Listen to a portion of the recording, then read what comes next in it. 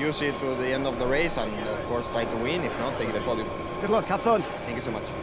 Yeah, thanks, Jack. Thanks as always to Manegas, the Dynavolt Intac GP rider who's qualified top 5 in 9 of 12 Grand Prix so far this year. How good was Gonzalez pre-summer break? Well, his 6th place in the Sachsenring is his lowest finish of the entire campaign. All of his 11 finishes have been top 6. That's why he's mustered 195.5 points in the opening 11 Grand Prix. On the old Spanish front row, welcome back, and it's been a strong return to action after a 3-race injury layoff for Alonso Lopez. He's been at the sharp end in every session, has Alonso Lopez. Fractured his right hand in the build-up to the Czech Grand Prix, the best part of 6 weeks ago. Missed the last 3 Grand Prix in Brno, Assen and the Sachsenring, but picking up the kind of form that still has him in the top 10 in the World Championship. Lopez starting from 2nd and is often a fast starter. Manu Gonzalez DNF'd here last year after early contact with Belgian Barry Baltos on lap 4. A 5th in 2024 in his 50th Grand Prix start, and also a 5th in 2023, his previous best results here in front of the British fans. So it's Guevara, Lopez and Ivan Ortola on that front row. Keep an eye on Danny Holgado, who was so close to victory in the Sachsenring a few weeks ago. He's had good race pace all weekend. He leads the 3rd row of the grid in 7th place. Holgado with Jack. Yeah, another one of the key contenders, but coming through from the 3rd row of the grid, Danny, I guess around this place shouldn't be too much of a disadvantage. How are you feeling ahead of it? I just saw a quick word from Paul, your close mentor as well. What did he have to say ahead of the race? Yeah, I was talking with him, with Paul, about the race. I need calm because here the race normally is very long. You know, it's the most longest track of the year. But yeah, I need enjoy the race, nothing more. Have fun, have a good one. Thank you very much. Danny Holgado, of course, we know he's MotoGP bound in 2027 with Gresini Ducati. Thanks very much, Jack. Thanks as always to Danny Holgado. He's got an excellent qualifying record so far this season. He's going to start inside the top 10 for the 11th time in our opening 12 Grand Prix. Of course, he is, though, winless since the 2nd round of the championship on our first visit to Brazil in over 20 years, down in Goiânia, although he was, as mentioned, a very close 2nd to Ortola last time out in the Sachsenring. A get well message there, as you can see on the front of the bike, to Max Quiles, who will take Holgado's place in that Aspar Moto2 team next season. The Moto3 championship leader absent through injury. Starting then in the top 10, I mean, come through Q1 yesterday is Ayumu Sasaki. Let's get his thoughts with Jack. Yeah, brilliant job yesterday, Ayumu, to come through from Q1. Now find yourself at the front of row 4 of the grid. What's the target today? Let's see. I think everything is possible, but trying to maintain the position, and yeah, some fast guys also behind me. So let's try to focus and try to have a good pace and settling the race in the beginning of the race, and hopefully top 10 will be good. From where we're standing, these conditions feel perfect. On the outlap, was it pretty good? Yeah, there's a little bit wind, but not too much, and the temperature is similar to yesterday, so that's good. So yeah, let's see what we can do. Good luck. Thank you. Thanks, Jack. Thanks to RW Racing's Ayumu Sasaki. Only the 5th time in his 48th Moto2 start. Sasaki-san will start inside the top 10. The first time he's qualified inside the top 10 since the Australian Grand Prix last year. Alongside Danny Holgado on that 3rd row of the grid, we've just briefly seen Alex Escrige in 8th place for the Clint Forward Racing team. Lots of rumours that Escrige will be with Italtrans next year. And completing that 3rd row is the Californian Joe Roberts, the 29-year-old American who's on a pretty decent run of form points in his last 5 starts. Joe Roberts is another rider who came through qualifying 1. All riders in the field going the same route on tyres. They are all going soft front, soft rear. That includes this man, the in-form Ivan Ortola. 2 wins in the last 3 Grand Prix. Of course, a winner here too in Moto3 a couple of years ago. And is he a rider to watch in the second half of the year who might well slingshot himself into title contention? Safe in the knowledge too that he's staying with MSI for next season. MSI would appear to have won the bidding war for Ortola's services races next year. Yeah, there's been a lot of teams, a lot of managers have been sniffing around Ortola to try and get his prize signature for 2027. He'll be one of the big favourites going into next year's campaign, with so many big names moving up to MotoGP next year, including the likes of Aegis, Alonso and Holgado. Well, on pole position with a new all-time lap record. What a ride it was yesterday to take his third pole of the campaign for Ethan Guevara. Let's get the thoughts of Pramac Yamaha boss Alex D'Angis for Jack. Yeah, we've heard from the championship leader Manu Gonzalez speaking about trying to get this second half of the season started the way he wants. How important is it for Ethan, Alex, to try and attack Manu as early as possible in this second half of the year? The weekend that Ethan did till last now is incredible. So we really need to get this occasion, because he's really okay with the setup, with the bike, to try to get a bit of a point more than Gonzalez. We don't know exactly if we are really more competitive during the race between us and Gonzalez, because we have a little bit chattering. So one lap with the new tire was okay, but all the race with a bit chattering will be not so easy. But Ethan is in really good shape, and we believe in him. Thanks, Alex. Good luck. Thank you. He is in great shape, isn't he, Ethan Guevara? Thanks very much to the boss, Alex D'Angis. Thanks very much, Jack. Italian Tony Arbolino, he heads row 5 in 13th place for Fantic Racing, the 26-year-old Italian. Best qualifying in 5 since his home Grand Prix in Mugello. He has finished all 11 Grand Prix so far this year, has Arbolino, but no higher than 7th. That came an awful long time ago, back at round 2 in Goiânia. Well, if there's any rider who could have done with the summer break and a bit of a reset, it's this man, Celestino Vietti, whose title challenge really hit the buffers in the last 3 Grand Prix. Of course, back-to-back DNFs for Celestino Vietti, and he's fallen 86.5 points off the World Championship lead. Does he begin his climb back up the order today? Well, it's good to see Barry Baltus back in action for what is going to be his 100th Moto2 start. The 22-year-old Belgian has been sidelined since a nasty practice crash in Brno left him with a serious left shoulder injury, missing the last 3 Grand Prix. But as you can see, Baltus is back in action. Your front row of the grid there, Ivan Ortola, signed up with MSI helmets next year, winner of 2 of the last 3 Grand Prix, winner of the Moto3 race here in 2024 from pole position. Alonso Lopez back from injury.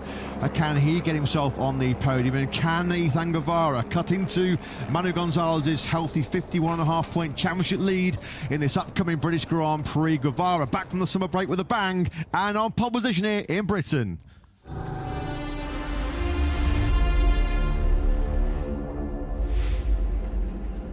Moto2 returns to action. The championship battle resumes with title chaser Ethan Guevara starting from a 3rd pole of the season. Alonso Lopez back after 3 races injured next to him, and Ivan Ortola, having won 2 of the last 3 races, completes the front row. Points leader Manu Gonzalez 4th, ahead of an equal best 5th on the grid for Danny Munoz. Philip Salach starts 6th. Danny Holgado was fastest on Friday. He starts 7th, ahead of Alex Escridge and Joe Roberts, who came through Q1. So did Ayumu Sasaki, who lines up 10th. Last year's winner Senna Aegis 11th, ahead of Celestino Vietti and Tony Arbolino. Barry Baltus back from injury in 14th place on the grid, ahead of Colin Vire, his worst qualifying of the season. Sergio Garcia has been suffering from gastroenteritis this weekend, but that's not stopped him qualifying 16th, ahead of Vanden Gorberg and Achi, who collided in Q2. Vanden Gorberg has a long lap. David Alonso didn't even get that far. He's 19th, ahead of Ferrandez and Unchu, with Adrian Huertas heading row 8. Rueda and Lanetta join him. Piqueras, last year's pole sitter Aaron Canet, and Xavi Sousa are on row 9 in the grid, and completing the field in 28th is Tayo Farasato after 2 crashes this weekend. Yeah, Aaron Canet, a big shock to see him stuck right down in 26 places. The lap record holder here in Moto2, isn't he? The 26-year-old Spaniard. It's his lowest ever qualifying position in Moto2. This is 121st start. I think it's only once in his entire Grand Prix career Canet has actually started lower on the grid. That's how the championship picture looks, and as we move into the second half of the campaign, 51.5 points is the lead Manu Gonzalez has over his closest challenger Ethan Guevara. 1st and 4th respectively, those 2 will fire away for this 17-lap Grand Prix of Great Britain. Keep an eye on the likes of Aegis, the Australian, who looks like he's MotoGP bound himself next year.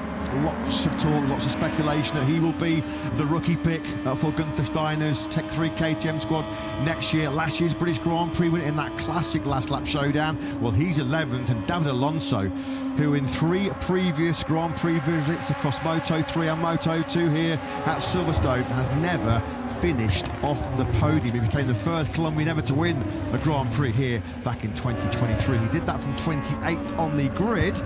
Today, though, he's got work to do on that CF Moto Aspar from 19th spot. Not exactly celebrating his move up to MotoGP next year in great style, although he can rectify it over the 17 laps coming up shortly. Yeah, it's kind of the pace he's had for much of the weekend as David Alonso, so the expectation on his reputation and his championship position that he's going to rocket up the order, but there hasn't been much evidence so far this weekend that David Alonso is going to do that. But it is important, of course, if he is to keep himself in title contention. He's 4th in the points, 79.5 behind Manu Gonzalez. So important that Alonso does make up ground.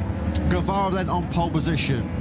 1 victory so far this season. That was from a previous pole in 2026 at the French Grand Prix in Le Mans. 3rd he was last time out at the Sachsenring. Only 2 wins from pole position in 14 Moto2 Grand Prix here at Silverstone. Pol Espargaro all the way back in 2013, and most recently Augusto Fernandez 4 years ago in 2022. So pole position in Moto2 here at the British Grand Prix has not been any kind of guarantee of success on a Sunday, has it? As Manu Gonzalez then looking to build and advance on what is a very healthy 51.5 point lead over Guevara in the championship.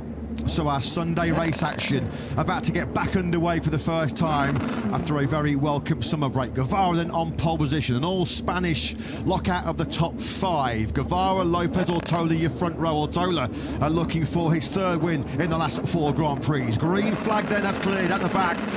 Lights out, and we're racing in Moto2 here at the British Grand Prix. So a really good stop in the middle of that front row by Alonso Lopez. Bit of wheelie though as he went through the gearbox. Looks like Guevara should get the whole shot. He does from pole position. A fast start from Munoz as well on the 2nd row of the grid, but it is Guevara that leads them into the 1st sector. Yeah, Gonzalez had briefly lost that 4th place to Munoz, but he's back past him. Lopez getting bold as he often does on the 1st lap, lunging up the inside of Ethan Guevara. A little bit too optimistic, but he's got the inside line now for turn 4. Well, he's dived on Guevara twice then, now going through village and through the loop. They'll attack now through Aintree, pick up the power, driving down the Wellington straight. So ultra aggressive start that from Lopez.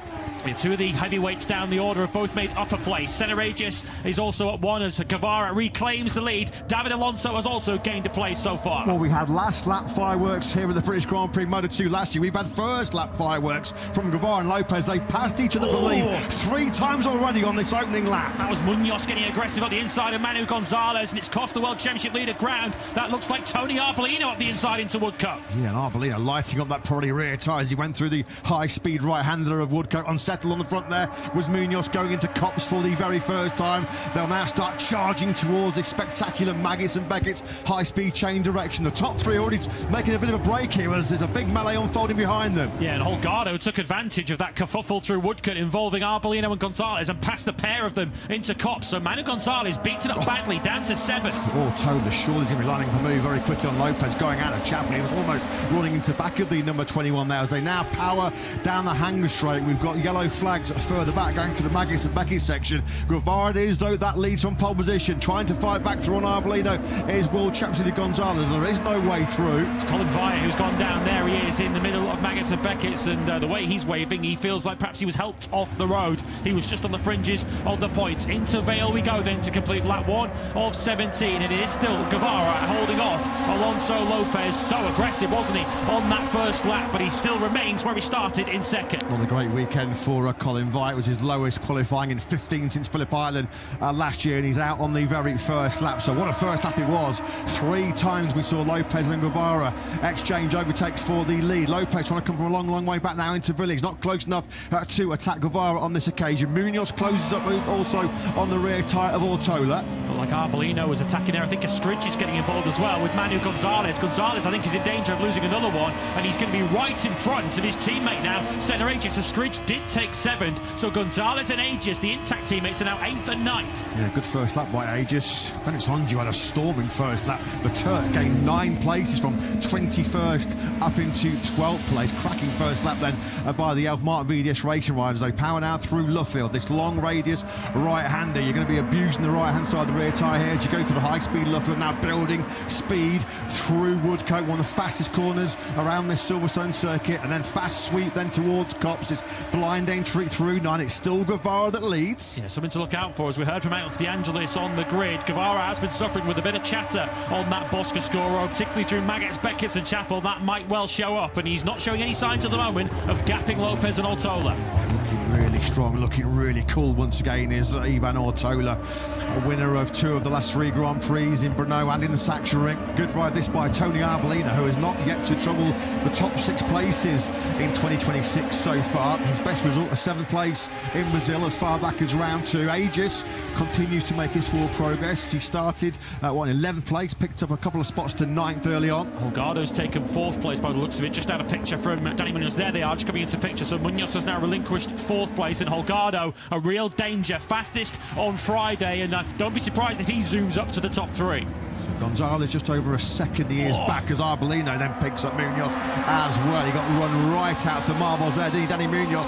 That's got some all kinds of momentum. Gonzalez not able to attack him going through Club Corner, runs a little bit on the edge of the curve there. Fastest rider on circuit was Munoz off the edge of the track there through Club. Holgado's got into his rhythm, a 2:02.892 from Holgado. That is by a mile the best ever Silverstone Moto2 lap. The previous best race lap, a 2:03.9. Still no way through for Ortola at the moment, though, as Lopez fancies a slightly narrower line into the loop, which fends off any hope of Ortola making a move through there. But no signs of Guevara breaking clear at this stage, which is good news for Gonzalez further back with his early struggles. He's still only 1.3 seconds off the lead. Heck of a pace this by Holgado. That's 1.1 seconds inside of Connect's 2024 Moto2 race record here at Silverstone. So keep an eye on the number 96 there in the middle of your picture now, going through Luffield. He's got himself up into 4th place. He's coming under pressure here as well from Arbolino. Gonzalez still stuck there down in 7th place. Hasn't been a great start through this Grand Prix for the World Championship leader, losing 3 places early on, 4th to 7th. We just caught a look there at Philip Salac recovering too. He's just passed Aegis back into 9th place. We didn't see what happened to Salac, but he clearly had a poor start, lost 4 places. He has now recovered 1 of them. Nothing going at all for Alonso as well. Started this Grand Prix in 19th. He's picked up 1 solitary position. That was because of the Via crash as well. Senna Aegis' name is dropping down the order. We lost the Australian last year's winner. We can't see him there with Manu Gonzalez. Aegis down to 17th place now. Did he run wide at Copse? Yeah, Alonso's lost 18th back to Mario Aggi. What has happened this weekend to David Alonso? Just not at the races at all. Here comes Holgado from a long, long way back into Stowe. He's going to run Ortola out wide. Nothing Ortola could do about that. If he tried to turn in, he'd have instigated contact. Holgado, fastest rider on circuit on the last lap, but now he's going for Lopez as well. What an ending to this lap 3 of 17 this has been for Holgado. He's picked off Ortola at 15. He picks off Lopez at 16. Ortola almost out of the seat as they go through 17. But Danny Holgado on the charge. He threaded the needle there, didn't he, into Stowe corner, nearly ran into the back of Lopez as he was passing Ortola. 2 in 2 corners for Danny Holgado. Manu Gonzalez also getting up to speed on lap 3 of this Grand Prix. The World Championship leader now the fastest man on track. Yeah, whatever happened to Aegis, he did a 2:07.157 further down the field. An error which dropped him out of the top 10. He came over the line at the end of that lap 3, down in 18th place, just 1 spot ahead of Alonso. Those 2 were fighting for the win here last year, but not even at the moment early on inside the point scoring places. Guevara's advantage is up to just over half a second. It's Holgado then now his closest rival. Yeah, it's going to take a minor miracle now for Senna Aegis to claim back-to-back Silverstone victories, and key in the World Championship too. The riders 3rd and 4th in the World Championship, neither currently scoring. The best we've seen of Arbolino for quite some time. Arbolino turning 26 in the summer break, trying to hand himself a bit of a late birthday present here under the Silverstone sunshine. This is through the blind entry Copse. Crucial to get good corner speed here to set yourself up for a slingshot to attack towards Maggots and Beckett's. Guevara there, half dozen bike lengths back to Holgado. Ortola's been stuck on Lopez's rear tyre right from the first lap of this Grand Prix, that hasn't been able to find a way through. Has he on the 21? Alonso's just lost another place. He's down to 20th now. Last year's Moto3 winner, Jose Antonio Rueda, the reigning champion in Moto3, has just passed Alonso. It looks like it's a remote hope that David Alonso is even going to score points today. It's 2:05s right now. On that last lap, David Alonso was exactly 2 seconds slower than the race leader, Ethan Guevara. So puzzling, Lopez so puzzling what has happened here to Alonso as Lopez makes a mistake then into Stowe. That's allowed Ortola finally to get through, and all Arbolino fancies a little nibble at Lopez now going into Vale. He's not going to be close enough to get back on through. So finally, on lap 4 of 17, Ortola back inside the podium spots. And David Alonso has got a long lap penalty according to our screens as well, as if to add insult to injury for the Colombian. Not sure, must have taken a shortcut somewhere or he's made contact, but Alonso now out of any sort of point scoring contention. With a long lap, he'll drop to the back of the field. Oh, did not see this coming at all from a rider that has never finished off the podium here previously in 3 previous starts. Yet a long lap penalty incoming for the Colombian. That's a tight inside line that Escrig is running, going through the loop. There's no way through.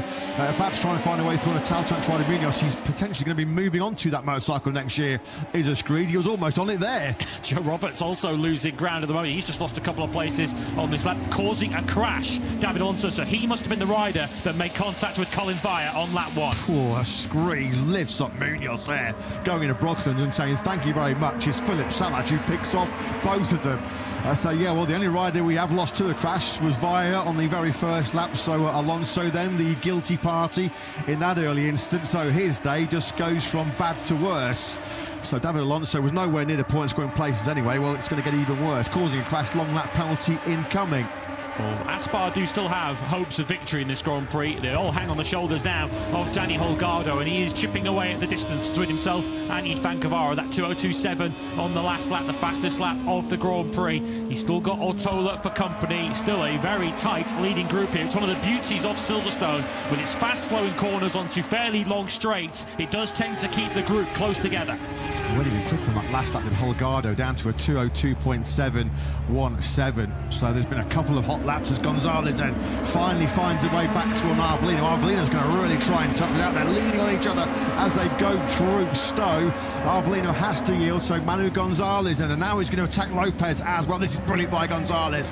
So in the blink of an eye, in 2 corners, Gonzalez fires himself up from 6th into 4th. Yeah, the old 1-2, the old Holgado special. He's learned from Danny Holgado, who did the same trick, didn't he? Taking 2 places in 2 corners. Manu Gonzalez now up into 4th place, and he is far from out of contention here for victory. Yeah, despite the fact that on that last lap he passed both Lopez and Arbolino late on, he still was able to fire in his fastest lap of the Grand Prix at 2:02.857. Quickest of your top 4 on that last lap was Ivan Ortola, sensing he's got a great chance of a 3rd win in the last 4 Grand Prix. He did a 2:02.757. That was exactly 2/10 faster than Holgado directly ahead of him on the road. This is shaping up for a real heavyweight tussle at the front of this Moto2 field. Of course, we've got 2 of the top 6 in the World Championship not scoring, Aegis and Alonso, but the other 4 riders in the top 6 in the Championship, as Gonzalez goes in hot there into Brooklyn to relinquish his 4th place there. I was about to say they're in the top 4 places. Gonzalez now back down to 5th. Well, done all that hard work with the brilliant double overtake on Arbolino and Lopez. He's got to do it all over again, particularly on Lopez, having made that mistake charging in hot into turn 6. Alex Escrig has got himself up into 8th place. Another cracking ride on the forward chassis for the Spaniard. We're looking then at this battle between Lopez and Gonzalez. Just looks like maybe getting a little bit of better drive coming out of Copse was Gonzalez. Yeah, he's all over the rear tyre of Lopez as they sweep through Maggots and Beckett's. Key that he makes this move quickly. He's got Lopez a little wrong-footed there through Beckett's. He's going to be off the wrong line there, all the way now through Chapel and onto the Hangar Straight, which should give Gonzalez a run at him. But the top 3 starting to pull away. Lopez not able to match their pace, so it's imperative that Gonzalez passes him quickly. You can see on the back of Alonso Lopez's leathers there, Alon Show is his nickname. This is some show right now, isn't it, from the Moto2 pack in Moto2.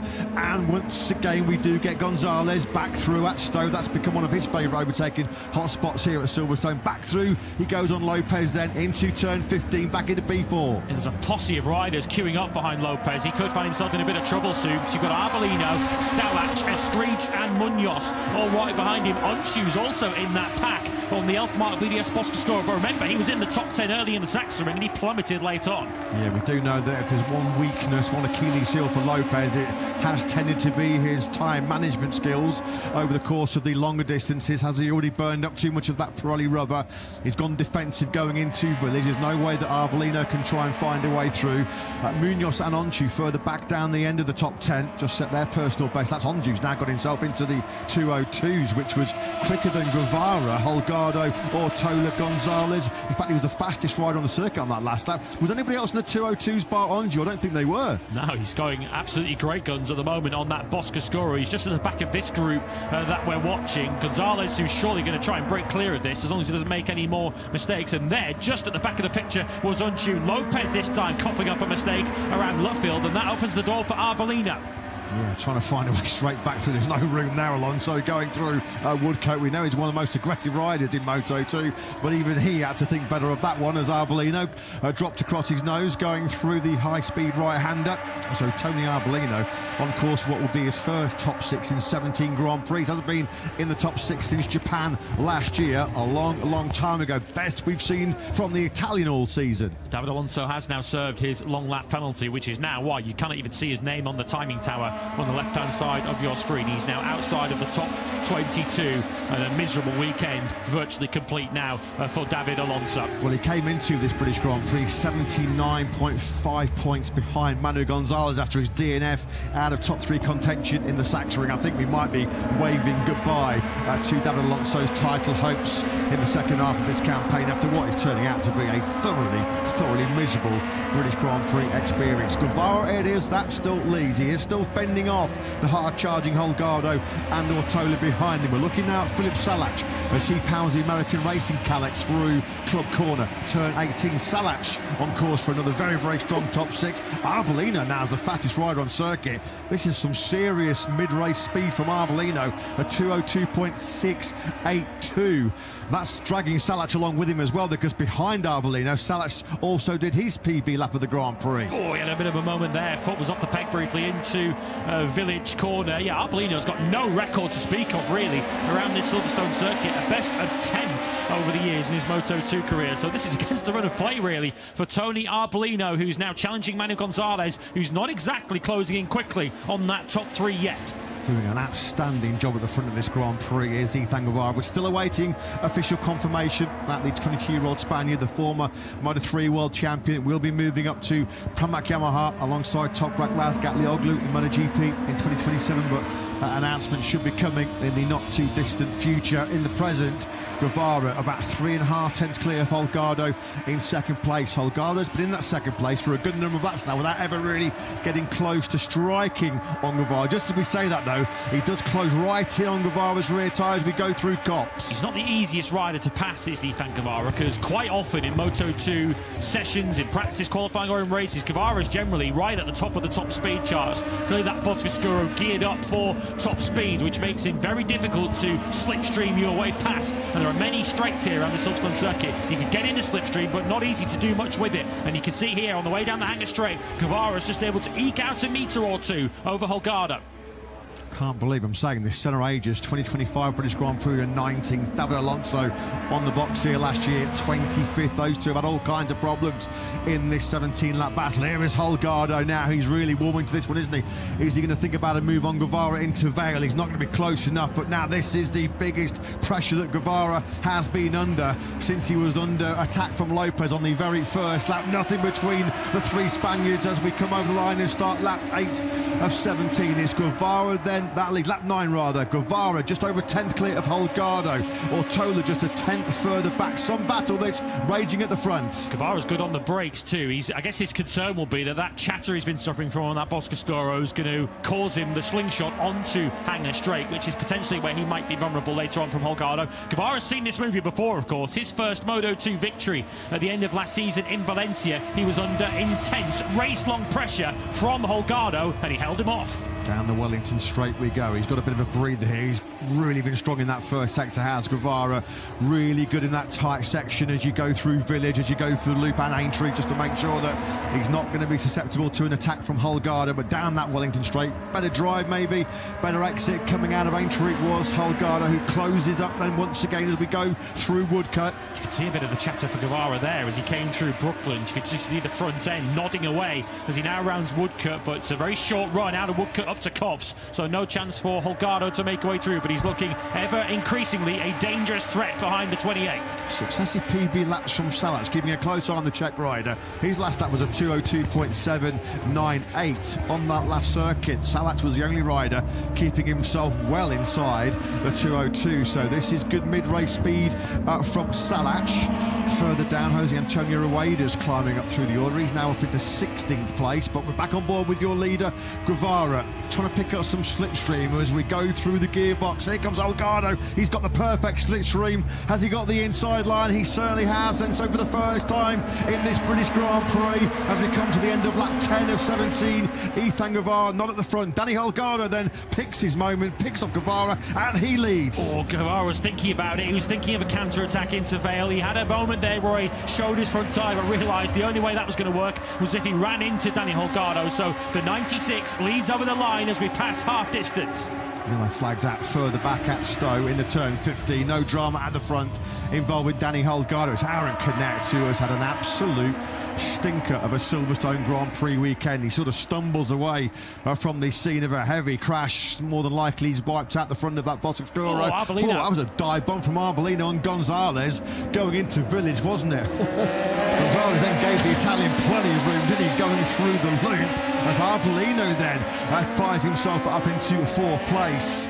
Nobody's got away with this Grand Prix, have they yet? There's been no clear significant break at the front, and getting themselves right back into contention here is that second group. Arbolino, Gonzalez, Salac as well still right there in 6th. Arbolino fancies this. He almost had a look at the inside of Ortola into the loop as well. They're 3rd and 4th now. So Holgado with empty tarmac. Is he going to try now and bolt clear of Guevara? Can Ivan Ortola do something against Danny Holgado and potentially set up a rematch of their battle for victory at the Sachsenring? It's 40 Grand Prix since Arbolino was on the podium at Austin in 2025. It's 58 Grand Prix since he last won at Phillip Island back in 2023.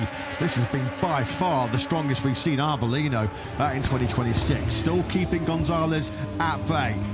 Those two results you mentioned, his last podium, his last win, were both in wet conditions too. So you have to go back a long way for Arbolino's last dry weather podium, or even a dry weather win, but he's fancying a dart at both of those here this afternoon, having passed the championship leader. On to Hangar Straight we come, and this time it's Guevara looking to attack rather than defend as he lines up Holgado.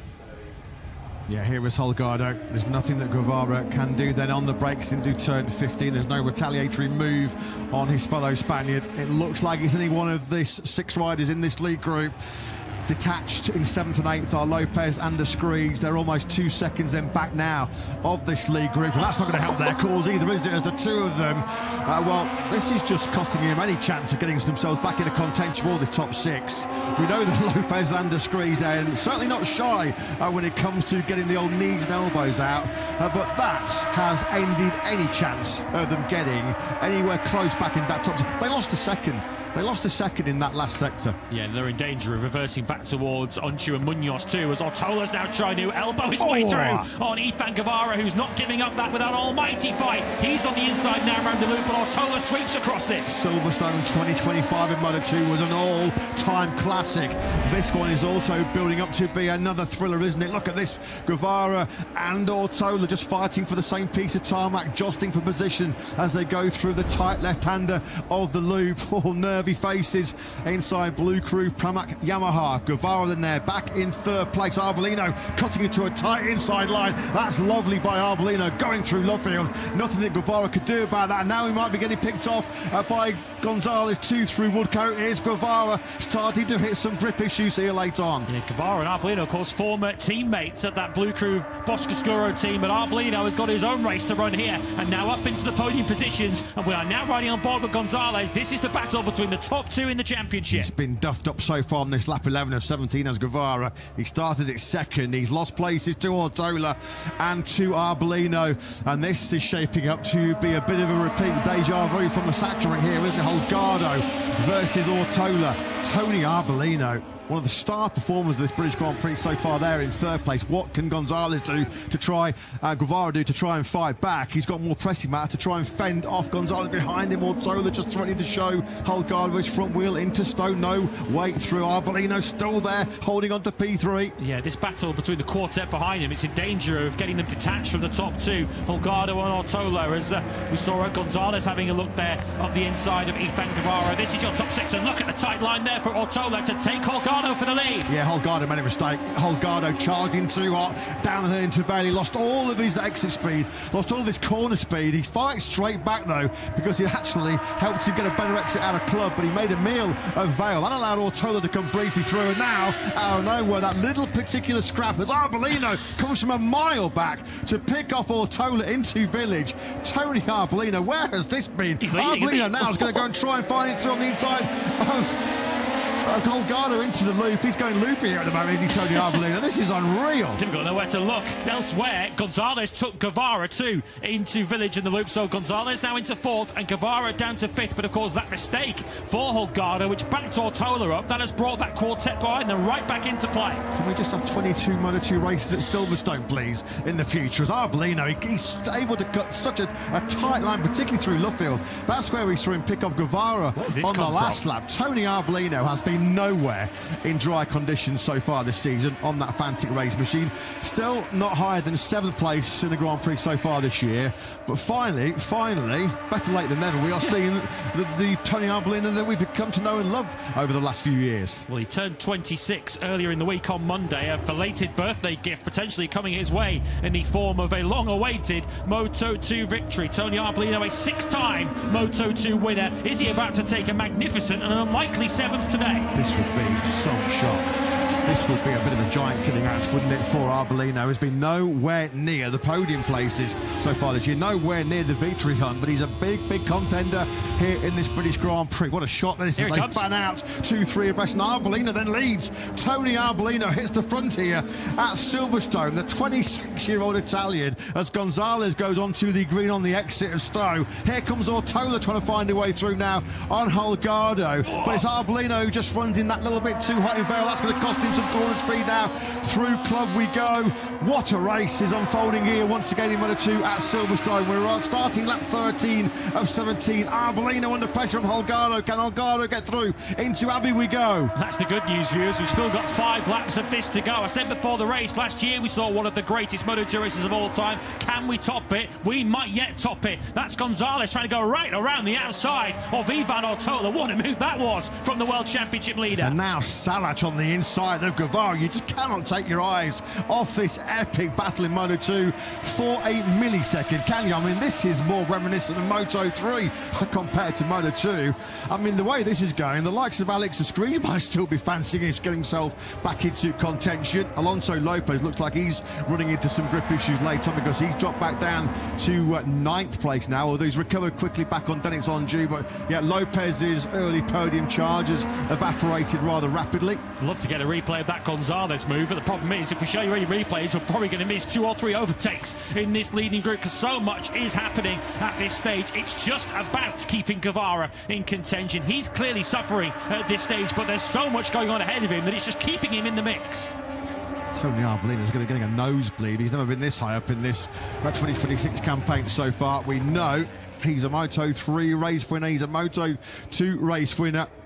So often, though, he's got a bit of a reputation for being a wet weather specialist, hasn't he, throughout his Grand Prix career, Tony Arbolino? But this is going to be one of the top results of his career so far. If he can't pull this off, there's what, about 4.5 laps remaining. They power then now down the hanger straight. Here comes Holgado.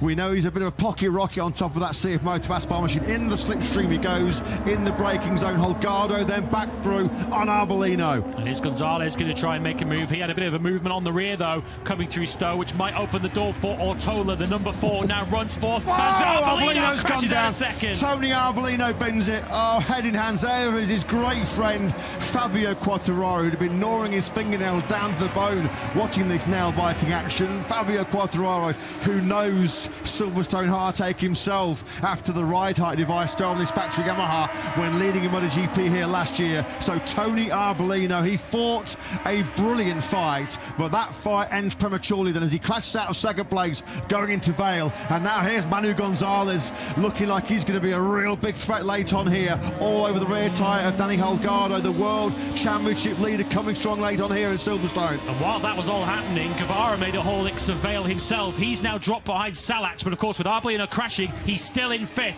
Here comes the World Championship leader then to try and take the lead for the first time in this British Grand Prix. Remember, early on in this race, Manu Gonzalez was down in 8th place. He stayed patient and the race is now coming to it. Looking for his 5th Grand Prix victory of 2026 is Manu Gonzalez. It looks like whatever happens, he's going to be increasing that 51.5 point lead over Ethan Guevara in the World Championship. Yellow flag still out at 16 and 17 for the Arbolino crash. Oh, tough break that for Arbolino, who was on course to be the rider of the race here in Moto2. Those left standing, those left fighting, Holgado, Gonzalez, Ortola and Salac then really look like it's one of those quartet now that's going to be in the mix for the victory. There you can see a replay in the top left-hand corner of your screen. He's just trail braking into Vale. Tony Arbolino's Fantic front end watching out from underneath him. It looked like he was a little bit offline there. And just down the road he goes. Oh, that's his heartache for the Italian. He just caught a look there in the same replay of Guevara's mistake that cost him a place in this top 4. Gonzalez and Ortola, they go 3 wide on the way into Stowe Corner. What heavyweight battle this is. Manu Gonzalez, the World Championship leader, chasing Danny Holgado, who hasn't won since Brazil, and Ivan Ortola behind them, waiting to pounce, who's won 2 of the last 3 Grand Prix. Oh, look at Quattararo's reaction there in the top left-hand corner of your screens. He was absolutely devastated for his great pal Tony Arbolino. They spend so much time together away from the MotoGP paddock. I think Fabio, that would have been some pre-race boost for Quattararo had he seen his great buddy Tony Arbolino get on the podium. Looks like he's only one of 4 then. Holgado versus Gonzalez versus Ortola versus Salac. Guevara's dropped back now to the clutches of Alex Escrige. Not a given here that Guevara's going to hang on to 5th spot. Salac is the fastest rider of this leading 4. He did a 2:03.1 last time round. He was 3 tenths quicker than Ortola, who he's now passing for 3rd place, and he was 4 tenths quicker than the leader, Danny Holgado. Philip Salac, Grand Prix start number 89. He is yet to win one. One Czech Moto2 victory in history. Karel Abraham at Valencia all the way back in 2010. This would be some story for Philip Salac. Escrige has got Guevara. Said this could get worse for the rider who started from pole position. Guevara just had nothing late on. Second half of this Grand Prix, he really has faded quite significantly. And now Alex Escrige, who was a couple of seconds back not that long ago of the Guevara battle, finds himself now up into 5th position. Cracking ride this by the 22-year-old Spaniard on the 11 Ford machine. Yeah, that should be the extent of the damage for Guevara with just 2.5 laps to go, because there's a 3.5 second gap back to the Lopez Munoz Onchu group further back. But 6th looks like it's as good as it's going to get for Guevara unless something happens up ahead. Yeah, Manu Gonzalez right in the thick of this victory battle here at Silverstone. They power their way through the spectacular Magnussen-Beckett section on the exit of it now, through the left-hander of Chapel, trying to get the drive grip down the hanger straight. Hanging in there in 4th place for the podium battle is Ortola. Can Gonzalez get close enough? Can he pick up some slipstream on Holgado? He's got the inside line. Holgado's just going to drop across the nose of the World Championship leader. That was tight, really, really tight. Salac also defending really well into 15 against Ortola. This is all set up for Vale chicane, isn't it? This very corner, in a couple of laps' time, we're about to start the penultimate lap of this British Grand Prix, a race that we don't really want to come to a finish, but it is going to reach an almighty finish. Ages on the last lap was picked off by Huertas. He's now back down in 20th. British Grand Prix win here last year. 2 to go then in what has been another sensational Silverstone battle in Moto2. Who's going to come out victorious in this top quartet? Holgado hanging on. Here comes Gonzalez from a long, long way back. That's going to be so close, almost rubbing fairings in the braking zone for Village. Now we go through the loop. Holgado, Gonzalez, Salac, Ortola.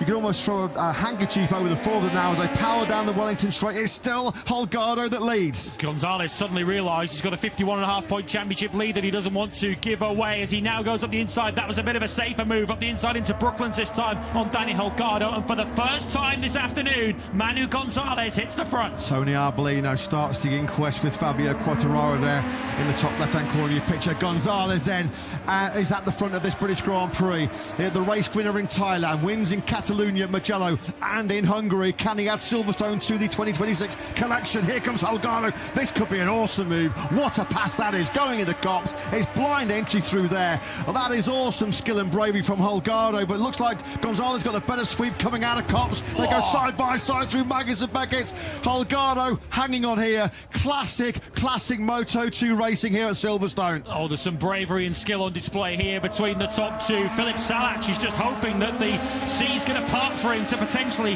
a first Moto2 victory himself. Can Ivan Ortola force his way into the podium action on this penultimate lap? Well, Holgado knows a victory will move him up to third in the World Championship. He'll jump ahead of Alonso and Aegis in the standings, but Gonzalez strikes once again. They go side by side once again. Holgado somehow comes out of Stoke. He went in a Stoke second, he comes out of it leading, and now Salac sensing he can pass. Gonzalez then comes from way back into Vale, and now Salac is trying to pick up the piece, so he almost runs into the back of Danny Holgado. Surely Ortola will go through. Ortola has to check up to make sure he doesn't make contact with Salac. Oh, Gonzalez thinks he's won it. Gonzalez thinks he's won the Grand Prix. Can you believe it? What more? Oh, he's got a problem. He's got a problem. Holgado ran into the back of him as Manu Gonzalez sat up, thought he won the race, and Danny Holgado ran into the back of it. No, can you believe this? What more drama can we have here in Moto2 at Silverstone? And now Philip Salac attacks Holgado. He bumps the Spaniard out wide. Alex Escrige, who at one stage was nearly 3 seconds back, could win this epic race. Philip Salac, the Czech hero, now leads on the final lap here at Silverstone. Manu Gonzalez has been pushed back to 6th place. Unbelievable Grand Prix here. And it's not finished. Ortola now coming on strong late on. Trying to get through on Salac at Brooklands. No way through. Holgado still there in P3. Well, I did think it was a bit of a Larry move from Gonzalez into Vale. We clearly now know why. He thought it was the final Grand Prix. Holgado nearly high sides. Escrige into third, and it's surely now down to Salac versus Ortola for victory. Philip Salac on course for his first victory. Alex Escrige on course for his first podium. Wow, this has been one of the best ever Moto2 races we have ever seen. Dropping down. Manu Gonzalez is dropping right down. He might not even score a point here. Unbelievable twist in this year's World Championship. Can you believe what we have witnessed here? Philip Salac versus Ivan Ortola for the British Grand Prix victory. They come now through Chapel. Salac praying he can hang on for this elusive first win.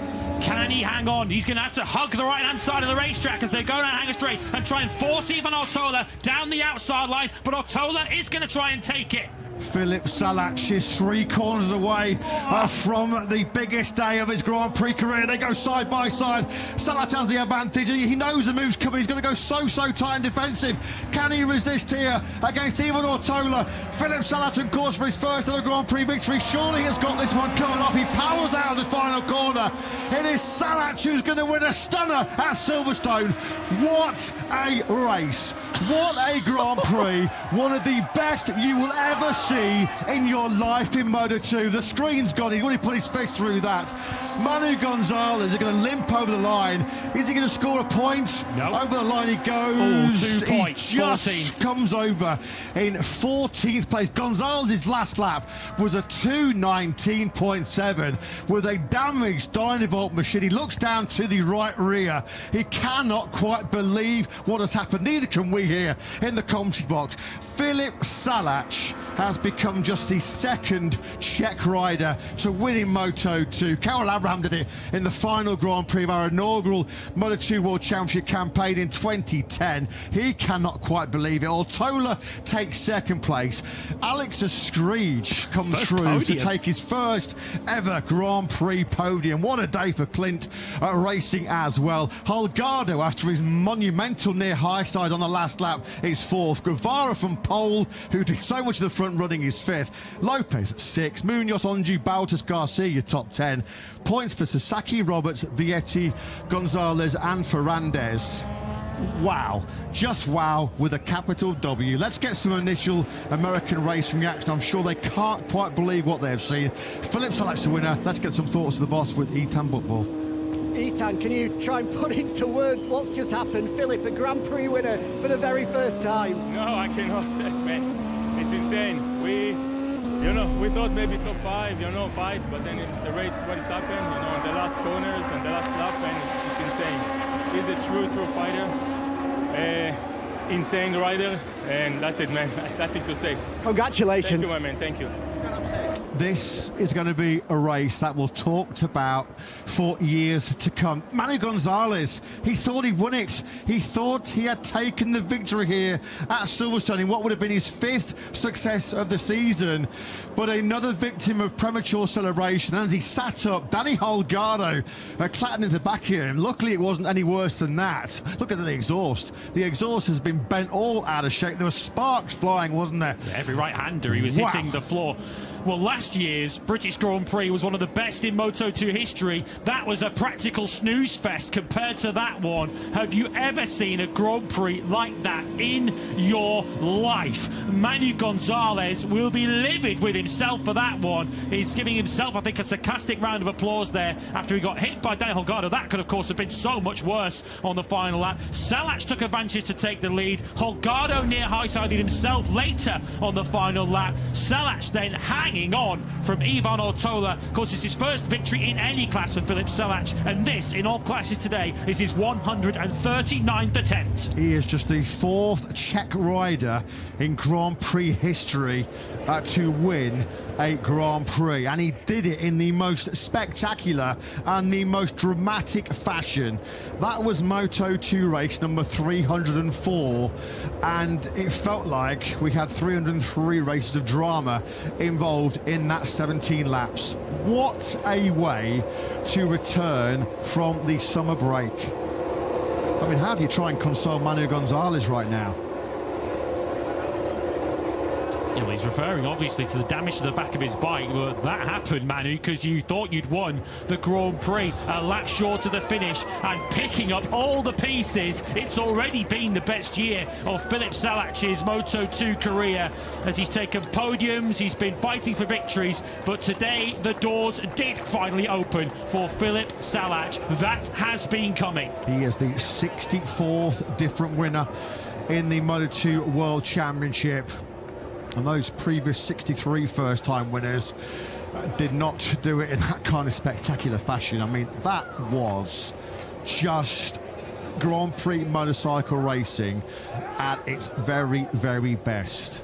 Those 17 laps just had a little bit of everything. Drama, action, tension, from the very first corner to the very last corner. They can't quite believe it, can they, that American racing? Some of the team members are in tears. Look, Filip Salac, I'm sure, is overcome with emotion. I mean, he said, didn't he, himself, he thought his Grand Prix career was coming to an end after a disappointing spell with the Mark Vidius racing team.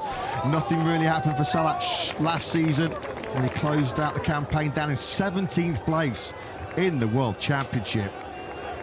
But he is a first-time winner in Moto2 in just a classic Moto2 race. There's nothing else, no other word you can describe it. It was an all-time classic, one for the ages. Silverstone just always has this habit, doesn't it, of delivering something super special. Congratulations as well to Alex Escreech. Huge congratulations to him and all the forward racing connections, because in what is his 59th Grand Prix start, he does break his podium duck. Absolutely brilliant performance by Escreech, who did it the hard way as well, starting the Grand Prix in 8th place. There's Gianni Kazari, that forward boss. So many stories to tell at the end of those dramatic 17 laps. A first-time winner, a first-time podium finisher.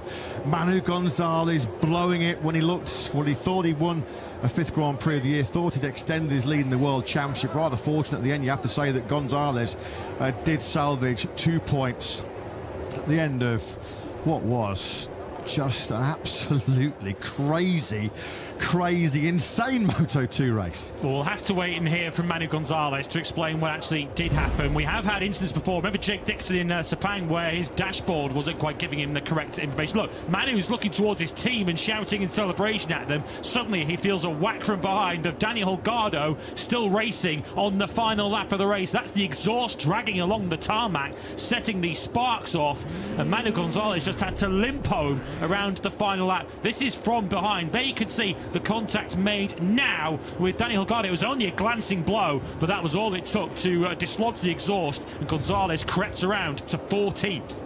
Yeah, his last lap was 15 seconds slower than Filip Salac's last lap. Wow. And we've seen high-profile celebrations too early. Aleix Espargaro, of course, back in front of his home crowd in Catalonia in MotoGP 3 or 4 years ago.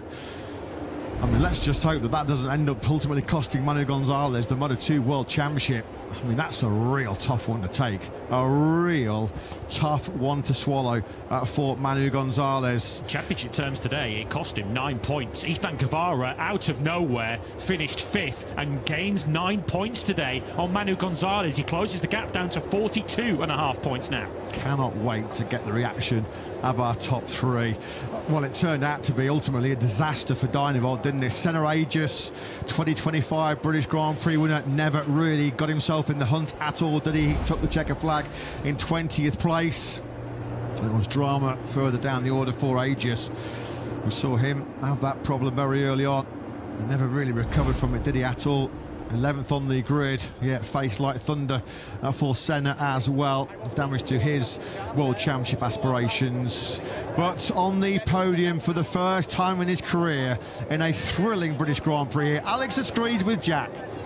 Alex, huge congratulations. What a way to get your first World Championship podium. In those closing laps, you could see the lead group in front of you. Did you always believe that you could get into the podium mix and eventually take one? Yeah, I don't really know what I have done.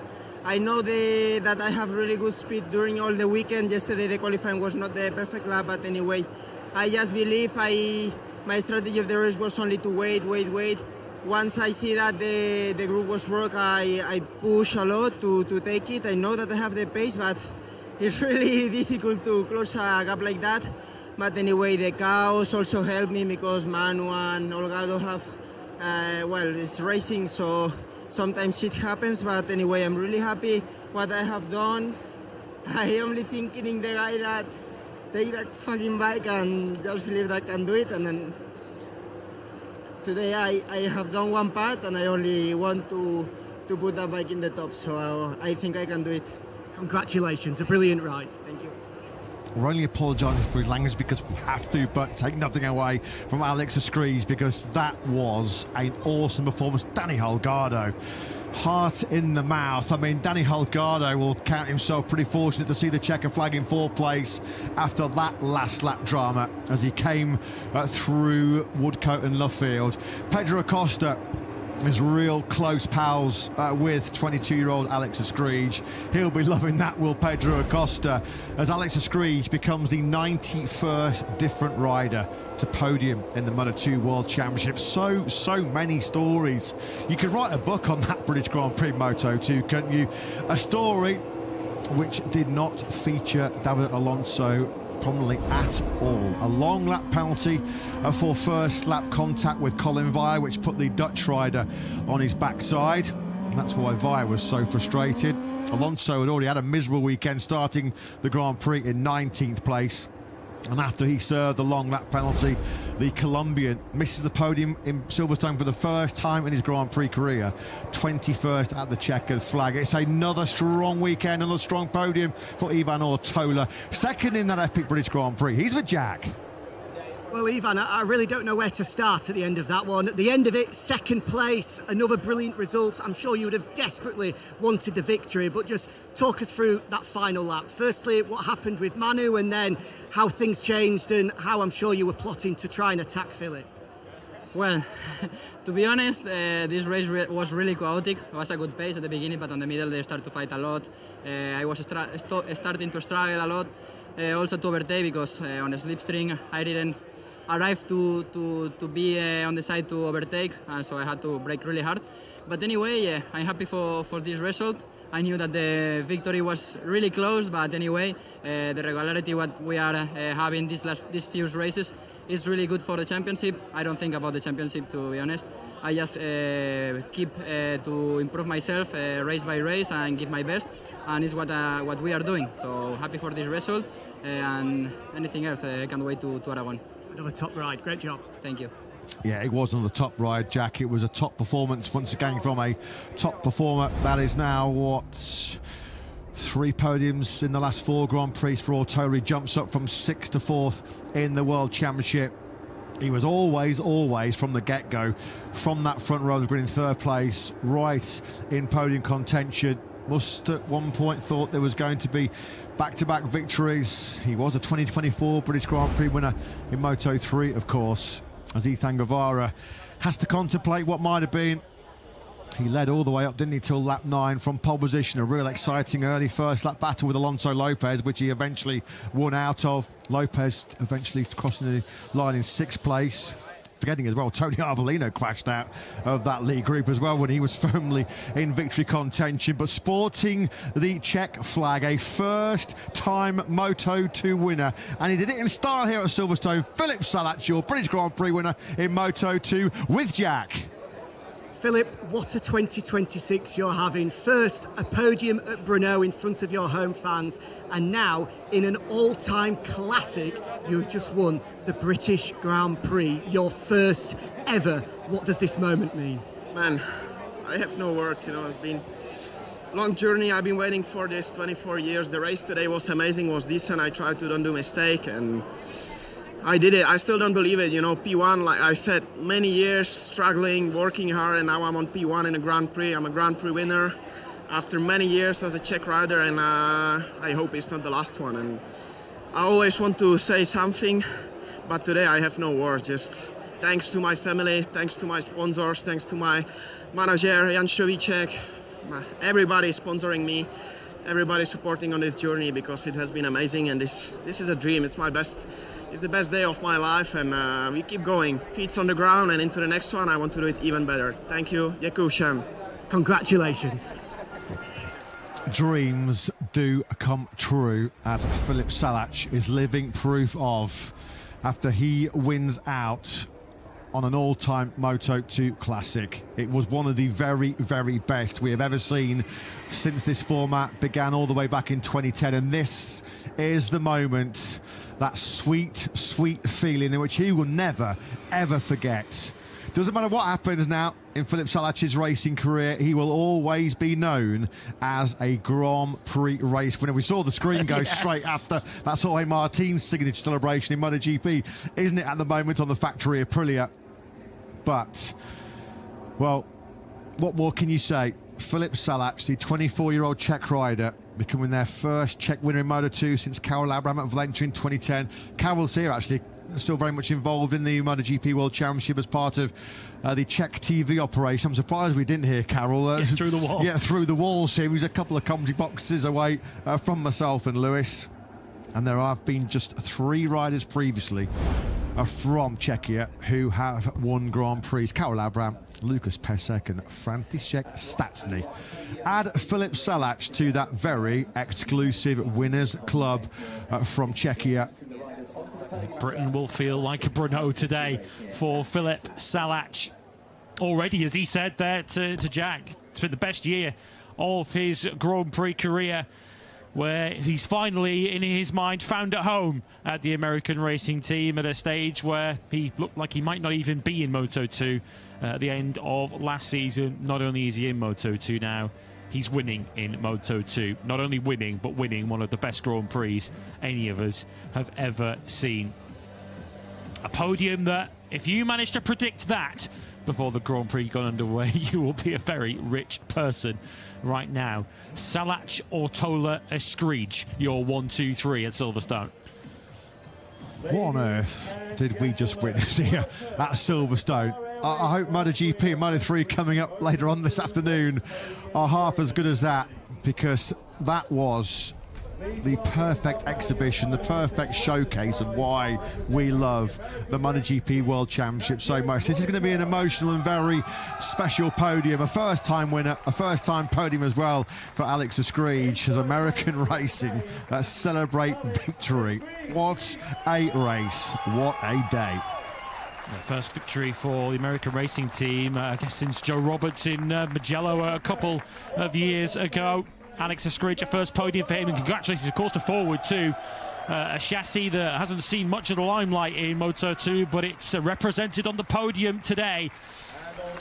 Ivan Ortola, second place. He says he's not thinking about the championship, but he's still very much in it as he moves up a couple of places to 4th overall. But today is Philip's day. Prince Philip at the British Grand Prix. What a day for Salač at Silverstone. And for all the Czech MotoGP fans, of we know there are thousands upon thousands of them, because they always pack themselves into Brno every year. And he'll head back there next year as a winner. The winning constructor prize handed over, of course, on behalf of American Racing. The COO of Silverstone, Alex Lacey, doing the honours. That's Ethan Butbull there, just on the left of screen, who we've heard from moments ago. Alex Eskridge, who looks like he's departing forward at the end of this year, but he at least leaves them with a trophy and a podium. His star very much in the ascendancy. As is Ivan Ortola, confirmed, of course, this weekend that he will be staying with MSI for next season. Surely he'll be a title favourite next year, might yet still win the title this year. 20 useful points for him. But a day that Filip Salač, as he said, for 24 years, Filip Salač has dreamt of. The day has finally come. So many riders led, so many will have stories to tell, but the rider who could say, I won the British Grand Prix, that honour today goes to Filip Salač. And now it's time to celebrate with the Prosecco shower. National anthem, sorry.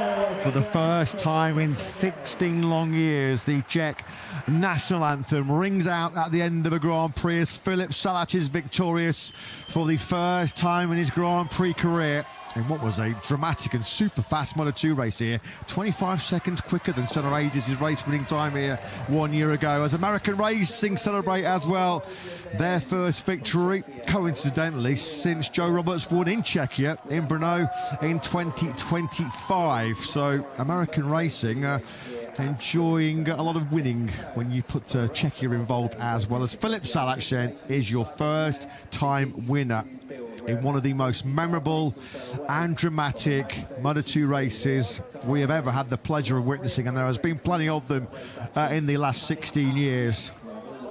That was the 304th Moto2 race, and it was right up there with the very, very best of them all. Salač Ortola Eskridge is your final podium.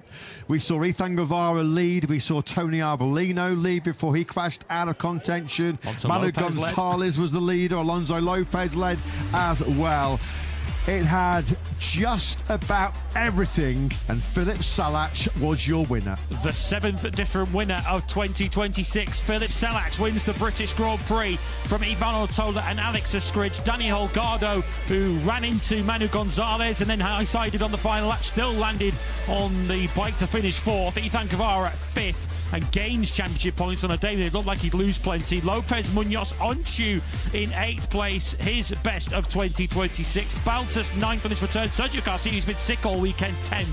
Sasaki Robert Vietti only 13th, ahead of Manu Gonzalez, only 2 points after celebrating a lap short of the finish. Alberto Ferrandez taking the final point. Manu Gonzalez does still lead the World Championship, but his advantage cut now to 42.5 over Ethan Cavara. Sennaregia stays where he was in third after not scoring today. Ivan Ortola jumps up 2 places. He overtakes Danny Holgado, who stays in fifth as he moves ahead of his non-scoring teammate today, David Alonso. Alex Escridge, he moves up a place in the championship after his first podium today.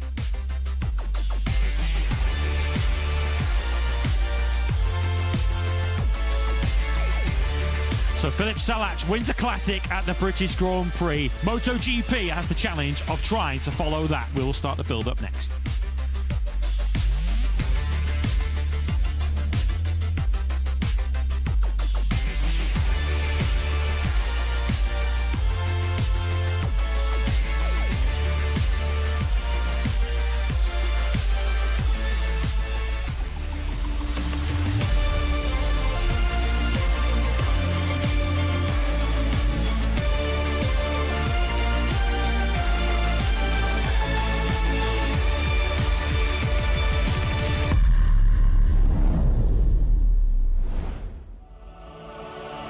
...2026 brings the Grand Prix of Great Britain to Silverstone for the 26th time as the second half of a thrilling MotoGP title fight gets underway with round 12.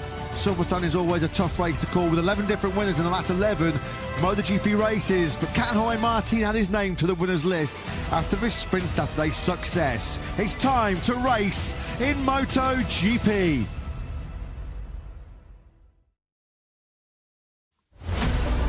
It is one of MotoGP's blue ribbon events. It is the historic, the iconic Silverstone circuit. Around 90 minutes.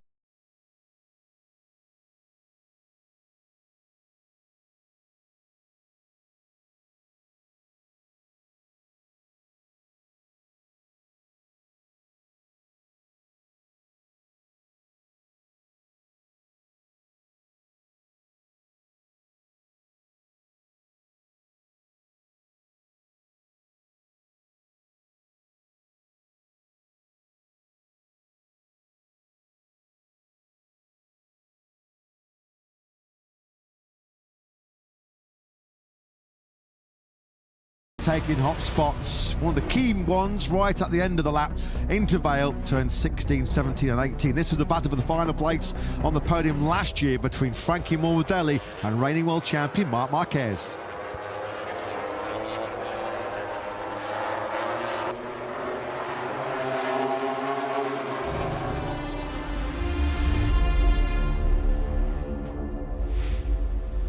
Well, after the summer holidays and the welcome summer break, it was back to business in 2026 for the world's fastest riders at the British Grand Prix. Jorge Martin coming back from his break super strong, having taken pole position for just the second time on the factory at Aprilia. Marc Marquez looking strong in the early part of the 10-lap Tissot sprint before the world champion encountered all kinds of rear grip issues. Not the only Ducati rider that started strongly and faded back towards the lower point scoring places as Aprilia, for the first time in history, locked out the top 3 in the sprint, having locked out the front row of the grid for the 3rd time in the last 6 Grand Prix. Raul Fernandez crashed out of contention from 2nd place. Jorge Martin, though, equaling Marc Marquez's golden run of gold medals with 19 sprint wins now, as the Spaniard extends his lead in the MotoGP World Championship to 17 points coming into round 12 of 22.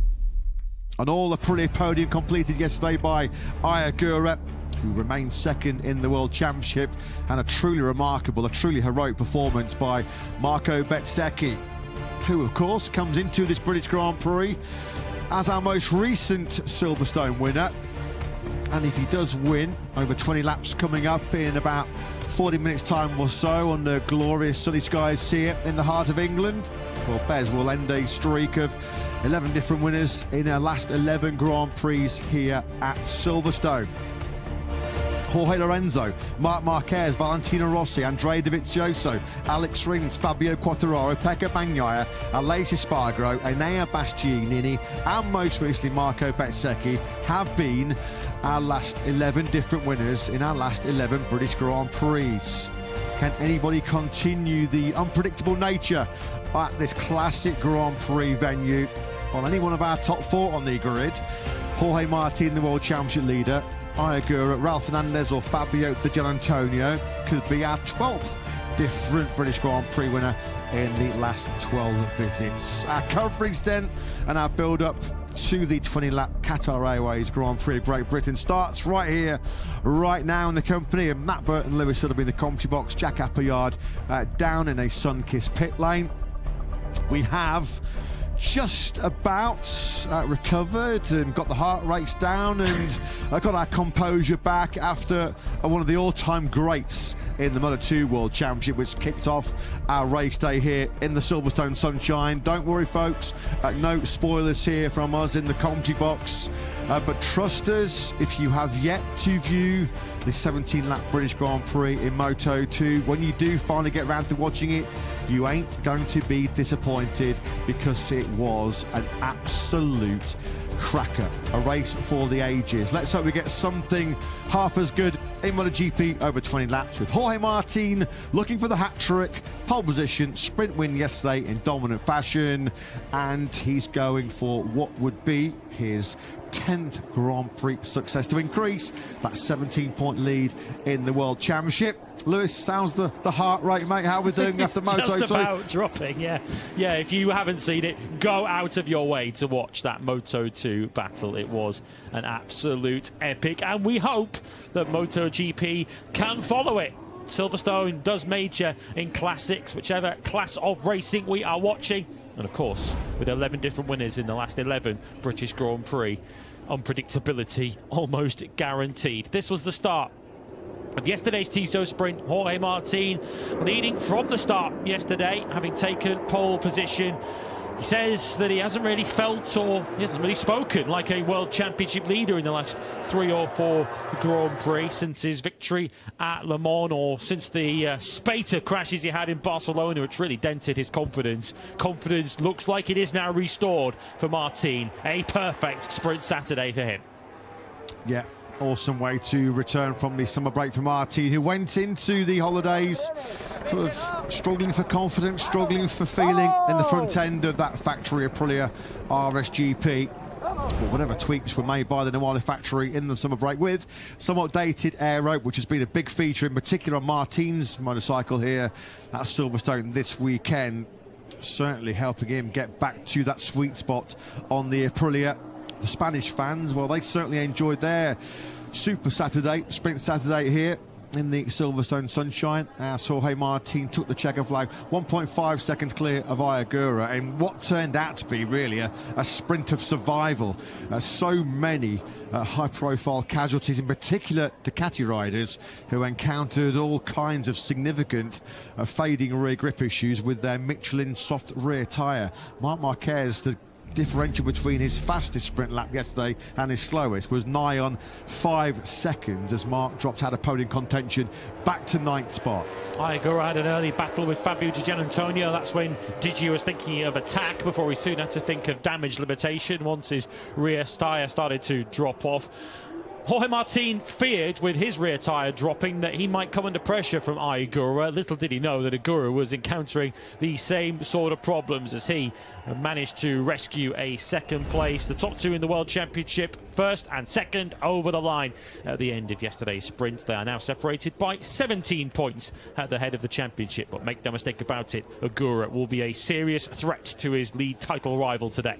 Can he be the first Japanese rider to podium in 4 successive Grand Prix since Toru Okawa back in 2002?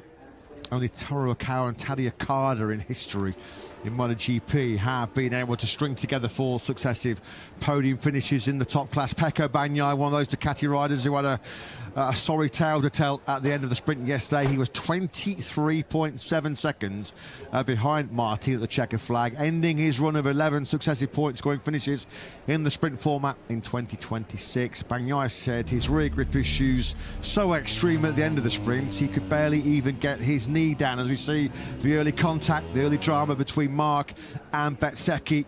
That could have been disaster for the 2 title contenders. As we look at that replay, this was on the very first lap, going through the tight turn 4. Later on in that sprint, it was where Ralf Fernandez crashed out of top 6 contention. It was a good early battle, wasn't it, between Bez and Marc. Aggressive move there by Marc at the end of the hanger straight into Stowe, but this was at the point where Marc Marquez really did start to suffer with that fading rear grip. He was just a passenger on top of that factory Ducati. Brother Alex sweeping on through to take 4th place away from him. It would go from bad to worse. Look at that, Marc Marquez, just no rear grip whatsoever. The wheel spin was so extreme at one point, it actually activated his airbag on those Alpine Stars leathers. You can see there, that was the moment where he was almost chucked into orbit. He went into safety mode, didn't he, Marc? Once he realised that he had no rear grip at all. There was several very scary moments. No grip and no risk. There goes the airbag, look, that's where it pops and activates. It deploys as he had the big head shake, because he was trying to feed the power back on to get some speed out of Chapel down the hanger straight, but there was no rear tyre underneath him. No grip and no fight as Marc slumped back to 9th. Yeah, the Italian brands certainly swung in the direction of Aprilia yesterday, as Gigi Donnini's expression there really telling the whole story of Ducati's sprint Saturday. In terms of the balance of power then between our Italian brands, advantage Aprilia on sprint Saturday. Jackson pit lane with a tech update on each of them.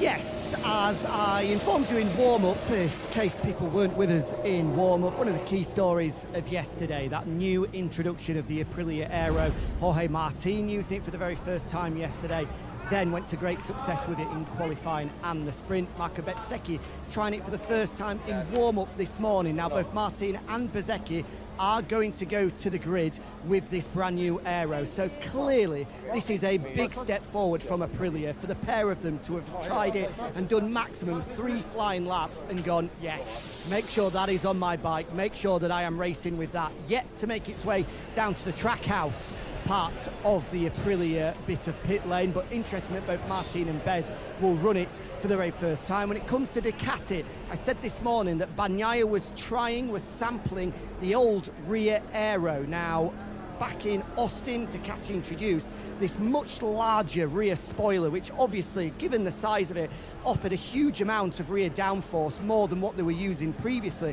Potentially, given the way in which the tyres degraded at such a rapid rate yesterday, Ducati field offering too much downforce, pushing that rear tyre into this Silverstone tarmac far too much, and as a result, despite not trying it this morning, Marc Marquez has now got the old Aero on the rear of his bike on both of them. Same goes for Pecco Bagnaia, same goes for Alex Marquez. So for this weekend, for today's Grand Prix in particular, Ducati reverting back to their 2025 rear Aero, hoping that that can be the difference in them trying to keep with Aprilia up until the checkered flag later on. Good stuff as always, Jack, down in pit lane. Excellent spot. Thanks very much, mate, for those observations. I mean, Ducati have to try something because Marc Marquez, Fabio Di Gianantonio and Pecco Bagnaia just were passengers on top of their GP26s in the latter stages of that sprint. Marco Bezzecchi then yesterday, he suffered a big tyre drop and a big physical drop. It's going to be a massive task, a monumental task, you feel, for him to go back-to-back in the British Grand Prix. Let's get some observations, though, ahead of this Silverstone battle from Ducati boss Davide Tardozzi, who's with Jack. Yeah, he is indeed, and I can ask Davide about those exact changes that we were just talking about. Both Marc and Pecco, I can see Davide reverting back to the old rear Aero. Pecco tried it this morning, Marc didn't try it this morning, so just talk us through what you're hoping to gain from reverting back to that old aerodynamics package. honestly, small things, and we do not think that this will improve what is necessary to improve. The difference from previous performance after a couple of laps is huge, so we do not expect that it change the race results, but in the end we try everything to help the rider. What happened yesterday? Nothing happens. That we have a lack of grip after a couple of laps. That is not a Michelin problem. Obviously, is a motorcycle problem, because our competitor, they've been much more faster than us in the end of the race, and unfortunately, we thought that can happen today too. We have said that in the second half of the season there are going to be Ducati circuits, there are going to be Aprilia circuits. How do you try and sort of process this weekend, knowing that it is an Aprilia circuit? How do you keep morale up, trying to get the guys to look forward and look at the bigger picture? Yeah, it's like this. It will be Aprilia and Ducati circuits towards the end of the season, but we do not expect this huge problem here. Then we thought that maybe we can fight for the 4th, 5th, 6th place, but not 9 like yesterday. Maybe it was today, I don't know. But yeah, I mean, we have to face this problem and working on it, because it's not possible that that's happening again. Say maybe worse today. Do you genuinely fear things could be that bad today? We'll see with the medium how it will be, but in the end we know that after 4 or 5 laps the tire will drop a lot. Thanks, Davide. Thank you. Thanks very much, Jack. Thanks to Davide Todozzi, as always. Yeah, not exactly sounding overly optimistic about Marc Marquez and co.'s prospects of sticking their nose in this battle with the Aprilias. Aprilia, of course, did win with Marco Bezzecchi here 12 months ago, or just over 12 months ago. Bez's first Aprilia success, and they have run riot throughout this British Grand Prix weekend. Lockout of the front row, lockout of the sprint podium yesterday for the very first time. Does feel like it's going to be very much a tyre management race, doesn't it, over the double distance 20 laps here. Some Brazilian fans enjoying their British Grand Prix experience, as they'll be hoping Diogo Moreira can give them more to smile about in the battle coming up at 1 p.m. local time here. Moreira over the line in 10th place on the LCR Honda in that sprint yesterday. Yeah, very nearly took the final points away, didn't he, from Marc Marquez yesterday in the sprint. He starts from 14th place on the grid between Fabio Quartararo, a future Honda rider and potentially future teammate of Diogo Moreira next season at the factory Honda squad, and Luca Marini, current factory Honda star, on that 5th row. Clearly Davide Tardozzi didn't necessarily expect any Ducati to be in that podium battle with the Aprilia yesterday. Certainly expected them to be closer. Obviously didn't expect them to be struggling as much as they were. Just to give an indication of how much Marc was suffering from start to finish in that sprint yesterday. His best lap on lap 2, a 1:58.036, compared to his slowest lap on the last lap, a 2:02.992. The differential was 4.9 seconds. And what about Fabio Di Giannantonio? We saw briefly got himself up to second ahead of Ayagura. His best lap on the 3rd lap of the sprint, a 1:57.898, as opposed to his last lap, a 2:01.785.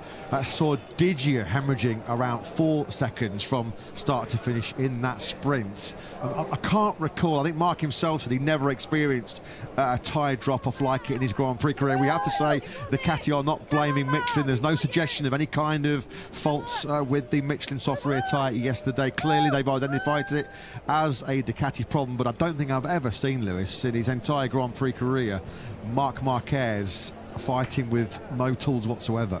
Now, I mean, we've seen a few occasions this season where he's been beaten up, he's been overtaken, but that's largely been down to the physical condition of Marc Marquez. Of course, has spent a lot of 2026 recuperating from that injured upper arm and shoulder that he injured in Indonesia last year, almost 12 months ago now. But in terms of a Grand Prix where Marc's been feeling pretty much at his maximum physically, or the new maximum, for him to be beaten up in that kind of manner was something of a first. That's the helmet of Ralph Hernandez. The names you can see there are names of the successful Spanish World Cup winning football team, which Does fill me with some slight regret as an English football fan up here in the commentary box. Spain, of course, beating Argentina in the World Cup final in New York, New Jersey a few weeks ago.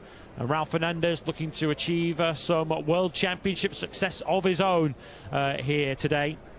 First thing he has to do, of course, is see the checkered flag, which he was unable to do yesterday after a tricky first lap where Raul Fernandez was relegated down the order, ultimately crashing out of 6th place. And he, along with the two Ducati riders in the world title chase, the big losers in terms of the point situation yesterday. Fernandez now 61 points off the World Championship lead.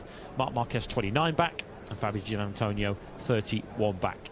This is Fabio Quartararo, winner of this British Grand Prix in 2021. One of our 11 consecutive different winners at the British Grand Prix. And so close to ending that streak himself here last year when he lost a 5-second lead due to the ride height device packing up on him when it looked like victory was all but his.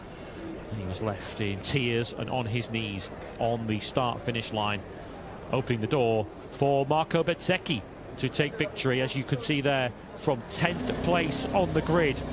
Bezzecchi picking up the pieces from Quartararo's misfortune here 1 year ago. If Bezzecchi does go back-to-back this afternoon, given how he's feeling physically, it would be some Hollywood story. Second in 3 of the last 4 sprints is Ayagura, the 25-year-old Japanese rider who has emerged as a real serious title contender, hasn't he, with this spurt of podium finishes. Second in the sprint in Brno, second in the sprint in Assen, second in the Silverstone sprint yesterday. And look at his recent form on Sundays. What a purple patch Agura has hit. Second in Brno, the breakthrough victory, first Japanese winner in MotoGP in 22 years in Assen, and then another strong second behind Marc Marquez last time out at the Sachsenring in Germany. A big moment for Cal Crutchlow. More than likely, you'd guess that this will be his final fling, his farewell, the last hurrah in front of his home crowd. The 40-year-old who has some very special memories of racing here at Silverstone 10 years ago. Back in 2016, he was second in the Grand Prix from pole position, continuing to deputise for the absent French star Johann Zarco, who was on the podium here actually last year, wasn't he, behind Marco Bezzecchi in that pretty dramatic race here in 2025. Yeah, Cal Crutchlow frustrated to miss out on a strong ride in front of his home crowd in yesterday's sprint. First lap contact with Enea Bastianini saw him crash and then ultimately retire from yesterday's 10-lap action. There's your tyre allocation. In terms of the rear tyre, I don't think you'll be seeing much of the soft rear tyre this afternoon, given how it dropped during the sprint yesterday. Expect to see plenty of medium rear tyres in this Grand Prix, as our drone cam gives you a bird's eye view of the pit boxes. This is Gresini Ducati. We're going over the top of. That's Iker Lecuona just below. Pecco Bagnaia now in the factory Ducati squad, sitting on the right-hand side of the Ducati box, and on the left-hand side is the box of Marc Marquez. This was moments ago, before they headed out to the grid. I mean, the world's best riders have to be pretty precise to nail a lap around the Silverstone circuit. Well, that is some precision as well from our drone operator. Flying overhead inside some of the pit boxes, giving you a real unique insight and a vantage point as the tension builds, as the pressure builds ahead of this 12th chapter in this year's MotoGP World Championship. That drone was picking its way through those garages in the warm-up session this morning, and Top Rat Razgat Lioglu tried to do a bit of a Harlem Globetrotters slam. Then the longest track on the Grand Prix calendar is Silverstone, 5.9 kilometres. It is super fast. It's flowing. It's just a proper classic, iconic Grand Prix venue, old school, built on the site of a former Royal Air Force base in the late 1940s. And since its return, well, since it hosted the first British Grand Prix on the UK mainland back in 1977, it has become a very popular stopover. Back on the Grand Prix calendar, of course, back in 2010.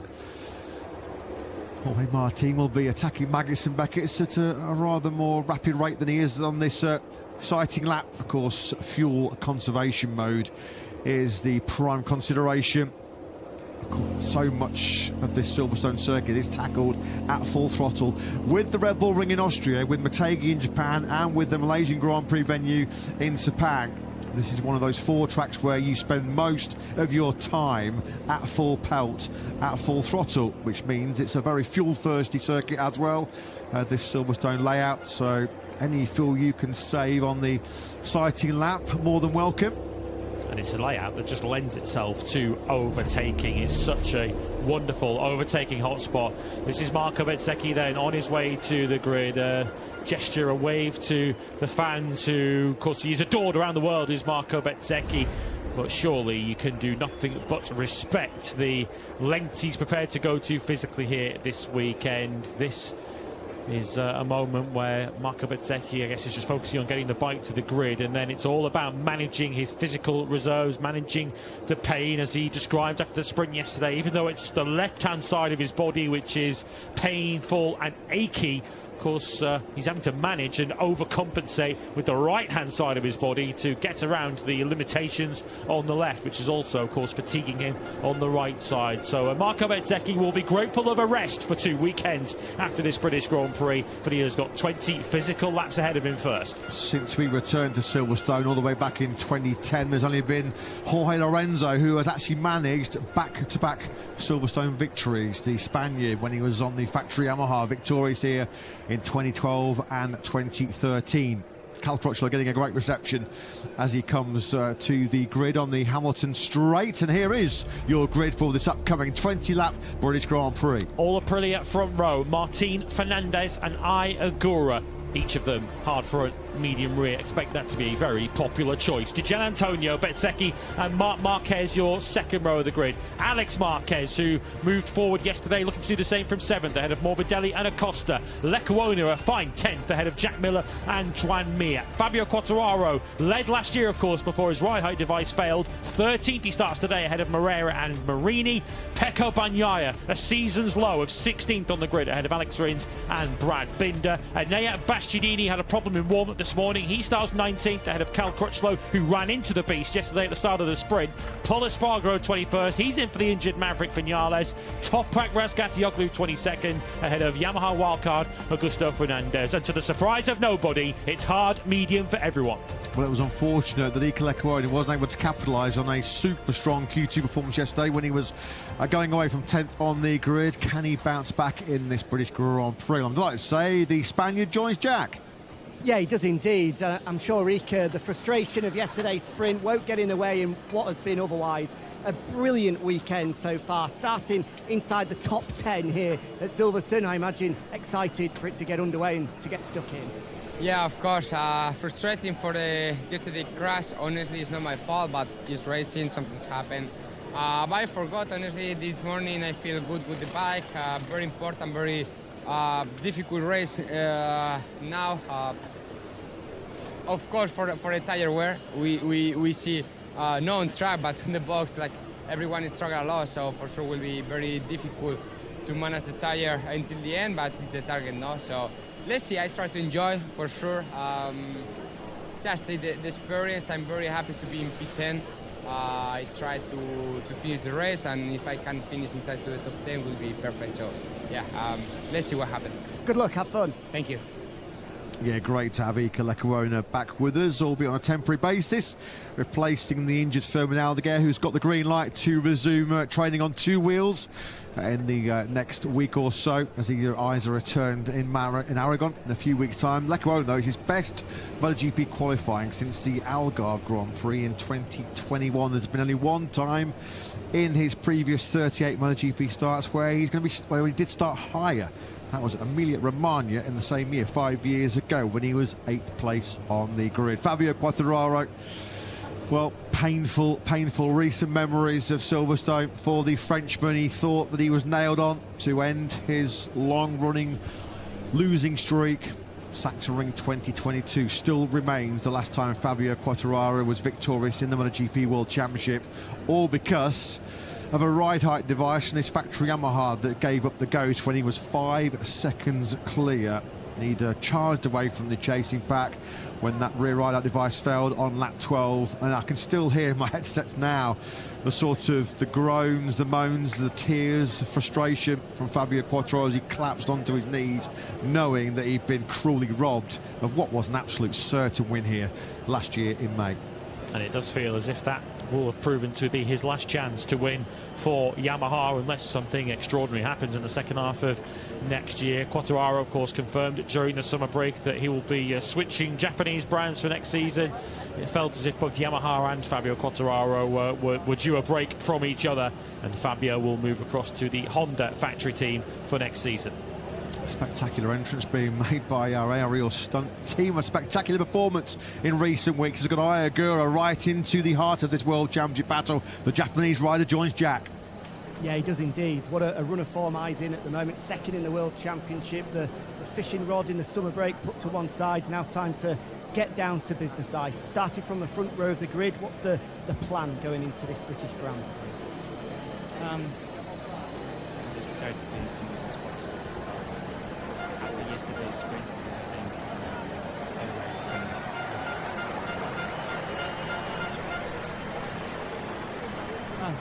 Again, it's going to be a difficult one, but we see. Lau looking good this morning, so we'll see. There is a many strong riders, so we'll try to go with this. Good luck, have fun. Thank you. Well, we know the master of time management so many times already so far this year in 2026 has been Ai Ogura. Jorge Martin thought that he was going to come under more pressure. A stronger attack from the Japanese rider in that sprint yesterday. Whoever thought at the Silverstone British Grand Prix a world champs leader would need a cooling towel before the race action? We're sort of in the middle of yet another UK heat wave. There's been plenty of them so far this year. We've barely had any rain. We're not lying, we've barely had any rain here in the UK for about a month and a half now. It's been a scorching hot summer as Jorge Martin looks to complete the pole, sprint victory and Grand Prix victory treble here. He was second in the sprint and second in the Grand Prix on his last visit to Silverstone back in 2024. Of course, he missed last year's race, injured. So too did Ogura, who broke his right tibia bone in a big crash at turn 2 in FP1 last May. So both Martin and Ogura playing catch-up in that sprint yesterday and doing a real phenomenal job of it as well. The top two riders in the championship, the top two riders in that 10-lap sprint.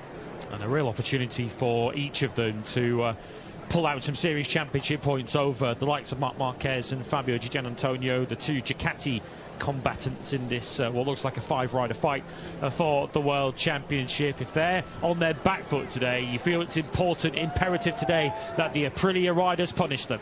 Well, it has been throughout the weekend pretty much a straight fight between the Aprilias and the Ducatis. Can KTM also maybe figure in this upcoming British Grand Prix? Well, their hopes surely rest on the shoulders of Pedro Acosta. Let's get the thoughts of his crew chief, Paul Trevathan.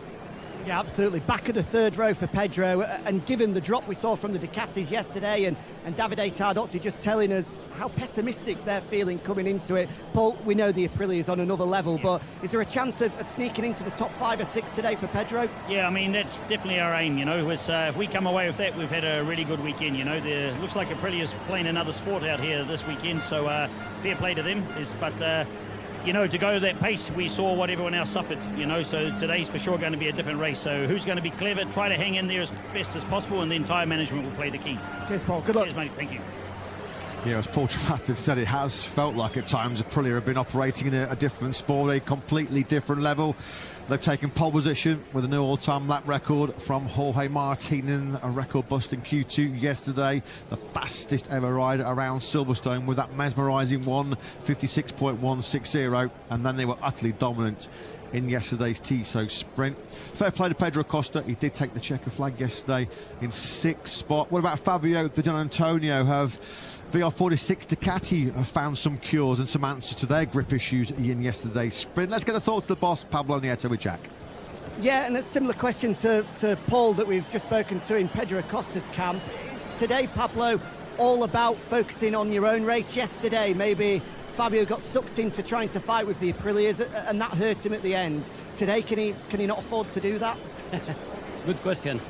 It's going to be really, really important, the first part of the race. how much to boost, because also with the medium tire, it's not going to be so easy, no? So you have to try to keep in the tire, because the race is very, very long, very fast track.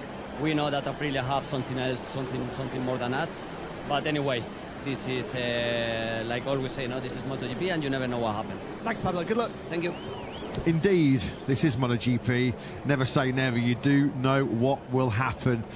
What's going to unfold over 20 dramatic laps here at Silverstone. Thanks, Jack. Thanks to Pablo Nieto. We just saw there on screens, and we should say thank you very much once again to the ever generous British fans and fans who join us in the UK from all around the world, who have dug deep into their pockets once again and raised £105,000 across Friday and Saturday's auctions here at Silverstone. A new record. Of course, a remarkable milestone for the official MotoGP charity Two Wheels for Life, as they continue to supply vital, crucial medical supplies throughout Africa on two wheels. So once again, from the bottom of our hearts, thank you to all of you fans who once again have done so much to raise so much money for such a great cause. As you saw there on screens, a milestone moment for Marc Marquez today as he moves to equal 6th all-time in the list of MotoGP starts, drawing level with the late and much missed Nicky Hayden, moving clear of Loris Capirossi today. Start number 218 for Marc. Well, might be a bit of a challenge for him based on what we saw yesterday in the sprint. It's surely a day. Not the kind of phrase that Marc Marquez ever really likes to hear. It's not really in his vocabulary, but it does feel like a day of damage limitation for him. There's no green grass around Silverstone. There's no green grass in many parts of the United Kingdom right now, as we're in a scorching hot summer, as we're about to get ready for the national anthem. A rousing rendition, as always, of God Save the King. Will the British national anthem be ringing out at the end of Moto3, which completes our race day programme here this afternoon, with a Brit on pole position, Scott Ogden. Previous Silverstone poles, he joins a pretty exclusive club, does Scott. Barry Sheene, Cal Crutchlow and Sam Lowes, the only previous Brits who found themselves starting home Grand Prix here at Silverstone from the front of the grid. I'm sure there's a few nerves and a few butterflies for Scott behind the scenes, as Cal Crutchlow, who will be lapping up every single second of this experience, an experience he didn't think was going to come his way, getting one final opportunity to race in front of his home crowd, as Claire Rossi is about to get ready to deliver the national anthem. We'll take a pause here in the commentary box.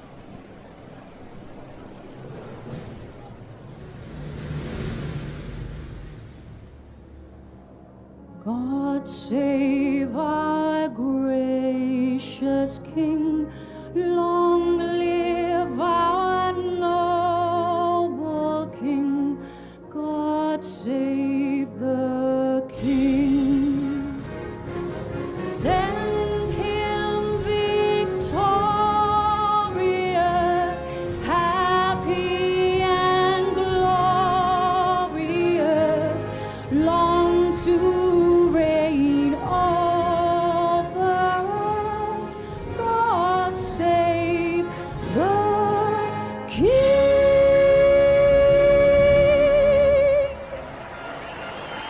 Not for the first time at Silverstone, not for the first time at a British Grand Prix, there's been a star performance from somebody called Rossi. On this occasion, it was Claire Rossi delivering a fantastic rendition there of God Save the King.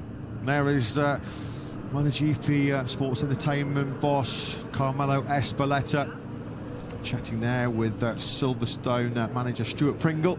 Of course, on the eve of this British Grand Prix, some good news for British fans. The British Grand Prix will remain at Silverstone for the next 2 years at least. Contract signed for 2027 and 2028.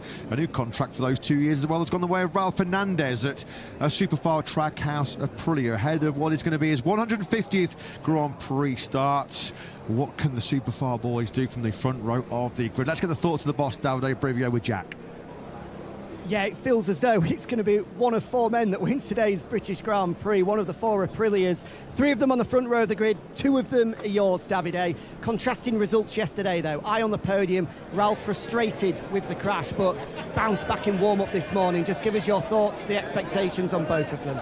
Yeah, of course. I mean, we're starting from the first row. We are competitive. You know, everybody knows this is a difficult race. It's a lot of tire management, and so we have to be clever to manage well at the beginning of the race and then try to push by the end and see what we are. But we started from the first row. We are competitive. We try again and see what's happened. Yesterday I was good. Unfortunately, Raul had a crash, but he was there fighting. So I think we can be in the fight, and hopefully will be ended well. Good luck. Thank you. Thanks, Jack. It is going to be an almighty fight, we expect, between the four Aprilias. Is Marc Marquez capable to get himself involved in the action? He will certainly give it a good go. But in the season of Aprilia versus Ducati, this very much feels like Aprilia territory in Northamptonshire. Expect that to and fro as we go through the season. Aragon next, which surely Ducati and Marc Marquez especially will be targeting. That is your tyre choice and unanimity across the field. To nobody's surprise, everybody is going hard front, medium rear, but we still expect that the medium rear will require some management. That man perhaps as good as any at managing Michelin rubber, Ayagura. Is he just waiting to pounce on Jorge Martin, his championship rival this afternoon? Pecco Bagnaia fans, what can they expect for the 2022 British Grand Prix winner? Pecco Bagnaia from a season's low of 16th place. Getting himself ready, getting himself in the zone, getting himself focused, and hopefully getting himself prepped and ready for back-to-back victories at the British Grand Prix. Big ask, isn't it, for Marco Bezzecchi? He'll just be desperate. The prime goal will be get to the checkered flag. Not scored a single Sunday point since his brilliant victory in front of his home crowd at Mugello, the Italian Grand Prix, just a few weeks ago. So it looks like Aprilia's race to lose, doesn't it? They've been so dominant all weekend. Jorge Martin on pole, winner of the sprint yesterday. Let's get some thoughts from the boss, Paolo Bonora, Jack. Yeah, as the 5-minute board goes up and the grid starts to clear, perfect weekend possible for Jorge here. He's been telling us he doesn't feel like the championship leader, but this weekend he certainly looks like one. That swagger is starting to come back, Paolo. Yeah, for sure, unbelievable result. A super lap time record during the time attack. A very good sprint yesterday, but today is another day. Different temperature, different situation, double the distance. This is the key. And yeah, it is necessary to manage the rear tire in an even more careful way. So it will be a very tricky game for everybody, but we totally trust on our riders. How tough will it be for Marco just to see the checkered flag here? Yeah, absolutely. Yesterday was so difficult for him, and today will be even worse. So we say to him to manage his energy, because it's necessary to take the less risk as he can, and to score the best he can do. Thanks, Paolo. Good luck. Thanks. Yeah, and I'm sure one message as well, loud and clear, just finish. Just make sure that you stop this huge recent slump, particularly on Sundays, for Marco Bezzecchi. I mean, who would have thought, who could have envisaged after that the unbelievable emotional celebrations in Mugello, that from that point onwards, moving forward into the championship, he would not have scored another Sunday Grand Prix point. Jorge Martin then, 17 points clear of Ayagura in the championship. Those Aprilia fans, well, they've had their money's worth already, haven't they, so far here at Silverstone. Aprilia, the massive, red-hot, overwhelming favourites to retain the crown as race winners here in the British Grand Prix. They ended Ducati's perfect winning streak in sprints here yesterday at Silverstone. 5 minutes then to the race start. BMW safety car peels away at the front. A long old lap for the BMW safety car, almost 6 kilometres in length. Well, there were tears of relief, tears of joy yesterday when Marco Bezzecchi claimed just his 3rd sprint podium of the campaign. Long odd you feel for him to back it up with another British Grand Prix success. Never say never, though, in MotoGP. All Aprilia front row.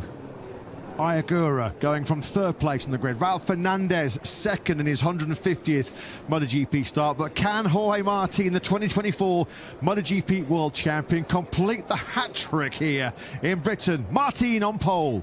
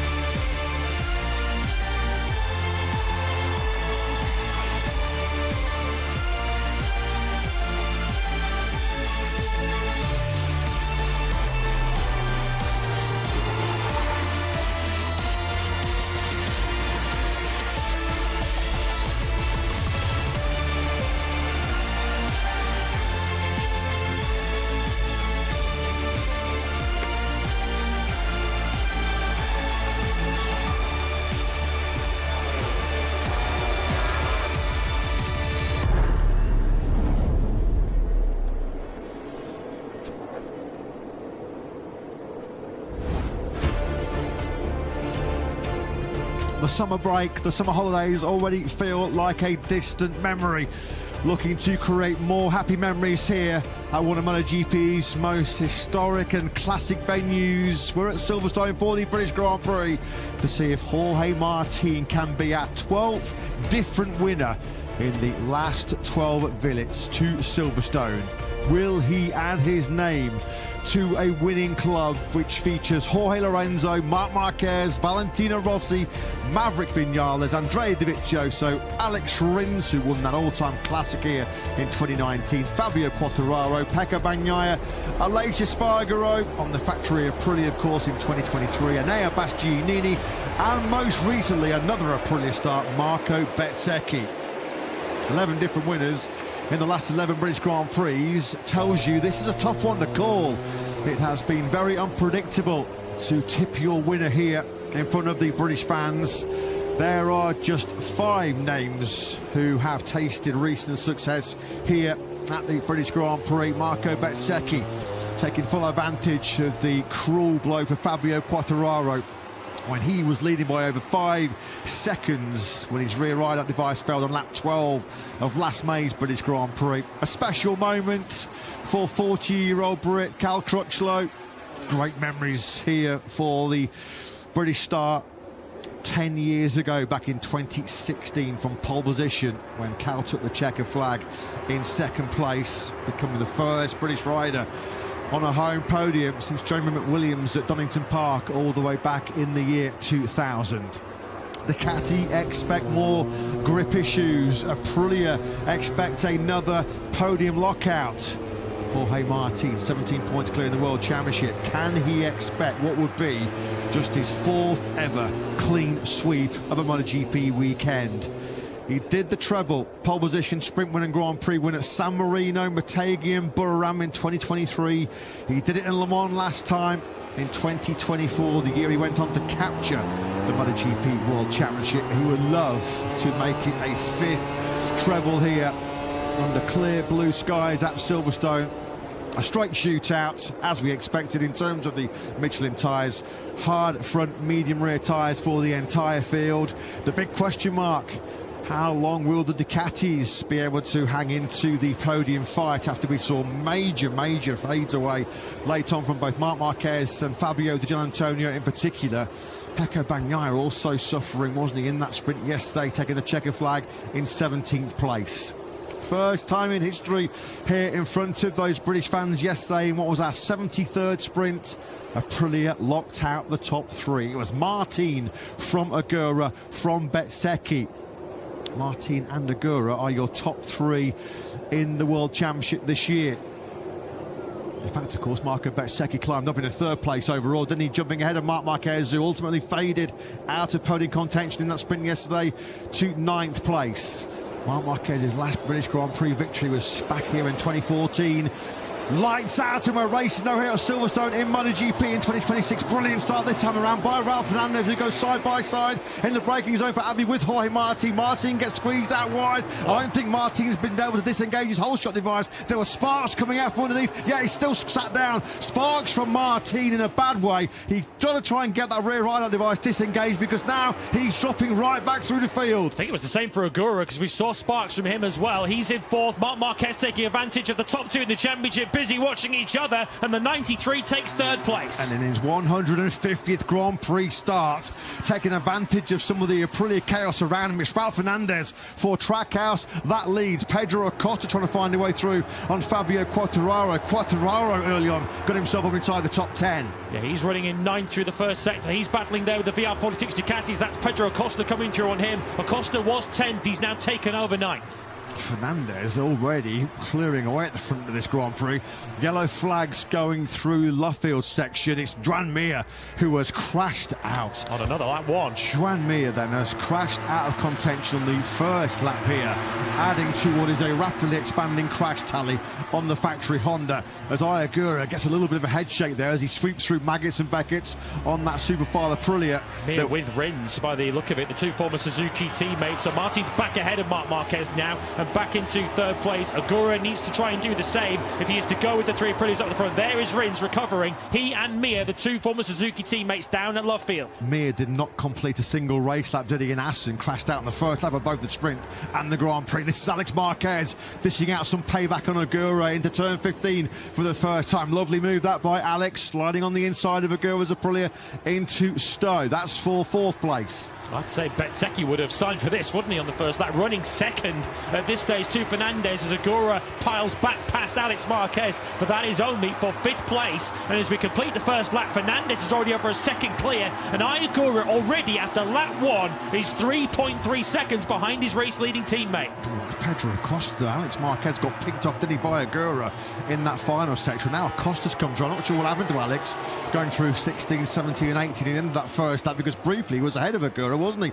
But now he's been picked up by the Japanese rider and by Acosta. Fernandez then cruising at the front of this Grand Prix with no dramas off the line and a clear track ahead of him. He did a 2:00.991. Nobody else on the circuit even did a 2:01, so that's why already Fernandez has been able to establish a very comfortable lead at the front of this Grand Prix. Two other former teammates were tussling there. That was Miller versus Binder for 11th place, but Agura not got any pace at the moment, has he, at this stage of the race? He's got a queue behind him. Acosta now ahead of Alex Marquez, and then it's the two VR46 Ducatis of Di Gianantonio, who's down 4 places, and Morbidelli, who's down 1.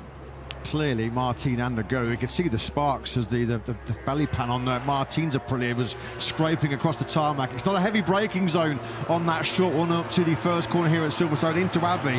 We saw Alex Marquez have issues, didn't we, in the Grand Prix, which was ultimately red flagged early on here last year. So another head shake there. That Aprilia underneath Agura is really nervous, really twitchy as he goes into the Maggots and Beckett section. That's going to be really rattling his cage. Not exactly confidence inspiring there. No, of course the whole shot devices on the front are gone now, MotoGP, but the rear devices are still there, and it was clearly that was dragging along the ground for both Martin and Agura through the first corner. Look at Agura, a bit of a rolling roadblock at this stage. This time it's Pedro Acosta having a go at it. Yeah, Acosta's got through, no problem whatsoever. He made that look like a cinch, didn't he?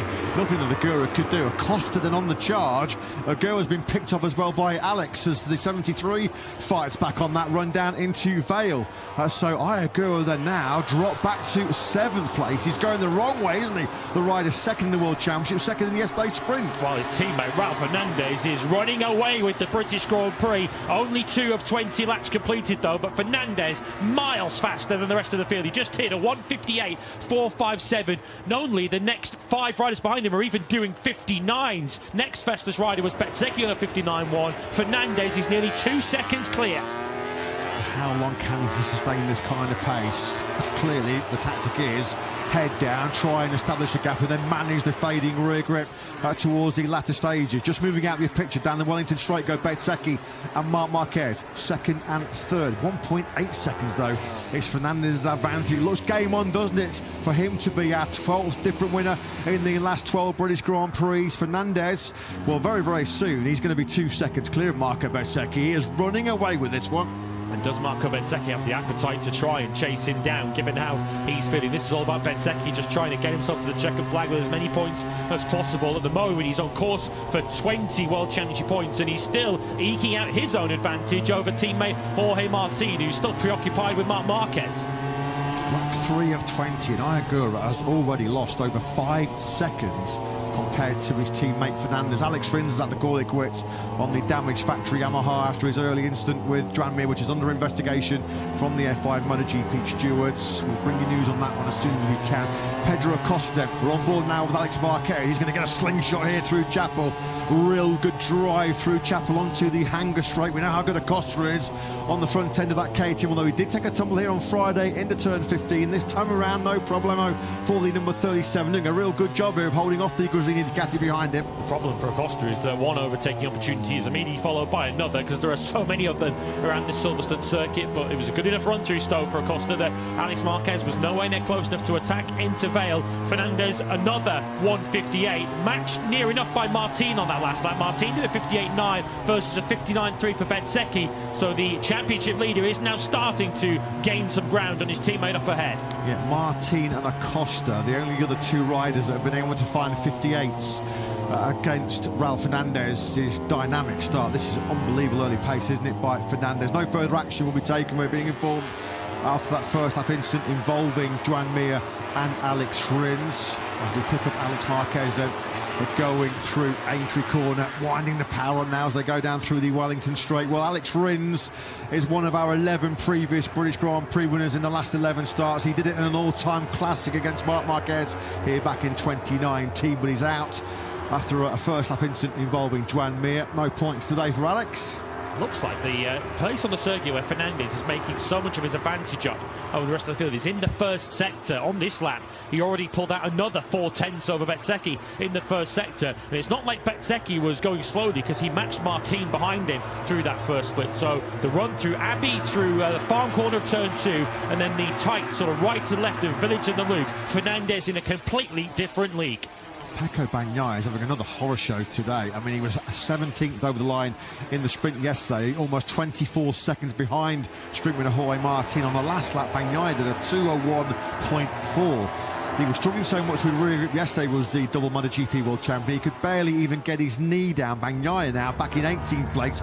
He lost a place on the last lap to both Moreira and Razgatlioglu. Alex Marquez takes 5th place from Pedro Acosta, and notice already up ahead of them, Marc Marquez already starting to drop back towards his brother and to Pedro Acosta. Acosta fancying a bit of a counter-attack on Marquez, the younger, into Vale, but no way through. But I'd be interested to see what sort of lap time Marc Marquez is doing on this lap. Fernandez finally in the 59s, 59.0 last time round for him, a 59.6 though for Marc Marquez, 6:10 slower than his brother, who is now the fastest rider on track. And Davide Tardozzi, Ducati boss, factory Ducati boss, told Jack, didn't he, pre-Grand Prix, that they feared that the drop-off on that medium rear tyre could come as early as lap 3 or 4, and it looks like that is proving to be a bang-on assessment from Davide Tardozzi. Pedro Acosta, they're now all over the rear tyre of Alex Marquez. Let's go down to Jack in pit lane for an update. Yeah, just to clarify what happened with Joan Mir and Alex Rins. Sounds like Joan Mir crashed in front of Alex Rins. Alex Rins reacted, sat up, and then had contact from behind, which then caused him to crash. So 2 separate but combined incidents. Mir with his own crash, and then Mir, the unfortunate man to get collected behind as a result of sitting up. Thanks very much, Jack. Unfortunately, Joan Mir, that's his 8th DNF in 12 Grand Prix. It's his 13th in total for what's turning out to be very, very miserable farewell to the factory Honda squad. He'll be on Gresini Ducati next year. Now 3 seconds clear for the first time in this Grand Prix. Raul is running away with it. What a way this could be to celebrate his new 2-year contract with Trackhouse Aprilia. What a way to mark his 150th Grand Prix start. This is not even a contest, is it, at the moment? As Fernandez then 3 seconds clear now of Bezzecchi. Yeah, Raul will know from last year, though. Of course, it wasn't Raul Fernandez that was involved, but we've seen bigger leads than that disappear at the British Grand Prix. Fabio Quartararo was 5 seconds clear last year when unreliability and some mechanical misfortune took him out of the action. But Davide Brivio, a bit of a bittersweet race for him at the moment. Fernandez looking so good at the head of the race, but still no sign of Ayagura making any kind of forward progress. Fernandez is taking the opportunities, you can see there, to celebrate Spain's recent World Cup triumph with a special helmet here this weekend at Silverstone. He's looking to grab some glory and some headlines himself here as Marc Marquez drops back into the clutches of brother Alex here. Bagnaia still in 17th place, nothing really going at all for the Italian. We've got yellow flags at turns 16 and 17. Bastianini, I think, yeah, he's crashed out. His name was tumbling down the order. He didn't complete the warm-up session this morning. We don't know the reason for that, but we can tell you he's crashed out of the Grand Prix itself, down at turn 17, which is Vale Corner. Marc Marquez did respond on that last lap, so perhaps the concern for Ducati that the drop was coming was been alleviated for now, because Marc Marquez did set his personal best lap last time around. It wasn't enough to shake off his younger brother or Pedro Acosta, though. Agura is picking up his pace as we see the Beast walk away from the scene of the crime. A rather frustrated trudge, to say the least, for Enea. That looked like that, as he was aggressive on that change of direction. It just might have lifted the front tyre in the air, and then it just locked when it made contact back with tarmac. Agura, a 59.267 on the last lap, was his best of the Grand Prix so far, but he's now almost 6.5 seconds behind his teammate Fernandez as the Marquez siblings go side by side. Easy as you like for Alex on that run through Maggots and Beckett's. Marc Marquez once again looking rather defenceless on top of that factory Ducati, very much already already a quarter of the way through this British Grand Prix, you get a sense that Marc Marquez already locked into damage limitation mode. And that is the damage at the moment on your screens to the World Championship. It'd be 34 points behind Jorge Martin as yellow flags come out behind this group in Maggots and Beckett. That's turns 12 and 13 as Acosta closing up on the rider he'll be teammates with next season. It's Lecuona's name who is now tumbling down the order. Unfortunately, for the second day in a row, Iker Lecuona will not see the checkered flag. Double DNF incoming then, as Jorge Martin really does now hone in on the rear tyre of his factory Aprilia teammate Marco Bezzecchi. This looks like the move will be coming very, very shortly. The gap between those two under 0.2 of a second. Martin, the only rider now on circuit in the 58s, is now Acosta finds a way through on Marc Marquez. That's a brave and bold move going through into Abbott. And once again, just like yesterday, Marc Marquez looking like a sitting duck, a passenger, isn't he, on top of that factory Ducati. I mean, the Ducati just chewing up the rear tyre here this weekend at Silverstone. Yeah, that's the sort of balancing act you're sort of walking here. Marc Marquez felt a bit of a drop, but he set a personal best lap of the race, but then by going quicker, pushing harder, you potentially do more damage and wear out your rear tyre even quicker, because his next lap was a 1:59.8. This is Jorge Martin and up behind Marco Bezzecchi. Is Bezzecchi about to cough up a bit of a mistake, or is it Martin? No, it's Martin into Abbey, so a bit of a respite now for Bezzecchi in second place. That cost him half a second. He was right on the rear tyre, exiting club. At the end of that lap 6 was Martin charging in hot into Abbey. Yeah, it cost him half a second. He's lost another 10th as well in the second split. Cal Crutchlow, unfortunately, has crashed out of the Grand Prix. It's going to be a double DNF in front of his home crowd. No fairy tale farewell in front of the British fans for Cal Crutchlow. And already we've lost Lecuona, we've lost Bastianini, we've now lost Cal Crutchlow, we lost Alex Rins and Joan Mir on the first lap. Alex Marquez said yesterday, so did Fabio Di Gianantonio, it was a sprint of survival. Survival feels like the optimum word again here today. These will be alarm bells ringing now for Marc Marquez, because Acosta hasn't exactly gapped him, but Agura certainly is catching him. Agura finally starting to get up to speed now in this Grand Prix. Even if he's nearly 7 seconds off the lead, he's now starting to get himself up onto the rear tyre of Marc Marquez. There's still the possibility of a fourth or a fifth here for Agura if he can play his cards right and stay patient in the second half of this Grand Prix. But he is the rider now closing in on the back of the reigning world champion Marc Marquez, who looks like he's going to be soon defending 6th place. And he is now in the 2 minutes, 2:00.049 on the last lap for the 93. Gianantonio just his best lap of the Grand Prix so far, 59.267, but he stuck in 8th place, a second adrift of Agura, about just over a second clear of his VR46 teammate Frankie Morbidelli. Brad Binder rounding out the top 10 at the moment. Points at this stage for Quartararo, Miller, Marini, Moreira and Bagnaia. A rather fortuitous point, you have to say, at the moment for Pecco Bagnaia, who really is suffering towards the back end of that top 15. On board then now with Agura. Into Brooklands we go, turn 6. Surely he'll make light work of Marc Marquez towards the back end of this Grand Prix. It's just surviving now for Marc. He said yesterday with no grip, there was no sense in taking any big risk, no sense in throwing himself on the floor and picking up another injury, which would really put a big blow into his championship challenge. So yeah, this is Marc Marquez. He expected maybe to suffer here at Silverstone, not suffer to this extent, but he's just going to take his medicine and move on to one of his favourite hunting grounds, Aragon up next, of course. Pecco Bagnaia has now crashed out of the Grand Prix, so his miserable weekend has come to an end, and I think that's the same corner that he crashed out last year. He crashed at Luffield in the 2025 British Grand Prix, and his 2026 edition has also ended there. Last man standing, this, isn't it? I mean, it's just turning into a race of attrition. Bagnaia looks rather perplexed there about what's put him in the gravel at turn 7, but a weekend to forget for the 29-year-old Italian. Lost his proud 100% point scoring record in sprints yesterday with a dismal return to 17th. He's not even going to see the checker flag once again here at Silverstone. Alex Marquez is starting to come right into this battle, isn't he, for second place. He was the strongest, head and shoulders the strongest Ducati rider in the sprint yesterday, and once again Alex just able to keep the life in that rear tyre, isn't he, on the GP26? In fact, Alex, fair play to him.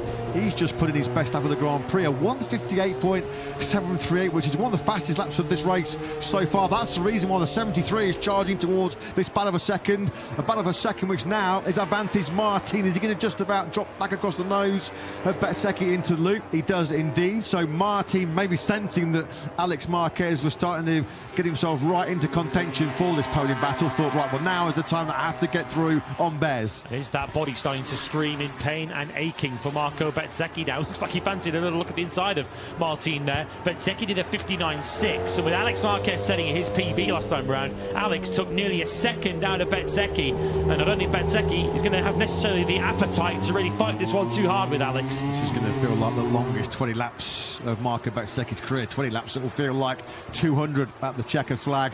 I think if you'd have said to Marco Bezzecchi pre-race a top 4, a top 5, he would have said thank you very much, given his lack of full fitness, given how much pain he is in, as Alex Marquez, as you can see there, just lighting up that rear tyre on that Gresini Ducati as he asked for the power coming out of Cops. How much longer? I mean, you can see straight away how much time Martin has been able to put between himself and his factory of pretty stable mates. This move is coming. It's just a case of when Alex Marquez decides to make it. Bezzecchi's going to be looking over at the gantry every lap saying, are you kidding me? There are still 11 laps of this to go. An awful long time, not even half distance yet. This was where Bezzecchi, of course, he lost the position earlier on in the race, and he loses third place now to Alex Marquez. Alex has got supreme pace at this stage of the race. You can already see the distance that Martin has pulled out up ahead, having cleared Bezzecchi at the start of the lap. Now towards the end of the lap, Alex Marquez takes away that third place. Yeah, he's about 3/4 of a second quicker, Martin, compared to Bez on this lap. Oh, is that Agura? I think that might be Agura. Agura, then another victim of this race of survival here at Silverstone. So for the first time in 2026, Agura blinks. This is his first mistake of the season. He's only got the previous DNF. The only other blot on the copybook was the technical DNF he suffered when he was in podium contention in Austin over in Texas. This time around, though, Agura drops the ball big time here at the British Grand Prix. Now, Jorge Martin, what a chance he has here now to stretch out what was a 17-point lead in the World Championship coming into Silverstone. What's happened to Alex Marquez? Alex Marquez has lost 2 places here. Look, it's behind Acosta. Bezzecchi's gone past him. Alex Marquez lost 2 places and the thick end of 3 seconds in the first sector. We're now about to find out what happened. Look, he's already behind Acosta here, and he's then going to make contact with the KTM. But how did Alex Marquez even end up there? Yeah, what has happened to Alex Marquez, who was motoring? Well, he was in the podium places, wasn't he? And now he's lost a whole chunk of time. What did happen to Alex then? Now, behind Pedro Acosta he sits. He's sandwiched in between the 2 future factory Ducati colleagues. Brother Mark behind him now. Well, drama throughout this British Grand Prix. Ralph Hernandez at the front has long gone. Ralph Hernandez is in a race of his own at the moment, 4.4 seconds clear of Jorge Martin. So on the same lap that Agura crashed out of contention, Alex Marquez blunders as well and potentially throws away a British Grand Prix top 3. Looking at the pace that Bezzecchi's setting here, doing 2:002s. He might well lose out to Acosta and Marc Marquez yet, because Marc Marquez's pace is all over the shop. He just did a 59.1, his personal best. This is turn 1, Abbey Corner. The rear nearly lit up there for Alex Marquez. Remember, he crashed there at the start of the Grand Prix last year when the front went. That cost him 2 places. Gian Antonio and Mark said yesterday one of their big issues was losing that soft rear tyre in the sprint on entry, which is a real scary place to be. Alex there just about keeping himself sunning side up, and now he's got to do all the hard work over again. There is Agura. There's been several frustrated stomps away from crashes here today. He looks skywards. It is the first time he really has cracked, the first time he has buckled so far this season. Still plenty of racing to go, but you can't be giving Jorge Martin free hits, because he will jump all over you. Martin at the moment in what is a very now safe second place. He's a second clear of Marco Bezzecchi. Those collector's items, those for Ayagura. For Marco Bezzecchi, though, it would give him second place in the World Championship as it stands at the moment, although it's far from certain that Bezzecchi is going to hang on to third place. But as it stands, Martin would extend his World Championship lead to 31 points, and it would be Marco Bezzecchi that would take over second from Ayagura, with Marc Marquez also just behind the Japanese as he runs in sixth place. So even though he's not winning the Grand Prix, in championship terms, Martin looking like the big winner today. That mistake at turn 1 the previous lap, so Alex Marquez do a 2:01.127. Did Alex take out too much of that medium rear tyre, trying to get himself into that podium battle? Well, we're going to find out, aren't we? Because we've still got an awful long way to go in this battle of survival at Silverstone. Only a half race distance. Raul Fernandez in cruise control. He's made this look so easy as Alex Marquez threatens to reclaim fourth place back from Acosta. Top performances again from Acosta. Aprilia have been ultra dominant this weekend. The closest competition clearly has come from Ducati, but KTM and Pedro Acosta right there in the mix for the top 5. This would be a brilliant result for Acosta.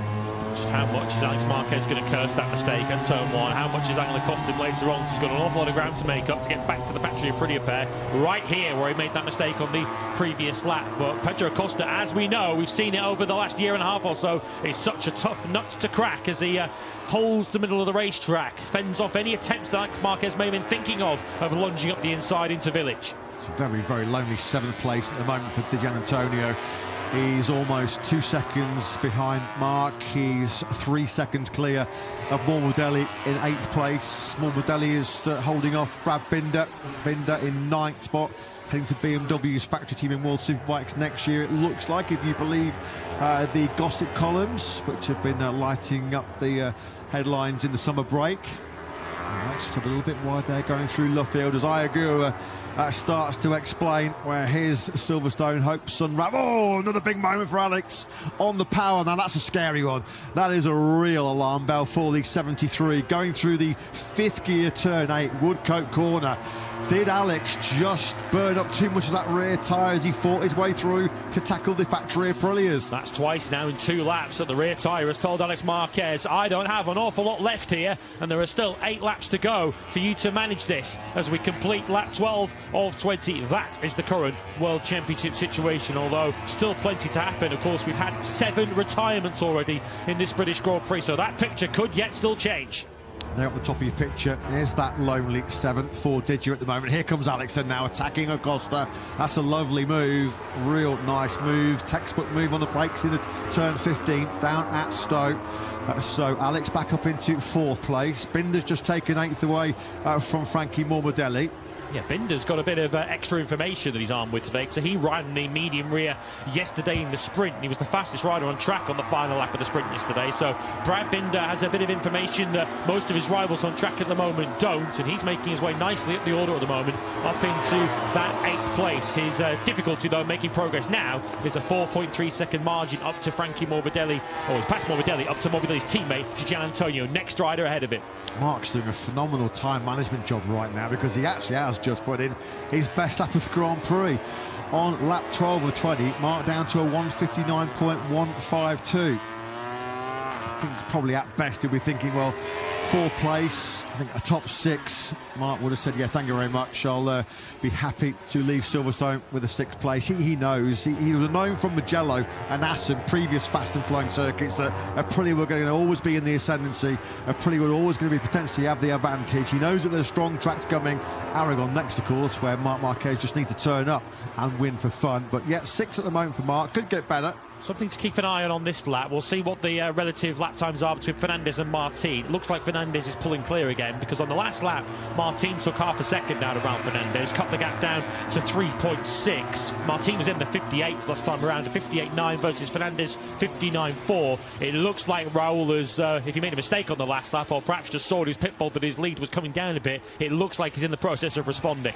Yeah, here he is. I was just about to say, if you're going to keep tabs on the runaway racing, you can see his progress in the top left-hand corner of your screens as he moves out of your picture, briefly back in shot there into Stowe corner.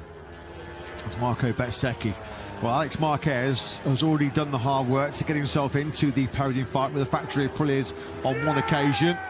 Yeah, Marco Bezzecchi being roared on by an army of 72 fans. A double podium here after the injury horror at Sachsenring. After all of his trials and tribulations of the last few weeks, a double podium will feel like a double win for Bez, wouldn't it, here at Silverstone? He's just on his personal best lap of the race, Bezzecchi. If you're wearing a cap at home, tip it to Marco Bezzecchi right now, because he is fighting hard. A 1:58.963 last time around, matching the pace of Alex Marquez, who's trying to chase him down. Keep an eye on your pole sitter, Jorge Martin, here with the rear ride height device engaged. Just watch the sparks now as the belly pad drops. Yeah, Agora sparks off both of the top two in the World Championship. Not hard enough on the brakes to disengage the rear ride height device. And that ultimately was what sent Agora plummeting back through the order. He was as low as 7th at one point before he bailed out at turn 16 a few laps ago. First big mistake we've seen from Agura-san so far in 2026. Raul Fernandez then at the moment, he is just about to complete, well, he's on halfway around his 14th lap of 20, and he's going to be enjoying this experience. I mean, bar any late collapse, bar any late catastrophe here for Raul Fernandez, he is going to be our 12th different winner in 12 seasons at the British Grand Prix. Yeah, it looks like the rider of the race vote at the moment is going in the direction of Marco Bezzecchi, and I could totally see why, given the context of his ride at the moment in 3rd place. But is he going to hang on to a podium? Alex Marquez is doing his level best to chase him down. He's taken 3/10 so far on this lap. Then the 73 looking visibly closer to the 72, 3/4 of the way through this 14th lap of 20. You all know how important, how influential adrenaline can be. Well, just watch Marco Bezzecchi go about his business in this British Grand Prix, because that is what's keeping him going in this podium fight. He's got some pain threshold, hasn't he? The 27-year-old Italian, he is suffering. He was destroyed. He was almost broken at the end of that sprint yesterday. That was over 10 laps. He's gone 5 laps further. There's still, though, a quarter of this British Grand Prix remaining, as Raul Fernandez is on course for it's going to be just his 2nd ever MotoGP victory. He broke his winning duck at Phillip Island in Australia last year. That was in pretty commanding fashion. This, though, has been another exhibition from Raul Fernandez, who's bouncing back in some emphatic fashion after his crash out of contention in yesterday's sprint. I'm starting to think that if Alex Marquez hadn't made that mistake into Abbey a few laps ago, he'd be staring at 2nd place this afternoon, because he's just motoring up towards Bezzecchi, and of course you can see there he's not too far behind Jorge Martin himself, and it's not like Bezzecchi's going slowly and allowing Alex Marquez to catch. Alex just did his personal best on a 1:58.652, putting major pressure on Bezzecchi, who's still setting a pretty rapid pace himself. Yeah, you get a sense here that the riders was definitely in management mode on that rear tyre in the early phase of this Grand Prix, because on the last lap, Alex Marquez and Gian Antonio both got themselves comfortably back into the 58s. Both did personal best laps. And will they say post-Grand Prix, maybe we conserved too much in the early part of the Grand Prix? We've heard that from a few riders previously this season. 73 makes his way then through Magnets, Beckett's and Chapel. The fast change of direction as you go left, right, left onto the Hangar Straight, which is ahead of us now. That's Raul Fernandez, who's sort of half, 3/4 of the Hangar Straight clear of Jorge Martin at the moment. That lead continuing to hover around the 4-second mark. Raul Fernandez still doing high 58s and kind of racing against his pit board at the moment. It's a test of concentration right now for Raul Fernandez as he looks to mark the 2-year contract extension for himself with Trackhouse in MotoGP in the Grand Manor. It's a test he's passing with flying colours at the moment. Pecco Bagnaia has had a miserable British Grand Prix experience. This is from the circuit CCTV footage. I'm not surprised that he was caught completely cold there by what happened to him. That was a real odd one, wasn't it? I thought Bagnaia, I think he's just saying there, yeah, look at the screens. You know, I'm telling you the truth, I've got no idea. How do I explain my exit from that British Grand Prix? Back with the Bez Alex battle. The battle for 3rd place here at Silverstone. Yeah, Marco Bezzecchi going to be clinging on here, isn't he, for dear life? Asking big questions of the brain and the body right now. He's done a stellar job to keep Alex at bay so far. Looks like Pedro Costa's settling for 5th. Marc Marquez in turn is going to be settling for what he will probably feel is a relatively strong 6th place, all things considered. Well, if any of us mere mortals had broken our collarbone and done a bit of damage to our knee, we'd be in bed for weeks. Marco Bezzecchi is not only fighting fit, but he's on the bike and still hanging on to a podium position. It's rides like this, it's feats of endurance and pain management like this that set these athletes, these warriors apart as some of the very best in global sport. Marco Bezzecchi coming under intense pressure now. It's whether it's the pressure of Alex Marquez or the pressure of the pain that's going to be occupying the mind of Bezzecchi now. Can he hang on for 16 points and a podium? Just keeping tabs on the Fernandez-Martin gap, because it has dropped by 0.4 of a second on this lap. Is Fernandez just easing off ever so slightly to protect his grip late on? As Alex Marquez, he's going to level Bez in the braking zone for Stowe. Bez braking as late as he dared previously in MotoGP. He's taken a tumble out of podium contention at Stowe when he was fighting Bagnaia for the win back in 2023. Brilliant this by Marco Bezzecchi. We said yesterday he put his heart and his soul into that sprint podium. He's doing the exact same here this afternoon, just as you knew he would do. But for how much longer can he resist? The reason why Martin was starting to close that gap down to Ralph Fernandez is because Martin, out of nowhere, did his best lap of the Grand Prix of 1:58.889. That gap did come down by 0.6 of a second. Best was slightly wide there through Abbey. Was worried he might just disappear off the racetrack. Stayed on it, but it's opening the potential door for Alex Marquez. So he lighting up the eyes of Alex Marquez, who is still in the 58s. So is Acosta behind him. Marc Marquez is doing a 59.3 and might yet come under pressure from a fast finishing Fabio Di Giannantonio, yet for 6th place. Further down the order, Moreira took 11th away from Quartararo on that previous lap. Miller and Mazgatlioglu, the Pramac Yamaha teammates, are 13th and 14th. And as it stands right now, after all the chaos and drama ahead of him, Pol Espargaro standing in for Maverick Vinales at Tech 3 KTM is going to leave Silverstone with a point in the pockets. He's about 0.3 clear, as you can see on the timing tower, clear of Yamaha wildcard Augusto Fernandez. How the heck is Marco Bezzecchi holding on to this 3rd place? Well, we can tell you why, because he has got the mental strength, the fortitude of an absolute lion. What a warrior he has been. Now, the Giannantonio, out of nowhere, has closed right in on Marc Marquez. He started this lap over 6.5 tenths back at Marc. Has Marc made a mistake somewhere, or is this just Digia having the better late grip? Yeah, Digia was 6 tenths quicker on the previous lap and has clearly been nearly as much faster on this lap. He's right on the rear tyre now of Marc Marquez. These two have had plenty of tussles already in 2026, which Di Giannantonio has not been shy of getting stuck into. 6th place is the prize if Fabio can pass Marc Marquez yet again. Marc Marquez said this weekend had a very much of an Assen feel to it. It looks like being the case, because he was 7th over the line in Assen, where clearly he didn't feel like there was any sense in sticking his neck out on a track where he and the factory Ducati didn't feel at one. So it looks like he might be having to settle for another 7th place here today. Over the line we go with Bez and Alex. 3 to go here at the British Grand Prix. Ralph Fernandez, 3.1 seconds clear of Jorge Martin. Martin once again kicking himself, lapping in those high 1:58s. The only rider now on circuit in the 58s is Martin, as Digi makes the move. Digi then through on Marc Marquez into the village. I think Marc actually had the better exit speed there, and he just... Di Giannantonio just parked that Ducati in front of him going into the loop. There was nothing that Marc could do. You could see Marc actually had to check up. Digi was always going to have the inside line too for the loop, so I think Marc Marquez had to sort of pick his battles, take his medicine there, and just accept that 6th place was gone. Digi clearly with the superior late race pace at the moment. Tall order, but 2.5 laps potentially for Digi to try and chase down Acosta now. Yeah, Marc was just in a little bit hot there, wasn't he, going into turn 1, and then again he loses the rear. We saw him do that in Q2 yesterday. So Marc Marquez at the mercy of the fading grip from that medium Michelin rear tyre. That's why Di Giannantonio was able to seize that inside line going into turn 3. So it looks like it's going to be 7th place for Marc. Back with this battle for 3rd place. Bezzecchi giving his all. This is another Herculean effort, a heroic effort, isn't it, by Bez. You'd feel it'd be cruel late on, nothing against Alex Marquez at all, but for Bez to be denied the podium here late on would seem harsh, given everything that he's put into it.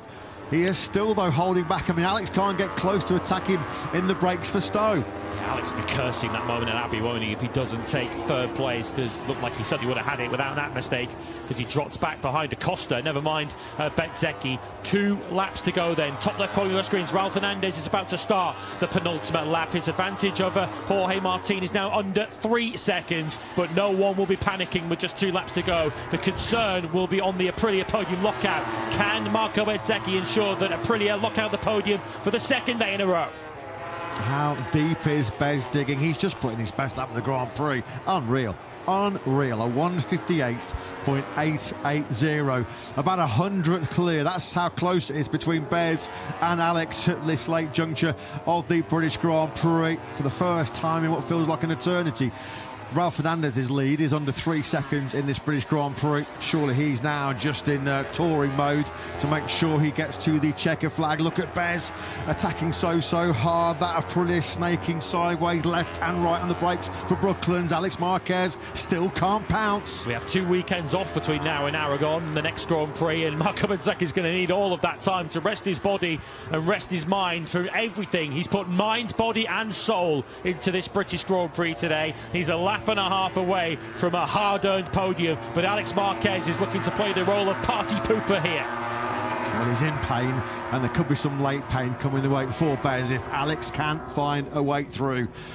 Here is then your dominant, your runaway leader, and surely now your British Grand Prix victor in 2026. Surely we are looking at this incredible winning sequence extending to 12 successive British Grand Prix, as Raul Fernandez does look to make it a dream dozen different winners in our last 12 minutes through this spectacular Silverstone circuit. Do you know what, at the moment it looks like Bez has got this one covered off, doesn't it? Alex just cannot get close enough in any of the overtaking hotspots to throw it on the inside of Bez. Yeah, Bez is strong enough in all the right parts of the racetrack. I don't know whether it will be in Alex Marquez's mind at all who he's up against, and launching a Larry one from way too far back on a rider who is clearly ravaged with pain. But Alex Marquez will do what he can on this final lap, but Marco Bezzecchi is still holding him off. Final lap begins, and it will be a final lap of glory for Raul Fernandez. Fernandez in prime position to celebrate just his 2nd ever victory in the MotoGP World Championship, showing that he is also from Trackhouse Aprilia, a serious big-time championship contender this season. This has been just an exhibition, hasn't it, from Raul Fernandez? A start-to-finish victory, capitalising on the fact that Agura and Martin couldn't get the rear ride-out device disengaged in that first corner. There's the boss, Justin Marks, who this fairy tale 2026 just shows no signs of ending. These are the kind of performances why Justin Marks, Davide Brivio and co re-signed Raul Fernandez up for the next 2 years. This has been arguably the best MotoGP performance of Raul Fernandez's career. He has made it look so easy here. Wearing a special helmet design honouring the Spanish World Cup winning football team in the last month or so, but this is a world-class display from Raul Fernandez, and who knows, maybe this might catapult him back into the World Championship conversation if he can produce this kind of level in the remaining 10 Grand Prix. Further back, Bezzecchi looks like he's just about got 3rd place covered off. Alex Marquez is half a second behind into the final sector. Down the hanger straight, all on his lonesome goes Raul Fernandez. Here comes Fabio Di Gianantonio. This is the battle for 5th place. Didier closing in here on Pedro Acosta. But we are going to get our 12th different winner in the last 12 British Grand Prix here at Silverstone. What an unbelievable day this has been. An unbelievable weekend for Aprilia. And it's going to end in glory for Raul Fernandez as he comes through the final corner. It is Fernandez that wins the British Grand Prix. And after Lorenzo, Marquez, Rossi, Viñales, Dovizioso, Rins, Quartararo, Bagnaia, Espargaro, Bastianini and Bezzecchi, Raul Fernandez does become our 12th different winner in 12 visits to Silverstone and the British Grand Prix. It was pure and utter dominance from the Trackhouse Aprilia rider. Jorge Martin does take 2nd place, a big payday for Martin in terms of the World Championship as he moves over 30 points clear in the standings. Double podium from pole position for the Martinator. Marco Bezzecchi, wow, just wow, what a performance by the Italian. A double 3rd place when he has been hurting like hell after his Sachsenring injuries. Brilliant performance by Bez to hold off Alex Marquez. Top 6s for Alex, Acosta and Di Gianantonio. A lowly 7th for Marc Marquez, the reigning world champion. Top 10s for Binder, Marini and Moreira. Points for Morbidelli, Quartararo. We're still actually waiting for the point scoring places to be decided. They have finally seen Miller, Polispargo and Toprak Razgatlioglu cross the line. 16 finishers in what was ultimately a race of survival. Ayagura crashing out for Trackhouse, but his teammate reigns supreme here at Silverstone. Incredible. Guys, what a race! Thanks Marco for your energy and for your passion, and thanks as well as to Jorge. Thanks everybody. You can hear there the reaction from inside the factory Aprilia camp. What a British Grand Prix it has been for the Nawali factory. Pole position with an all-time lap record from Martin yesterday. Their first ever lockout of the sprint, and they have now locked out the podium here in the British Grand Prix. I'm sure there are more tears from Marco Bezzecchi, who dug so deep. There is the Bezzecchi camp. There is his mother, his father there with the monster bottle Vito, proud of his son as Raul Fernandez collects the Spanish flag. What a performance by Fernandez. It never really looked in any danger, did it? Right from the first corner. His task was made a little bit easier when Martin and Agura couldn't disengage the rear ride height device. Sparks flying off their Aprilias, but flying to just his second MotoGP victory is Raul Fernandez. What a way to celebrate his recent 2-year renewal with the American team. He'll be staying on the Aprilia for 2027 and 2028, and the perfect way to celebrate his 150th Grand Prix start. Raul Fernandez, your 12th different winner in the last 12 British Grand Prix. 12th different winner in 12, but for the second year in a row, Aprilia owned Silverstone. It was Bezzecchi last year who won the British Grand Prix. Fernandez heading an Aprilia podium lockout today, which looked on the cards right from Friday. Alex Marquez came closest to breaking up that Aprilia lockout. Who knows, without that mistake at Abbey midway through the race, I think the odds are that Alex Marquez would have been on the podium, but coulda, woulda, shoulda, ultimately he was not. He finished in 4th place. Marc Marquez, well, we discussed during the race that this had shades of Assen to it. Like Assen, Marc Marquez finishes in 7th place. Your runaway winner, though, today was Raul Fernandez. Justin Marks from Trackhouse is speaking to Jack. Justin, the perfect performance from Raul. What a victory, what a day for you and the team, and the first time you've been able to be here to witness your team take a MotoGP win. A special day. It's as great as winning is, it's hard to watch him on TV from across the world, so it's amazing that we're here. I mean, that's a real veteran ride from Raul. Probably like one of the most complete performances that I've seen him put together. You know, I was just saying, when his future was uncertain, he still went out there and performed. Now he has a certain future with us, and he went out there and performed. So it's amazing to win at Silverstone British Grand Prix. Our sponsor, Superfile Golf. Amazing Aprilia motorcycles. What a time this team is having right now. Congratulations. Thank you so much. Yeah, couldn't have put it better himself. What a time Trackhouse are having right about now. Double 1-2s back at Assen. That, of course, came off the back of a pair of podiums for Ayagura at Brno. Double podium on the Sunday at the Sachsenring 2, 2nd and 3rd behind Marc Marquez. And victory at the British Grand Prix today for Trackhouse. I guess a bittersweet day of sorts for them, with Ayagura crashing out. Difficult to know where he would have finished, but he would have been surely somewhere in the top 6. But Raul ran riot at the British Grand Prix this afternoon. Never looked in any doubt from the moment he took the lead at turn 1. A second victory for him as he surfs on the support of his team, Superfile Trackhouse. Another super Sunday for them. 7th different winner in this year's MotoGP World Championship is Raul Fernandez, and now Aprilia have all 4 of their riders in P1 in Parc Fermé on a Sunday. That just shows, doesn't it, how good this year's RSGP has been. Wins now in 2026 for Martin, Agura, Bezzecchi And now Ralph Fernandez completes the clean sweep. It suits all riding styles, doesn't it? It's just such a rounded motorcycle package, that Aprilia RSGP. And Marco Bezzecchi, quite rightly so, is going to get a hero's welcome here in Parc Fermé. Not the P1 he collected here last year at Silverstone, but it'll feel like a victory after arguably the longest 30 racing laps of his career here. 10 laps in the sprint yesterday where he was overcome with tears, and today, well, he's got nothing left. There is literally nothing more for Marco Bezzecchi to give. He put every single ounce of his skill, of his talent, his mental fortitude into those 20 laps here today, and he got big reward for it. Huge respect to Bez, and he's second in the World Championship now. Great weekend for the Factory Aprilia team. Bez looking back to his best. Hard to imagine that's his first Sunday Grand Prix points finish since Mugello, when he took the victory. And that was not easy. It was never going to be easy, given the fact that he's struggling, still recovering from left knee and left collarbone injuries in the Sachsenring, but he was pushed all the way, wasn't he, by Alex Marquez. Alex taking fourth place at the checker flag. Jorge Martin, pole, sprint win, second in the Grand Prix.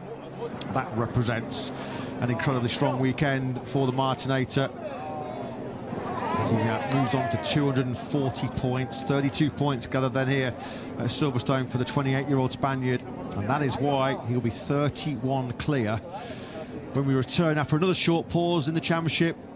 Coming up next, Aragon in late August. Going to be a scorcher down in that part of Spain, isn't it, when we resume hostilities. And Marco Bezzecchi will be hoping that's a slightly easier proposition he will face in a few weeks' time. Ralph Fernandez acknowledging their Bez, who, well, he has nothing left. You can see he's just shattered. He's completely destroyed mentally and physically. There was nothing else he had to offer. Yeah, it's fair to say the last 4 Grand Prix have been challenging in a different respect for Marco Bezzecchi, but he's proven a point to several, maybe proven a point to himself here this weekend of just what he is truly capable of. MotoGP CEO Carmelo Espeleta, like us all, just full of admiration for what Marco has been able to produce today. He's probably just said, Carmelo, yeah, you can hug me, but don't squeeze too hard, because every single bone, every single muscle in my body is hurting like crazy. Ciao. Bravo, Marco. Really, really exceptional performance. The Bezzecchi fans, well, they'll be going home happy tonight, because he's shown his true mettle here this weekend, hasn't he, Bezzecchi? And there you go. It is Superfar Trackhouse Aprilia that are keeping himself firmly in the hunt, aren't they, for the team championship here this weekend at Silverstone.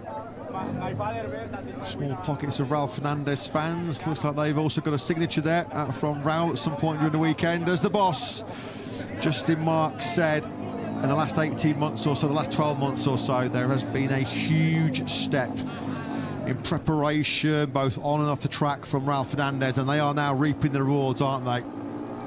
Reaping the rewards for just sheer guts, sheer bloody-minded determination is Marco Bezzecchi. Third place in the sprint, and even better third place today in the British Grand Prix. Let's get the thoughts from the Factory Aprilia star with Jack. Marco, huge congratulations. It was obvious when you got off the bike, both yesterday and today, just how much you've put into this weekend after such a difficult period. What does this mean to have come here battered and bruised and come away with a double podium? Yeah, he's good. It's difficult to speak, but yeah, I'm very, very happy. Thanks to everyone. Congratulations. Thank you. He's barely got the energy to just talk to Jack, has he, down there in Parc Fermé? I think he's overcome with a bit of emotion as well. I mean, the magnitude of what he's achieved here this weekend. Only Marco and only those closely connected to him know him, just how tough and how difficult these last few weeks have been. There's been injuries, there's been the controversies of the incident with the marshal over in Brno. He has been questioned, he's been criticised, but he has shown that whatever you throw in front of him, Marco Bezzecchi is up for the challenge. And challenging now, surely, isn't he, back in the hunt for the World Championship? More success for Jorge Martin. It's a second place here in the British Grand Prix, increasing his lead in the World Championship. Let's get Jorge's thoughts for Jack. Jorge, I'm sure you desperately wanted victory today to round off a perfect weekend, but it's still a massive result in the championship. You walked into Silverstone saying you didn't feel like the championship leader. I'm sure you're going to walk out of here later feeling like a championship leader. Yeah, for sure. Really happy for the team, really happy for myself. This gave us for sure a big boost of confidence towards the end of the season. It seems like we found a bit the way or the direction to take from the moment, and yeah, today the race was fantastic. I did a small mistake in the start. I was with the device activated, so all the riders were overtaking me. I was able to fight back, and yeah, I think I lost the victory there, but anyway, I put my pace at the end, trying to, or hoping that Raul was dropping a bit the pace, but he was impressive, so congrats to Aprilia, congrats to the people that are always helping me, and yeah, let's move forward like this. We are really, really happy. Thank you. Brilliant job today, well done. Yeah, that was an exceptional weekend, wasn't it, for Jorge Martin? That it was his 38th MotoGP podium finish. Thought maybe Ralph Fernandez's early attack, Ralph Fernandez's early aggression might see him run into some late grip issues. It never came. It never really looked like happening, did it, to the Spaniard ahead of him up the road? But Jorge Martin increased his World Championship lead. He was 14 clear coming into this British Grand Prix. Well, that's jumped out to a very healthy 31-point lead now over his factory Aprilia teammate Marco Bezzecchi.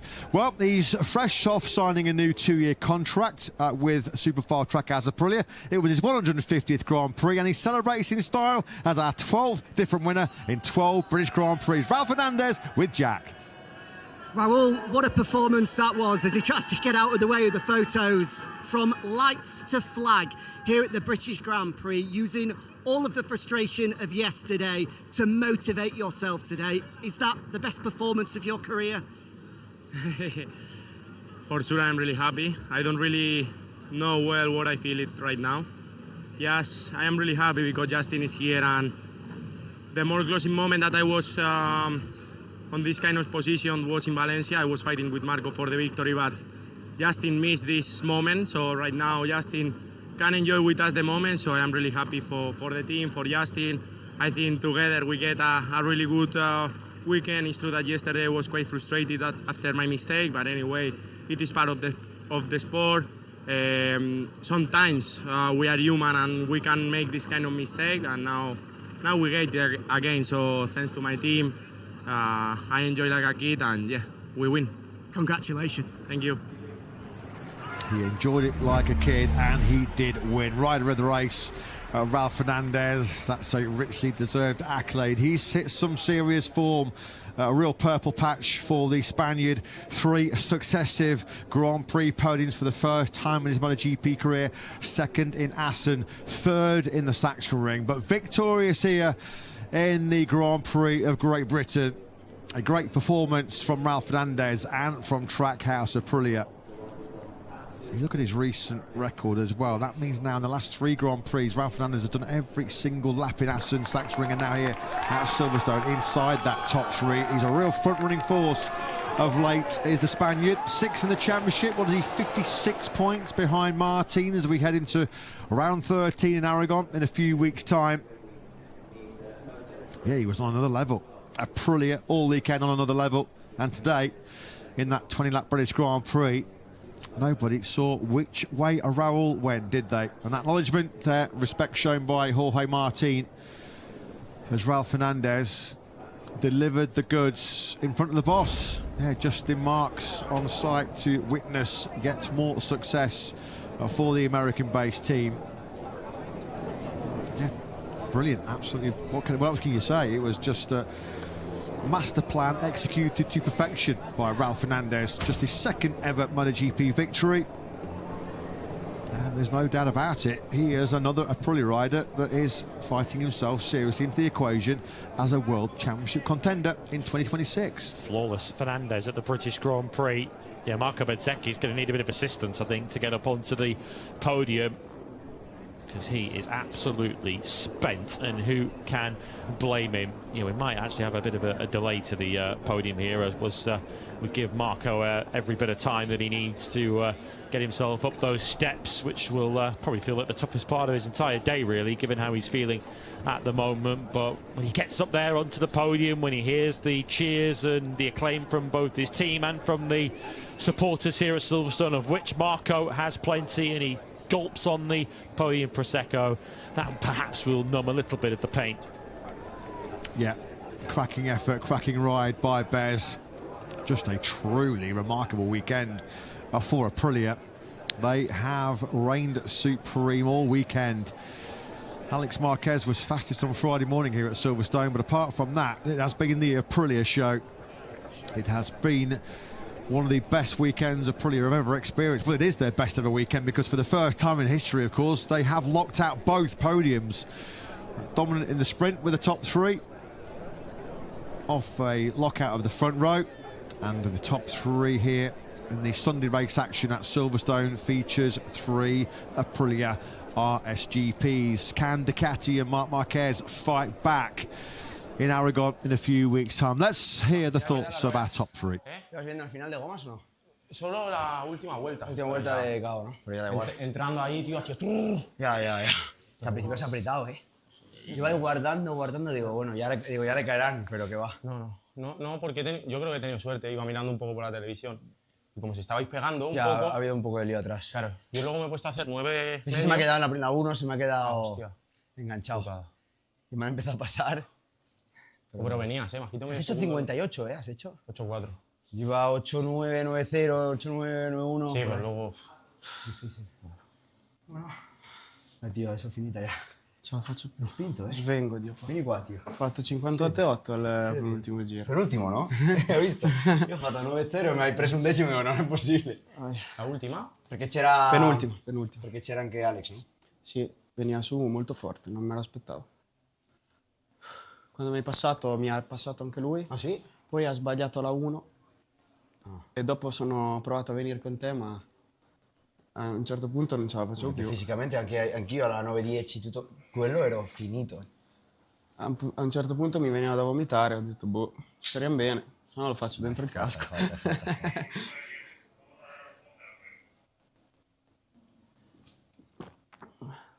Vedi? Ok.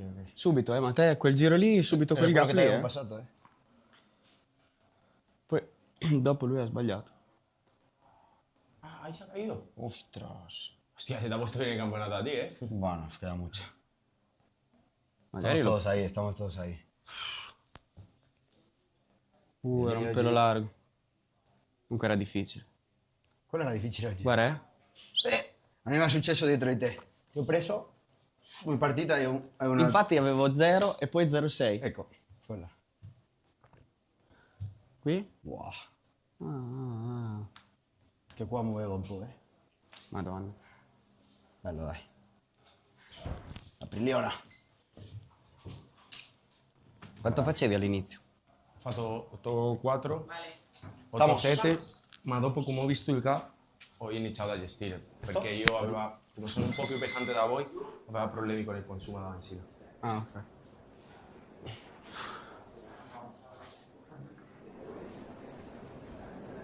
Well, an Aprilia top 3 on the grid in qualifying yesterday, an Aprilia top 3 at the end of yesterday's 10-lap sprint, and an Aprilia top 3 on what will be one of the, if not the best weekend that the Nawali factory have ever experienced in the MotoGP World Championship. Nothing short of pure dominance from the Nawali factory as they take advantage of a circuit where they always would have felt like they'd be strong and big favourites. Well, they did not disappoint. Here is your British Grand Prix podium celebration as we will hail Ralph Fernandez as the 12th different British Grand Prix winner in the last 12 visits to Silverstone. Yeah, Silverstone is becoming a golden venue for Aprilia, as Justin Marks will accept the constructor prize for Trackhouse. 3 wins out of the last 4 here for Aprilia now after Aleix Espargaro's 2023 success. Of course, Aleix took their first MotoGP podium here 5 years ago when they were bottom of the Constructors' Championship. And now they are right on top. Their job now in the remaining 10 Grand Prix is to stay there. Marco Bezzecchi with a podium which will mean so much to him. Jorge Martin with a podium and 20 points that will certainly boost his title quest. And might Ralph Fernandez yet have a title challenge in himself? 6th in the championship he is, 56 points behind Jorge Martin, but still with 370 points still to play for in the rest of this season. And if that Ralph Fernandez turns up in those 10 remaining Grand Prix, then he will be a major contender in the chase for the title. A title chase that looks like it's going to involve all 4 Aprilia riders.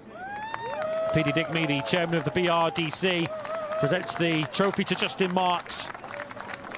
Said he had to be here in person to see his team succeed. Today he is. For Marco Bezzecchi, well, the sheer statistics are it's a 25th MotoGP podium now for Bez, with barely the energy to lift the trophy. But if he does ultimately win the MotoGP World Championship that so many expected him to at the start of the year when he won the first 3 Grand Prix, maybe Silverstone will be the turning point at the weekend where it turned back in the right direction for Bez. Jorge Martin will take some shifting though at the top of the World Championship, a route he's been down before. He leads Bez, his teammate, by 31 points now. But neither could lay a glove on Raul Fernandez today. The 12th different winner in 12 years at Silverstone. Today, your winner is Raul Fernandez.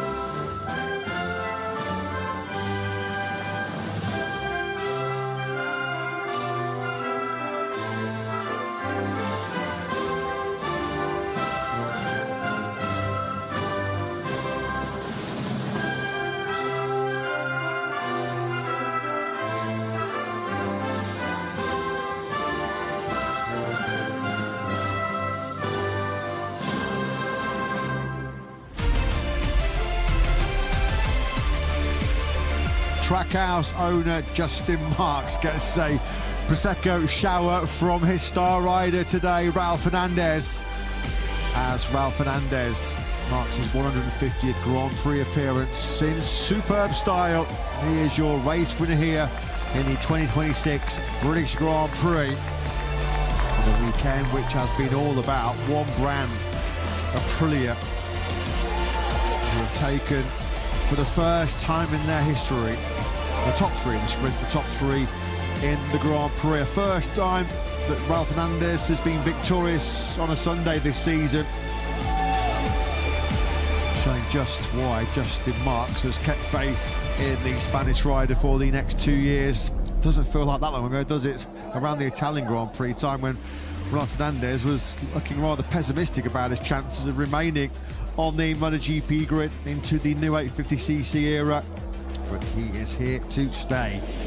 No question about that. Some special celebration photos being collected for Aprilia.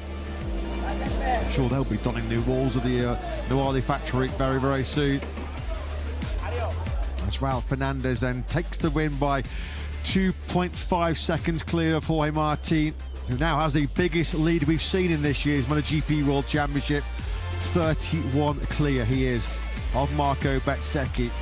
That's 20 points today, a 32-point haul this weekend. See Martin gain 17 points at the top of the championship. 14 clear he was coming into this British Grand Prix, saying he didn't really feel like he'd been fast enough to lead the MotoGP World Championship so far this season. Well, he has proved any doubters wrong.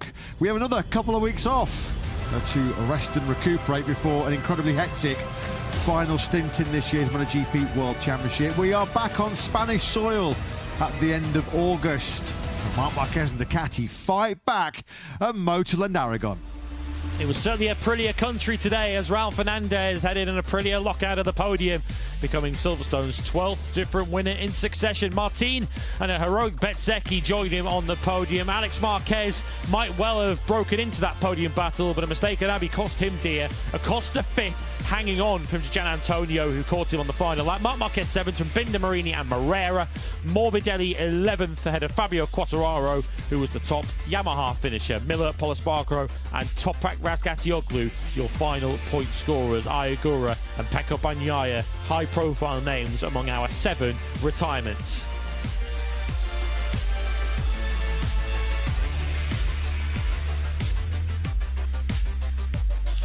Here's what it all means then. Jorge Martin retains the World Championship lead. It's Marco Bezzecchi, though, who jumps up above today's non-scorer Ayagura into second.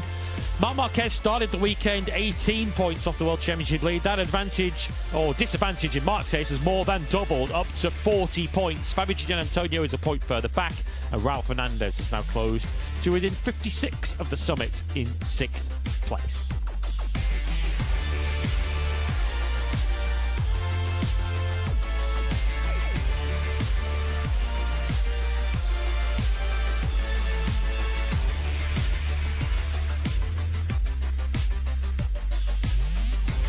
Big weekend in the Constructors' Championship for Aprilia, locking out the podium in each of the sprints and Grand Prix. Their advantage over Ducati now back out to 29 points. And in the team standings, Aprilia Racing are 62 clear of today's winners. A Trackhouse, of course, a double podium for Aprilia Racing means they still outscore their nearest challengers.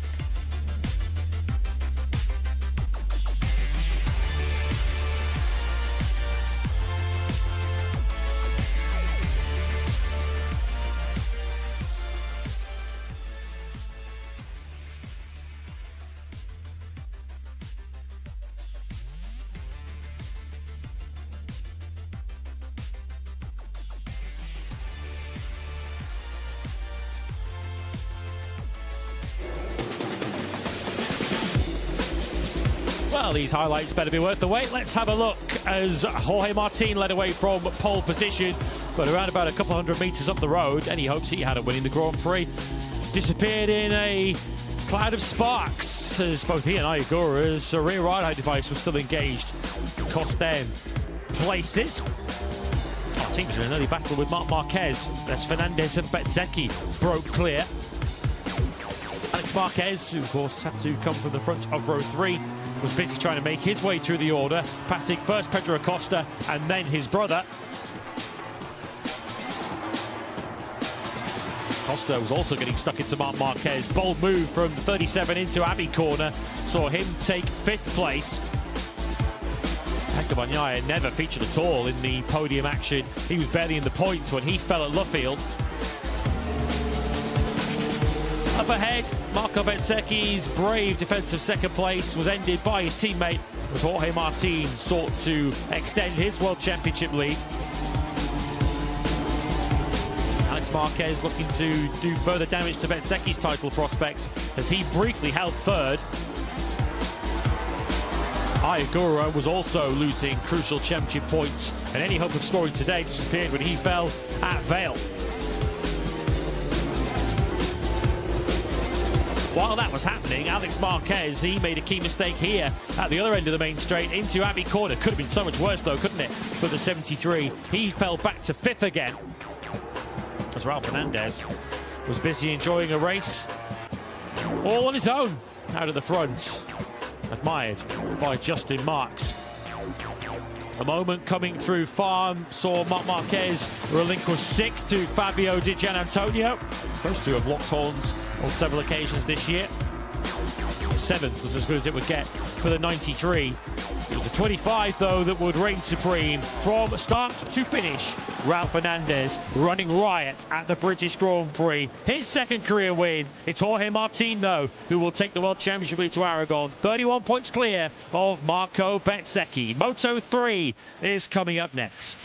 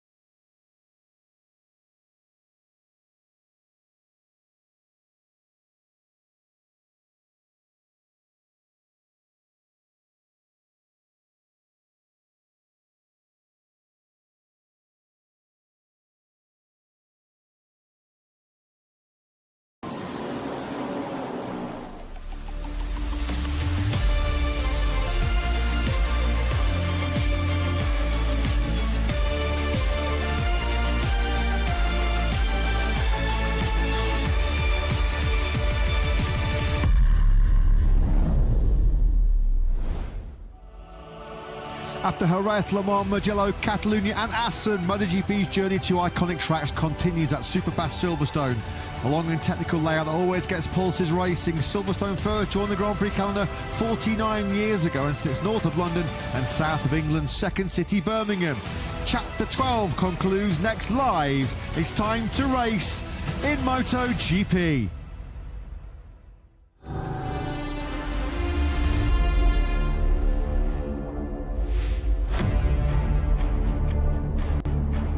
Good afternoon and welcome back to the Qatar Airways Grand Prix of Great Britain. Welcome to what throughout the entire weekend thankfully has been a very sunny Silverstone. Will the sun be shining though on a home crowd hero? Our race day action in Chapter 12 is completed with the upcoming 15-lap Moto3 race, which will see British rider Scott Ogden, the 22-year-old from Doncaster in Yorkshire, just north of this Silverstone circuit, fire away from pole position for just the second time in his Grand Prix career. Just the fourth rider in Silverstone history, joining the late great Barry Sheene, the double MotoGP world champion, who was inducted into the Hall of Fame here in a special pre-event down in London ahead of this British Grand Prix. Cal Crutchlow on pole in MotoGP back in 2016, and 2 pole positions for Sam Lowes in Moto2 back in 2015 and 2016. The only other riders prior to Scott Ogden who started a Grand Prix on pole position here at this iconic Grand Prix circuit. An unforgettable day it was yesterday in Q2 for the CIP Green Power team. Ogden leading the way in that 15-minute qualifying session. His teammate Adrian Cruces qualifying second, his first ever front row start for the 20-year-old from Valencia, who's qualified top 5 in 2 of the last 3. The front row completed by Valentin Peroni. Moto3 then to complete our race day here in the Silverstone sunshine. The company of Matt Burt Lewis sort of in the commentary box, Jack Appleyard down in pit lane. The home fans really happy with Ogden's pole position, but there has been a major talking point in this year's Moto3 World Championship here this weekend as runaway series leader Max Quiles, who was due to start this Grand Prix in 11th place, had a massive high side in Q2 yesterday afternoon. The 18-year-old high side in the CF Moto Aspar machine through the final corner at turn 8.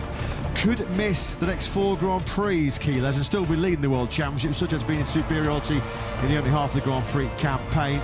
He was 104 points clear, or he is 104 points clear of Brian Uriarte coming into this British Grand Prix, but it's a right collarbone fracture which sees the World Champion Quiles absent from this British Grand Prix. Yeah, he has already undergone surgery on that right collarbone in a hospital in Madrid earlier on today. The Aspar team posted a video or a photo of Max in a hospital bed watching the earlier Moto2 race. And Max, like us, will have certainly been entertained by what he saw. We wish Max all the very best, because the runaway World Championship leader and Moto3 is certainly much more entertaining when Max Quiles is a part of it. So we hope to see him back at Motorland Aragon in 3 weeks' time. As you mentioned, there won't be an awful lot of damage done to his World Championship lead today, given that it is north of 100 points, but an opportunity for the rest of the Moto3 field, including the man we're on board with, Brian Uriarte, to potentially win in his absence today. Well, while the cat's away, will the mice play as we see Quiles then sidelined through injury? Shame for Max Quiles, 10 podium finishes in the opening 11 Grand Prix, 104 points clear after 11 races, the biggest in Moto3 history. But with no Quiles, who will step up to the plate and be in victory contention here around Silverstone. Ogden then from pole position despite 2 crashes this weekend, both at the same corner. He was down on Friday morning at turn 3. He took a tumble on Friday afternoon also in the village corner. But when he's been upright, he's been incredibly fast, has Scott Ogden. He was a front row starter, or due to be a front row starter here, of course, in front of his home crowd 3 years ago, back in 2023, but unfortunately stalling on the grid at the start of the warm-up lap, eventually finishing 17th from the back of the grid. Let's hope there's no pre-British Grand Prix drama for Scott Ogden. his compatriot Eddie O'Shea. Well, he qualified in 15th place yesterday, but of course he will be moved up into 14th spot on the grid with the absence of Quiles. Eddie O'Shea, good news for British fans as well, confirming as part of his home Grand Prix here this weekend, the grid racing Honda rider will be with Michael Laverty's project next year. O'Shea, who's born and bred, about 50 miles away nearby Leicestershire, confirming he'll be with MLav in 2027. Yeah, Max Quiles absent then through injury. He is not the only injury absentee here this weekend. There are quite a few of them. We have Riche Moody absent through injury at Code Motorsports, broken left hand which he suffered at Assen, so he's absent today. Leonardo Abruzzo steps in for him. Zen Mitani is also absent through injury. His place has been taken by the Thai debutant Kiatisak Singapong. Keep an eye out for him on the number 85. And we also still have David Munoz absent through injury. It's another David who replaces him. It almost is a requirement to be riding for the intact squad.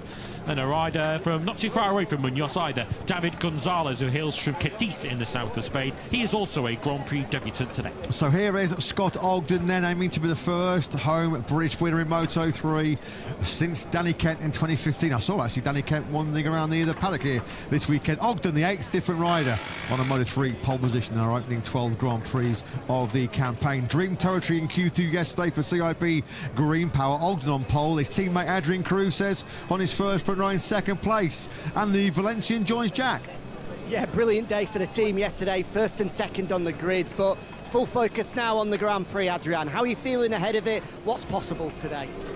Yeah, I'm super happy with the work we did yesterday with the team, and now the race is gonna be a long race with the drop of the tire, but I think will be a big group with the win.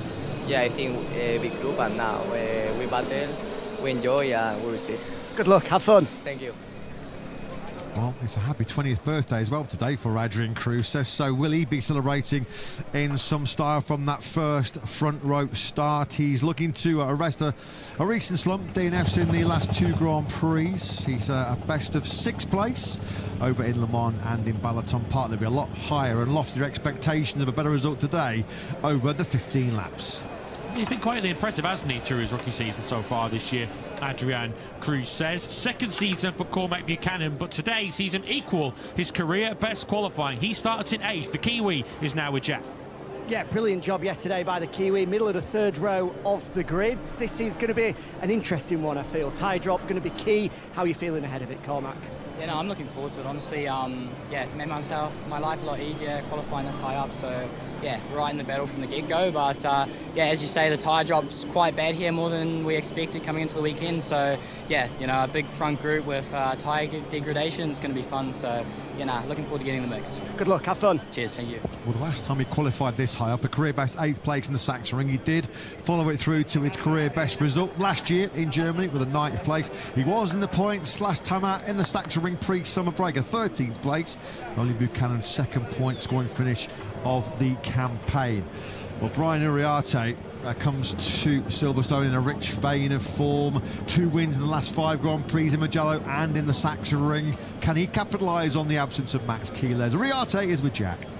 Yeah, 1 place further up, 7, front of row 3 for Brian, and as you say, in great form at the moment. I'm sure you enjoyed the summer break off the back of that German Grand Prix. Feels as though this could be a long race, but you've looked excellent all weekend. How are you feeling ahead of it? Well, I'm confident about today's race. Yesterday in FP2 we were pretty strong, so yeah, we will try our best and see if we can do it. Good luck. Thank you. Uriarte is a serious emerging talent, isn't he, in the Moto3 current crop. 3 podiums in the last 5, including those 2 wins, top 6 in the last 5. It shows you how strong the Red Bull KTM rider has been of late, particularly in qualifying. 7th place, not exactly a poor result yesterday in Q2, but it's his lowest qualifying in 6 Grand Prix since Catalonia. And of course, ultimately on occasion he was disqualified from the results, but he has climbed up to 2nd in the World Championship. Alan Bronick, well, I'm sure he's still pinching himself after yesterday's brilliant Q2 performance. Ogden on pole, Cruz says 2nd. The CIP Green Power boss joins Jack. Yeah, I imagine the heart rate is just starting to go a little bit fast, Alan. We've just heard from Adrian, who's confident of his chances, but there are a lot of people here today hopeful that Scott can put a smile on some British race fans' faces. can you give them some confidence going into it? No, what I can say is Scott do a really good job, and Adrian also. And we hope the start was good and we can stay in the good group. And you know, we have to save the tire until the end and try to stay in the good group for fight. Good luck. Thank you very much. Yeah, thanks, Jack. Yeah, the best of luck to all those connected to CIP Green Power. What an opportunity they have for a top result with both their riders first and second on the grid. Last time out in Germany, Hakim Danish did find himself flying away from the front row. Didn't work out for him on a Sunday when he dropped from 3rd to 12th at the end of that pretty hectic German Grand Prix. Here is Cormac Buchanan, the 19-year-old Kiwi. You just heard him speaking to Jack, and as he said, giving himself a lot less work to do, starting from an equal career best 8th place. Let's see what Buchanan can do from that 3rd row. Saw there with his gesture to the team, exactly what he's thinking, eyes only forwards. So too Joel Kelso, who starts from 10th on the grid, had to come through qualifying 1 yesterday, did the grid MLAV rider. Of course, crashed out of the lead of this Grand Prix here last season, so perhaps a bit of a score to settle with Silverstone for Joel today. Yeah, leading on lap 4 when he bit the dust here last year, wasn't he, Kelso? He has qualified top 10 now in 10 of our 12 Grand Prix so far this year. Still looking for that first big breakthrough result, isn't he, on the grid Honda machine? Is today going to be the occasion for the 23-year-old Australian? Alongside Kelso on that 4th row of the grid, that now revised 4th front row of the grid. It was due to be Max Keeler's, the World Champs leader, slotting in alongside Kelso. That is now an 11th place occupied by Ryusai Yamanaka, the most experienced campaigner in Moto3. And of course, the reshuffled grid does see Joel Esteban for Level Up MTA now slot in alongside Kelso and Yamanaka on that 4th row.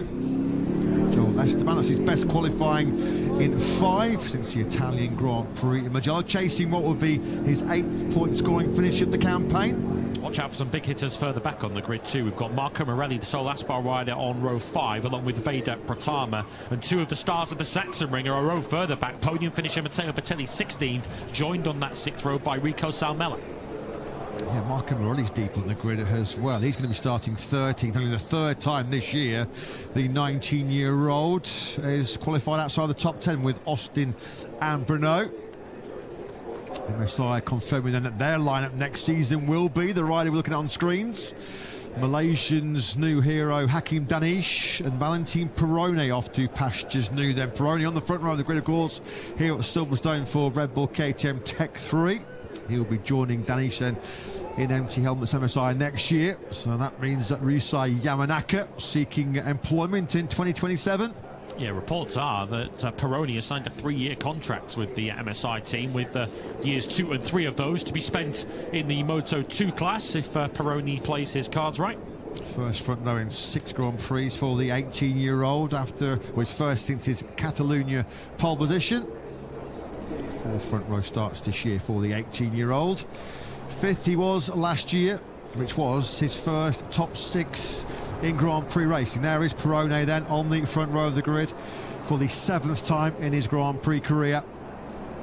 What can he do about the CIP Green Power pairing ahead of him? Cruz is on the front row for the very first time in his career, and just the 4th British rider in British Grand Prix history here at Silverstone. It's Scott Ogden on pole position, dreaming of home success here in Great Britain.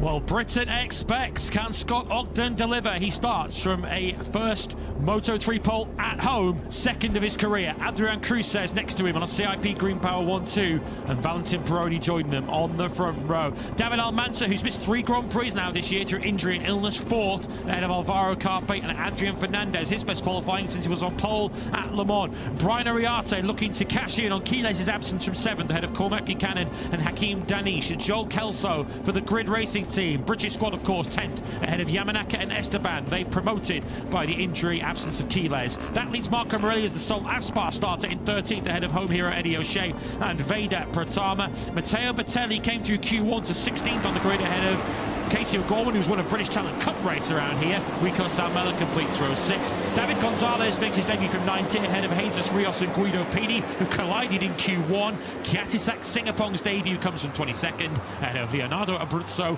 Leo Ramostova and Nicolo Carraro, who starts in 25th and last on the grid, has won 2 of the last 3 British Grand Prix here.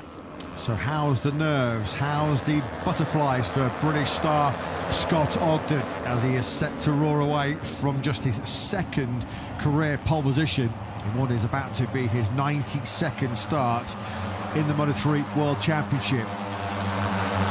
Nicolo Carraro just is having a bit of a shocking time at the moment. He's qualified 26th, Carraro, in 3 of the last 4 Grand Prix, and he won't thank me for reading out this stat. He's the only full-time rider on the grid this year, Carraro, that's not yet scored a single point in our opening 11 Grand Prix. 231 points collected by Max Quiles. There'll be no addition to that tally in this upcoming British Grand Prix, as he's absent with the broken right collarbone suffered in the nasty Q2 crash yesterday.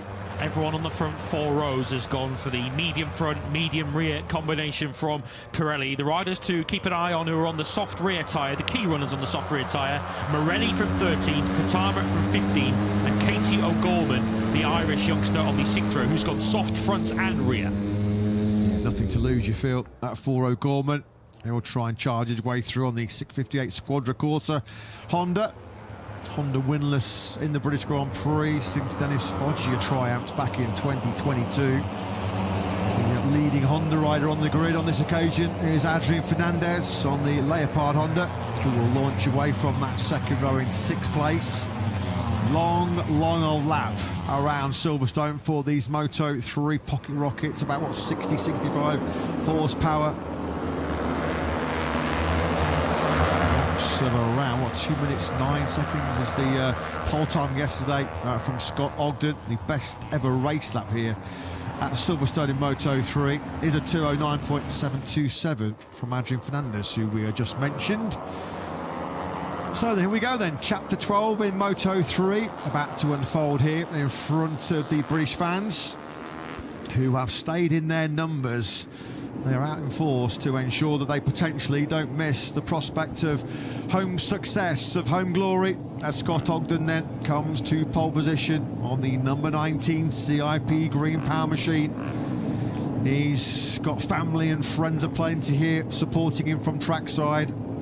So far he has been able to handle the home race pressure with aplomb. But this is the big point of the weekend. This is where it really matters on a Sunday afternoon when there's 25 World Championship points at stake. Ogden then going away from pole position here in front of his home crowd. Lights out, we're racing in Moto3 here in the Battle of Britain. What a start from David Almanza on that 2nd row of the grid. He's already going to get ahead of Adrian Cruz. He might actually get ahead of Ogden as well. Almanza flying at the start of this British Grand Prix on the 22 bike. He drops across the nose of Ogden. Almanza then from 4th to lead. Yeah, I wonder whether the 2 CIP riders just got both pole stars, because look at Carpe also from the 2nd row straight up into 2nd place, and that's Peroni being hung out to dry on the outside. He's going to come out of the loop in 5th. CIP Green Power versus CIP Green Power through 3 and 4. Oh, as Cruces. Well, that was aggressive, wasn't it, by Carpe? He picked up there, was it Peroni who picked up Cruces, who then in turn picked up Ogden. Ogden got hung out to dry there, didn't he, going through 4? Yeah, I think he's sort of 7th or 8th now. Look at the riders that have passed him. I think that's Uriarte, who's also ahead of him. That's Adrian Fernandez also, who picked up some of the pieces there to go past Peroni. He's up into 4th. Yeah, Ogden's pulled the parachute here. He needs to get his elbows out. He needs to start getting aggressive, because he has dropped already 6 places from just that 2nd career pole position. It has not played out as Ogden would have hoped so far, nearly part of his home Grand Prix. Down 6, pole to 7th. Yeah, look to get Almanza's start again. There's Uriarte making early progress with Almanza bolting clear. Uriarte has got no time to waste here as he takes 5th from Peroni.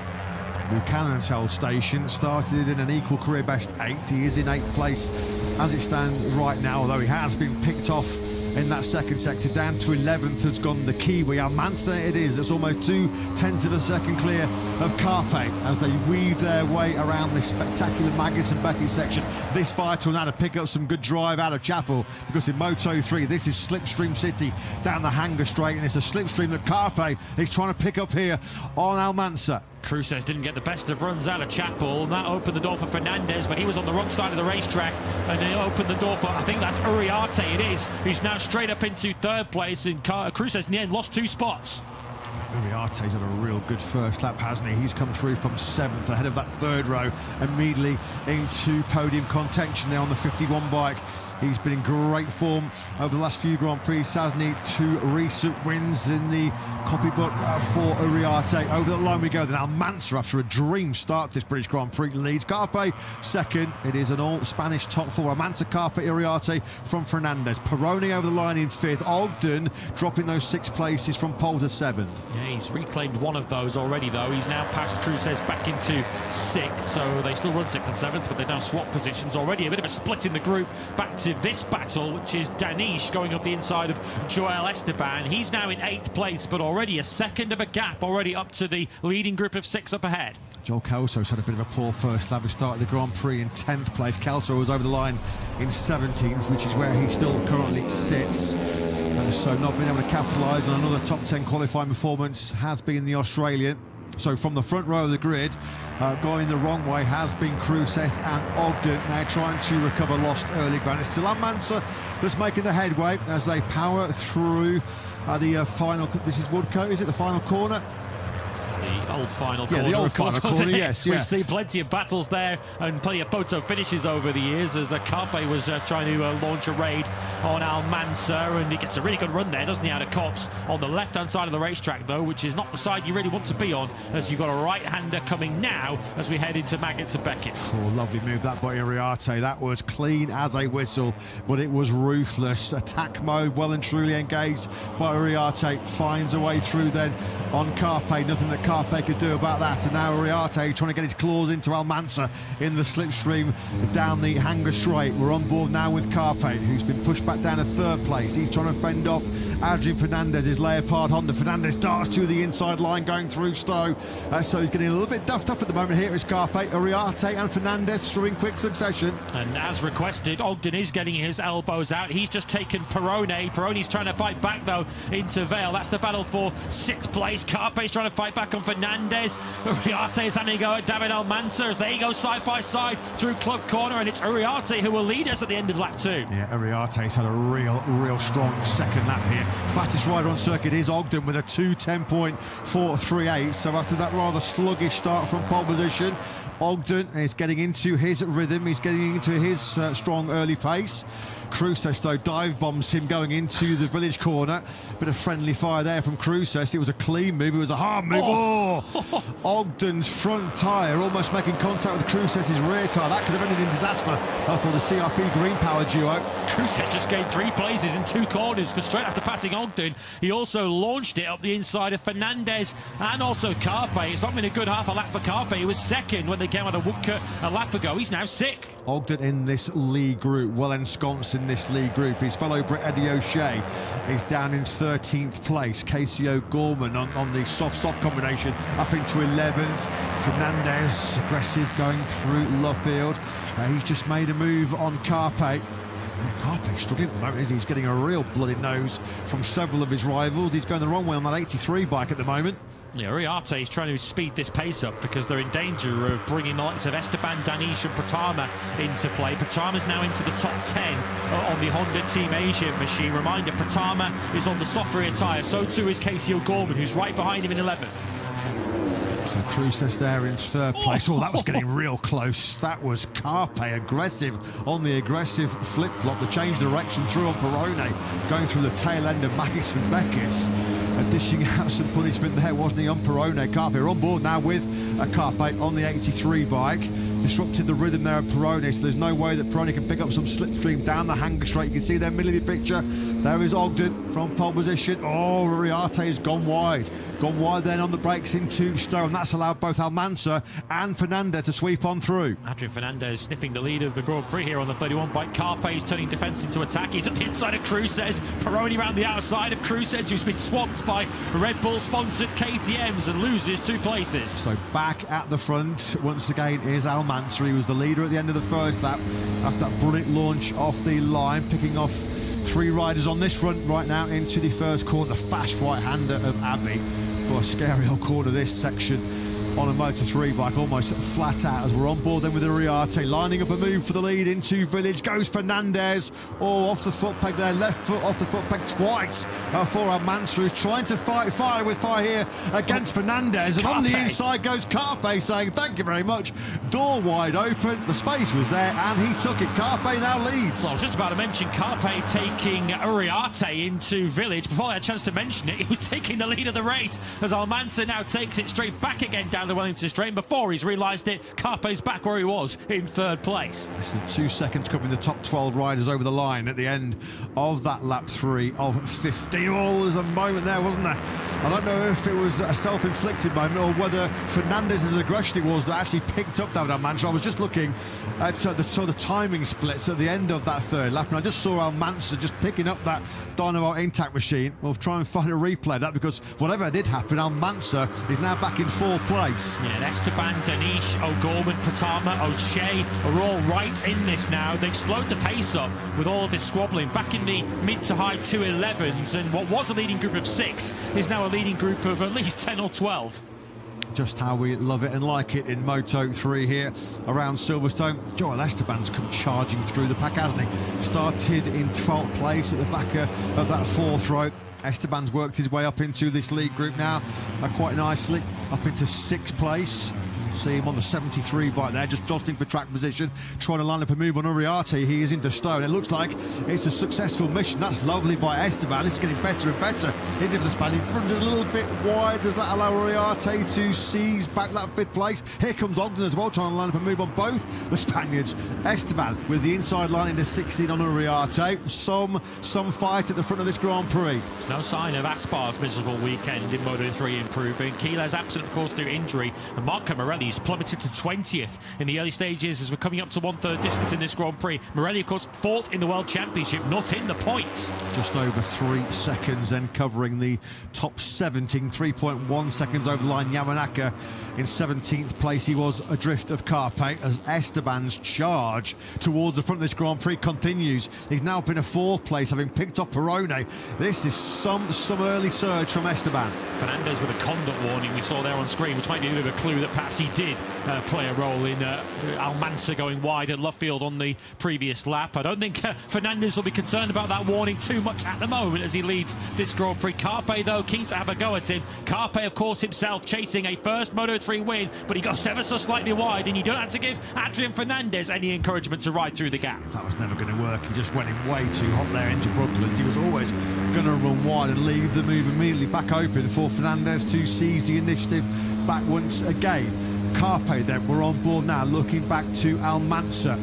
Fast and frenetic as always here in Moto3 in Silverstone. Uriarte now is back up in the 4th place, albeit briefly because Esteban has already muscled his way back somehow into P4.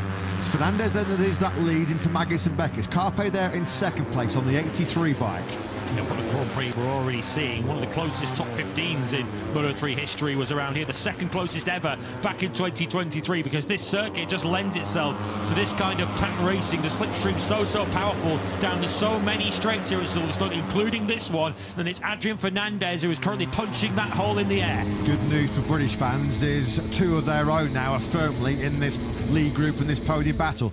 Ogden still in 7th place. Oh, Fernandez gets rubbed out to the paintwork there. Almanza and Carpe go through the slipstream, paying big dividends there on that long run down to Stowe. Here comes Esteban now trying to find a way through on Carpe as well. Almanza it is then that's back at the front. Yeah, it's pass or be passed. I think there was a collision further back, and it was. And that is Cruces on the floor. There were 3 of them going side by side into Vale, and it's Cruces who comes out the wrong side of it. And that's going to be a 3rd successive DNF I think Danish is down with Cruces.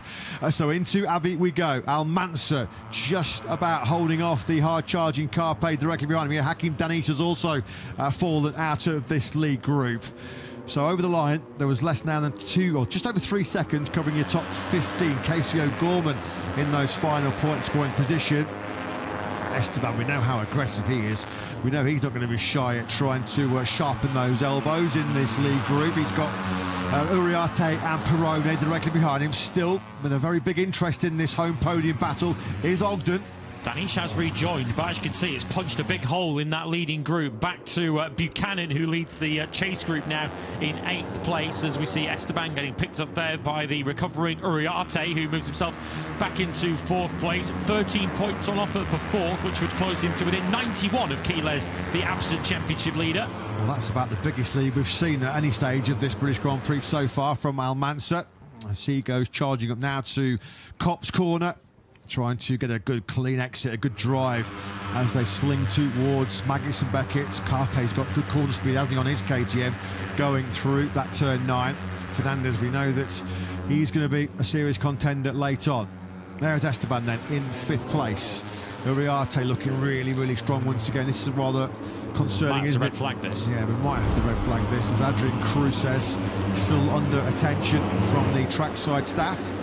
Yeah, so look into the back of the picture. Yeah, it's O'Gorman, I think, who runs into the back of Cruces, and Danish is unaware of what's happening, and fortunately there, Cruces flies into the side of Danish, so he does ultimately go down, but kind of an innocent party in all of that. No sign at the moment as they're now into Stoke Corner, and of course next corner is Vale, where Cruces was being treated of a red flag, so it looks like we are good to go. It was a nasty one, a real nasty landing, wasn't it, for Cruces? You feel there that maybe there's a wrist or a collarbone issue as he landed heavily into turn 16. Oh, no, Ogden's gone down. Well, it's been a horrendous, 90 seconds or so for CIP Green Pound. That's the mother of all high sides for Ogden, on the power coming out of Club Corner. So with Cruces out of podium contention a couple of laps ago, now Ogden almost sends himself to the moon. There's going to be no fairy tale home podium from pole position here for Scott Ogden. That was huge. Yeah, he's on his feet, as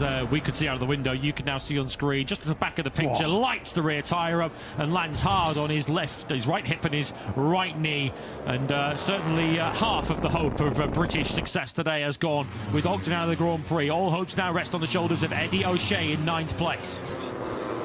A super Saturday for CIP Green Power, 1st and 2nd in Q2, but a sorry Sunday for Alan Bronick's squad, as in quick succession Cruces and Ogden crash out of podium contention. That has now left this league group then, which features Almanza, Carpe, Fernandez, Uriarte, Esteban and Perrone. Doing some serious hard work to get himself to the head of that second group once again is Matteo Bertelli, who we know has always got great race pace. Qualifying not exactly Bertelli's forte so far this year. He's come from 16th onto the fringes of the top 6. Casey O'Gorman has been given a long lap penalty for causing the crash, the first of the 2 crashes we've recently seen. Of course, the crash that took out Cruces. O'Gorman is running in 13th place. That long lap penalty will take him out of the points.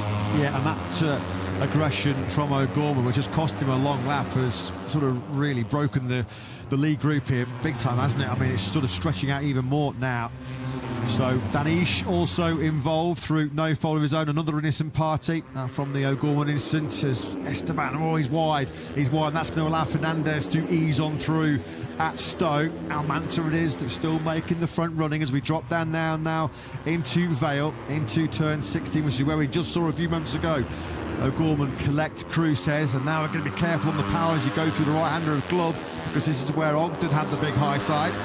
Past half race distance now, that is 7 of 15 completed. We're now on to lap 15 of this British Grand Prix, as Carpe has half a look at the inside of David Almanza leading this race. 22 leads 83. Uriarte, of course, a Grand Prix winner, beating his rookie teammate, his teammate to it, and he's now passing his teammate. Uriarte versus Carpe side by side, but the 83 is not giving that up without a fight. Yeah, and Carpe knew there that he'd have the inside line crucially going through turn 4, the loop. They'll keep it bank left and now through Aintree. This is turn 5. Crucial to get some good acceleration now onto this Wellington straight. Easy to let yourself into the clutches of a rider behind you for a move into Brooklands. Almanza just a little bit out of shape as he was on the brakes into that turn 6. Not enough out of shape though to yield the lead. So we've got KTM's 1st, 2nd, 3rd, 5th and 6th, and the sole Honda of Fernandez in that leading group. Good to see that Danish is okay, who was kind of on the outside and nowhere really to go in the midst of all of this, as he had Adrian Cruces quite literally flying through the air towards him. We hope that Cruces hasn't had any serious injury done there. There you can see on top of the picture on the outside, so after surviving that, he then crashed on the way out of Vale and through Club, and that was where Danish dropped to the back of the field. Looked like his teammate Yamanaka did a really good job there to avoid him. Hard to really digest and process exactly what did take Danish out of that Grand Prix, because it was all instigated by the O'Gorman Cruces incident just ahead of him. Yamanaka then in 8th place.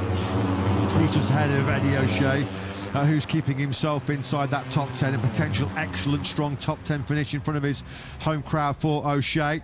The lead group jostling for position at the end of the Hanger Straight. It's still Almanza that will hold the lead into Stowe. That's a real strong overtaking hotspot gone for Carpe in 2nd place. Another one coming up as we drop down into the chicane. Yeah, forget a look at Eddie O'Shea. You'll like the look of his special home race livery that he's running today for the British Grand Prix. O'Shea confirmed, as we mentioned before the start, for 2027 with the Grid Racing squad. He's in a big battle with rookie Sal Mella and Eddie O'Shea's own teammate Joel Kelso too. Pratama in that battle too, as we see Colin Vire, former Moto3 star, waving in support of Alvaro Carpe and Brian Ariarte, his IO teammates. Just for confirmation, O'Gorman has served his long lap penalty. It cost him about 2.5 seconds on the 658 squad records machine. He is still circulating inside the point scoring places. So Gorman then now has returned to the circuit in 14th spot, back at the front. A lead group of 6, which were covered by less than 3/4 of a second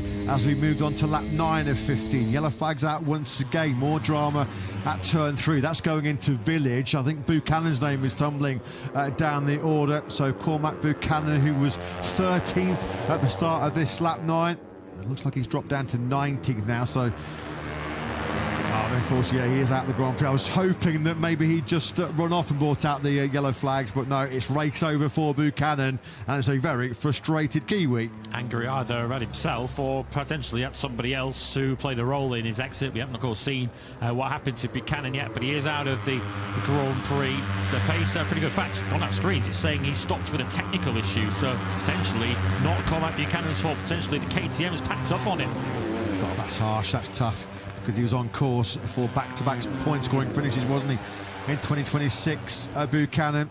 So understandably venting his frustration with the technical issue, which has denied him the chance to fight for the top 10. He was in the thick of that battle, actually, for 7th, all the way up to Matteo Vitelli, the Italian, who is still in 7th place, as Carpe going another long way around, potentially on the run down to Stowe. And that's left the door wide open for Adrian Fernandez, who just says, well, thank you very much. If you're going to leave the door that ajar, I think I'll fire straight on through. A bit of a twitch there on the power, wasn't there, for Fernandez, with lean angle on the exit of Stowe, and that's going to leave him open to attack from Uriarte. Brilliant couple of corners this from Uriarte as he moves through on Carpe and Fernandez. Yeah, the IO teammates potentially about to do a number on Fernandez, who was briefly 2nd. He's now 4th. Carpe back through on the way through Club. They do need to be slightly careful as Almanza sets the fastest lap of the Grand Prix, bettered by Uriarte. Has to do it too, because Almanza in danger of opening up a bit of an advantage as they all fight behind him. Look close there. Looked like there was a bit of contact almost avoided. I'm not sure it was Carpe or Perrone further back in this top 6 battle as Carpe sends it from a long way back on Fernandez going into turn 3. Well, that's Village. Nothing that Fernandez could do about that. Oh, Carpe got the elbows out big style there. He just picked up his KTM and threw it in the direction of Adrian Fernandez. It was effective, don't get me wrong, but Adrian Fernandez will not thank Alvaro Carpe for it, as he now sits in 4th place and might come under further pressure yet here from Esteban, as it's IO versus IO up ahead, and it's Carpe back in 2nd now. You can see against this armada of KTMs how hard Fernandez is having to work to keep his Leopard Honda in the hunt here at Silverstone. He was all out of shape on the brakes going into turn 6. Thought Esteban was going to send it on the inside of him. Fernandez, though, did resist. This is the battle for 2nd place. You can just see there, he's about to tip it into the fast right-hander of Copse. That is dual race leader Almanza, who just, identical lap times really by Almanza and Uriarte.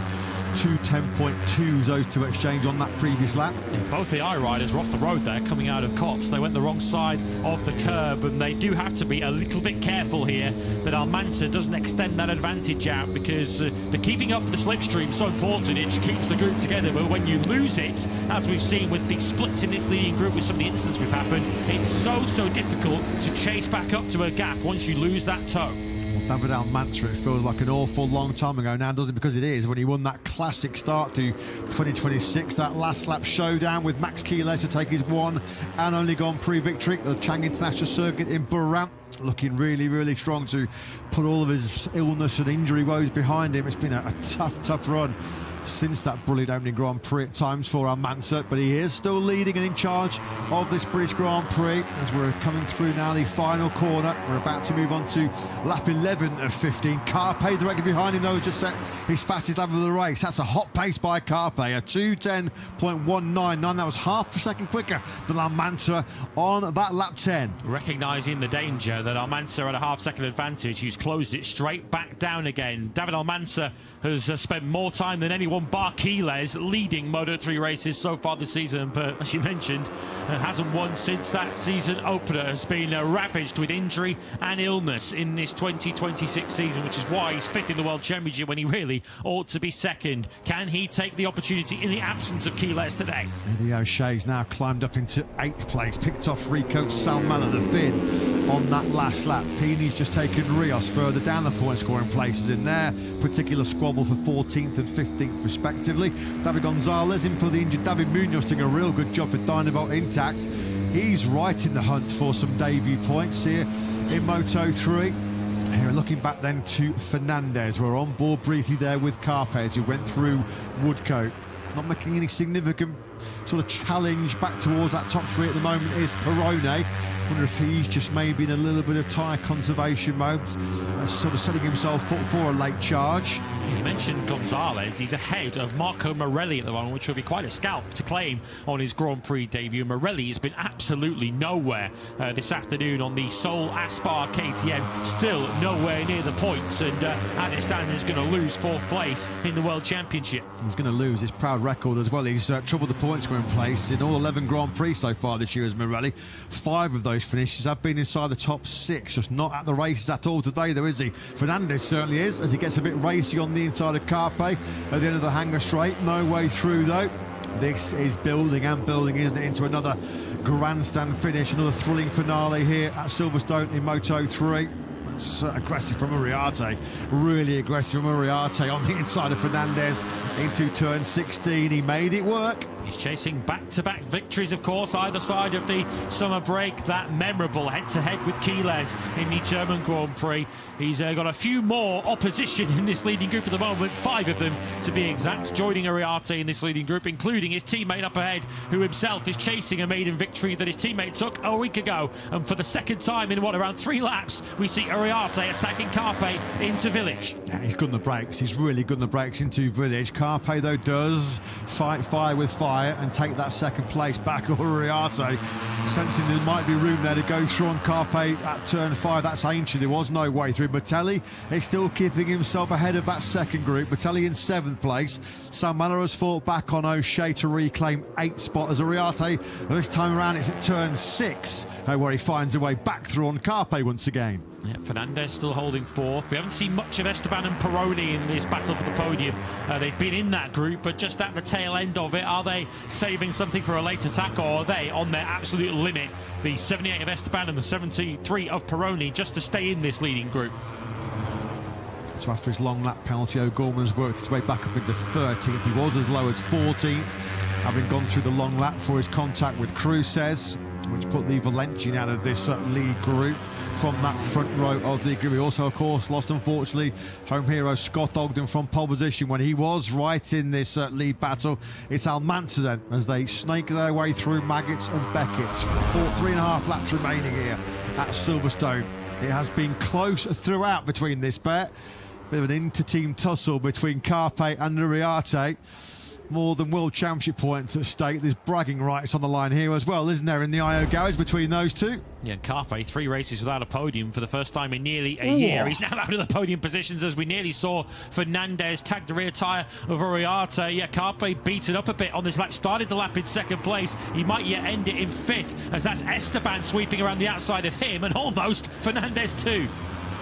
He does not lack aggression, does he, Joel Esteban? If you're going to pass him, you better make sure you make it stick, because you know at the very next corner you're going to be seeing Joel Esteban's front tyre. He's still right in the battle for the victory here. Fourth place, and now goes Esteban. It's still Almanza, though, that leads. Now this pressure is starting to build from Uriarte behind him. Uriarte, here he goes, he's attacking. This has been his favourite overtaking move. He's been so good on the brakes since that tight turn 3. Uriarte then into Village, takes the lead from Almanza. Carpe at the back of that group is still trying to defend. Oh, you don't go out there, Joel Esteban. Touched the very scorched grass here at Silverstone, and that's dropped into the back of the leading group. He'll be happy and relieved that he's still upright on that KTM, and weaving left and right all over the shop at the moment is Fernandez.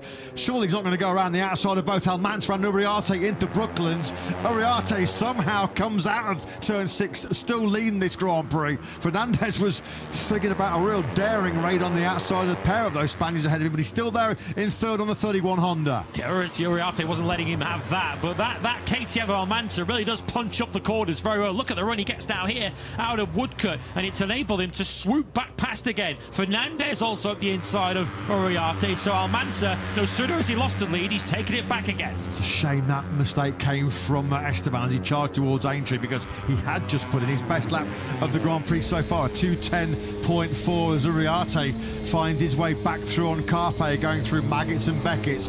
You have got to be bold. You've got to have some confidence to make a move through this spectacular high-speed sweep around Silverstone. A talent that Uriarte is blessed with, and some. It's almost a high-speed game of chess, this. They're going to have to try and position themselves as best as possible. Do you want to lead onto Hangar Straight on the final lap, might be the question. Almanza looks like he's got the top-end speed. They're leading on to Hangar Straight. He can still get to the other end of it to Stoke Corner ahead. I'm not so sure the others can. Esteban, having cleared the dirt off that Pirelli rear tyre, is starting to work his way back into this heated podium battle as Perone gets sucked in hot into turn 16. Esteban looking ahead of him, hoping that there's going to be some big tussling ahead of him, because it's going to drag him right back into contention. We have 2 laps to go here.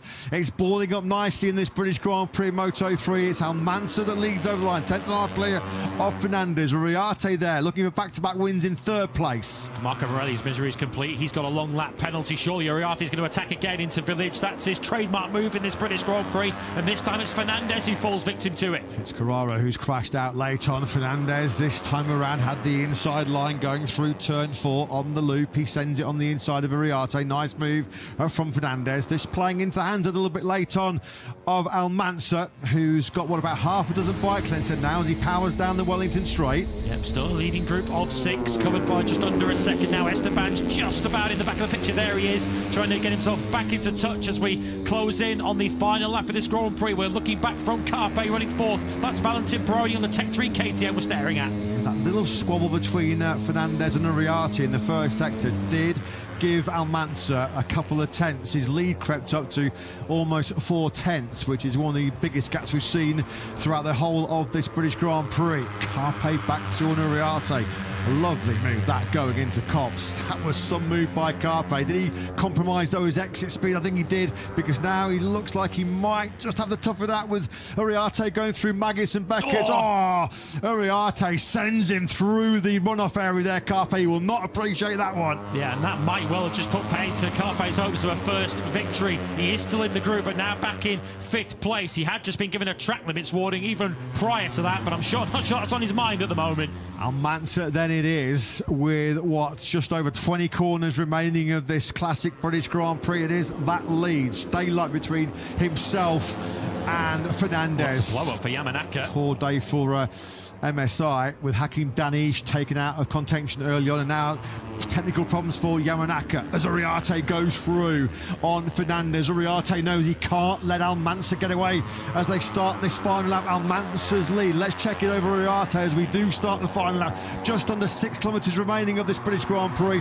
It is 4 tenths advantage for Almanza. Fair play to Almanza. He's just put in his best lap of the Grand Prix, a 2:10.251. What have you got those behind him? Peroni also set his personal best in 4th. That's about to become 5th, and this is also good news for David Almanza as Adrian Fernandez tries to do the Uriarte trick on Brian Uriarte into Village Corner. The 51 though holds on to 2nd.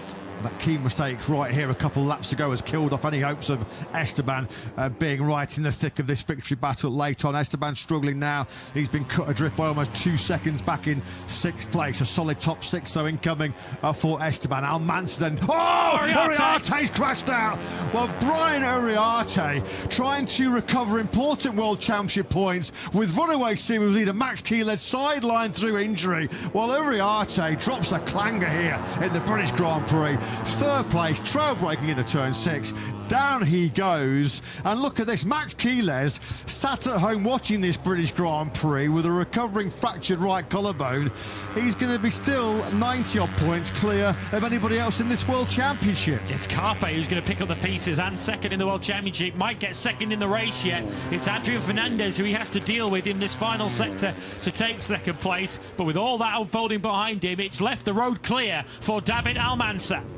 I have to say, in Uriarte's defence, mistakes have been few and far between from the exciting Spanish rookie so far this year. That is going to be his first DNF of the campaign, and it has played into the hands of Almanza. Surely he's going to win for just the 2nd time in 2026. Who will win the battle for the final 2 places in the podium? Oh, there's a moment there, wasn't on the front end for Fernandez. You could see his foot peg. His foot was off that left foot peg, and now he might be losing the podium. Carpe comes through to 2nd. Peroni's going to have a go too. Peroni launches up the inside, and Fernandez is nudged off the podium. So after all the late drama, Uriarte crashing out of contention on the final lap, it is David Almanza who is going to win the British Grand Prix in Moto3 here at Silverstone. It's just his 2nd ever Grand Prix victory, his 1st since the opening round at Thailand over in Buriram. Congratulations to Liquimoli Donovo intact. David Almanza, having had a nightmare spell at times this season through illness and injury, is back with a bang after the summer break. Almanza takes it by over 7/10 of a second. Carpe does win the battle for 2nd. Peroni from the front row of the grid, he starts and finishes that British Grand Prix in 3rd place. It's Adrian Fernandez who just misses out. He was briefly 2nd, wasn't he, with 2 or 3 corners left there, the Leopard Honda rider. It's an excellent 5th place for Joel Esteban, a top 6, a season best result for Grid Racing Honda rider Joel Kelso, who came from a long way back. I think Kelso was about 16th or 17th in the early laps. Cracking ride by Kelso. Sal Miller is 7th. A top 10 in front of his home crowd for Eddie O'Shane, 8th. Top 10s for Pratama and Batelli. Points for Rios. O'Gorman is 12th after his long lap. Pini Gonzalez on his debut. Top ride by David Gonzalez in for the injured David Munoz. And Singapore also 2 debutants in the point scoring places. Top jobs. Brian Uriarte left to contemplate and ponder just what might have been. He's able to remount that crashed Red Bull KTM machine. He ultimately takes the checker flag in 19th. No points today for Uriarte.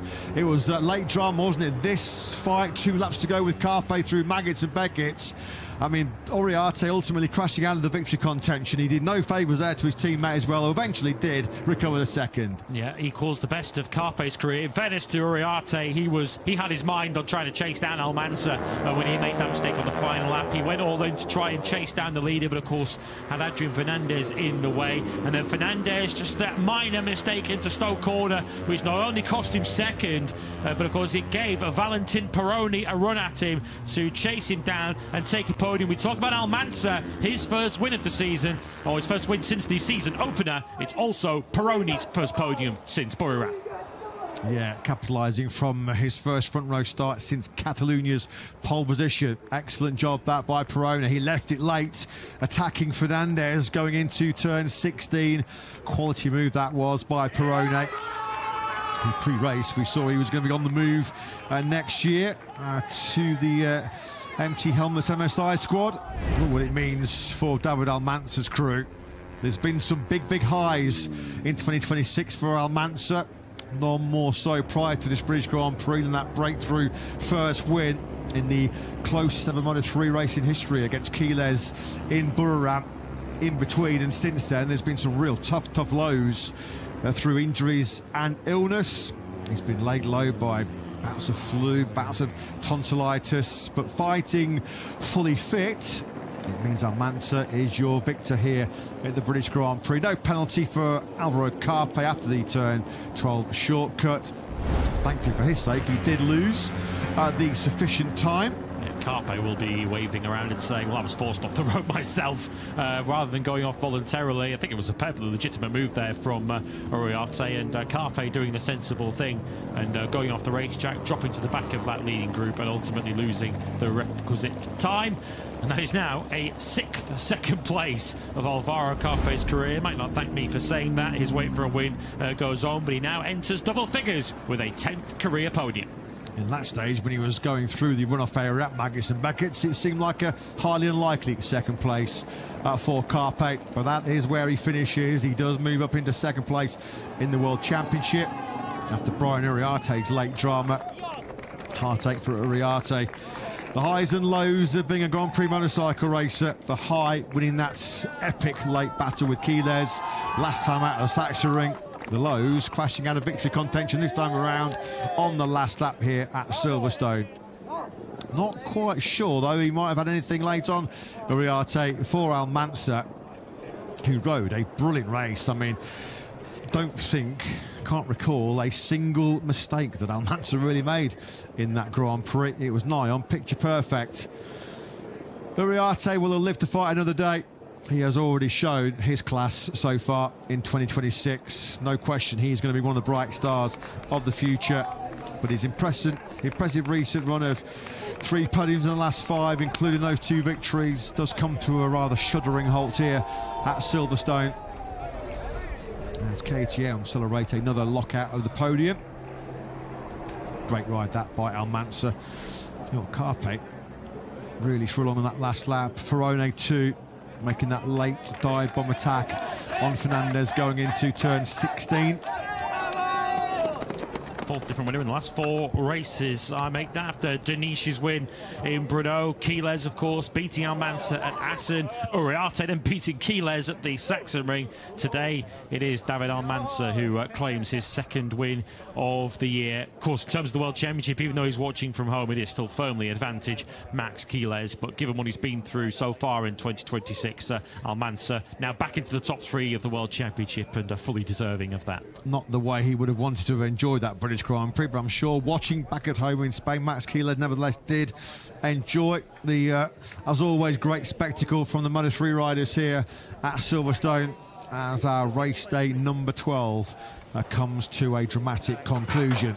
Oh, Adrian Fernandez will be frustrated. He will be really frustrated, losing the podium with 3 corners remaining as he was looking for what would have been his first podium finish, of course, since all of the controversy surrounding the Leopard Racing team and their technical infringements in the early part of the season, which saw Fernandez lose all of his results in the opening, 6 Grand Prix. His best was a 4th place since in Mugello. It's a 4th place here, unfortunately, today for Adrian Fernandez. But it's a big day for Almanza, a real big day for the championship as well. He moves up 2 places from 5th into 3rd. It's been a good weekend for Peroni, hasn't it? Fastest on Friday, a 2027 contract in his pocket on Saturday. He's moving across to the MSI team for 2027. And a first podium since the very beginning of March for him on Silverstone Sunday. We're about to hear from him very, very shortly then. Peroni, the 18-year-old, starts and finishes the British Grand Prix in 2026 in P3. Great job by Peroni. Let's get his thoughts with Jack. Valentin, brilliant job. The records will show started 3rd, finished 3rd, but plenty happened in between. Talk us through the race, and in particular, that move on that last lap to get the podium. Well, it was a really hard race. The pace was super fast, and I was in the limit. I was crashing all the time, fighting to don't lose the group, and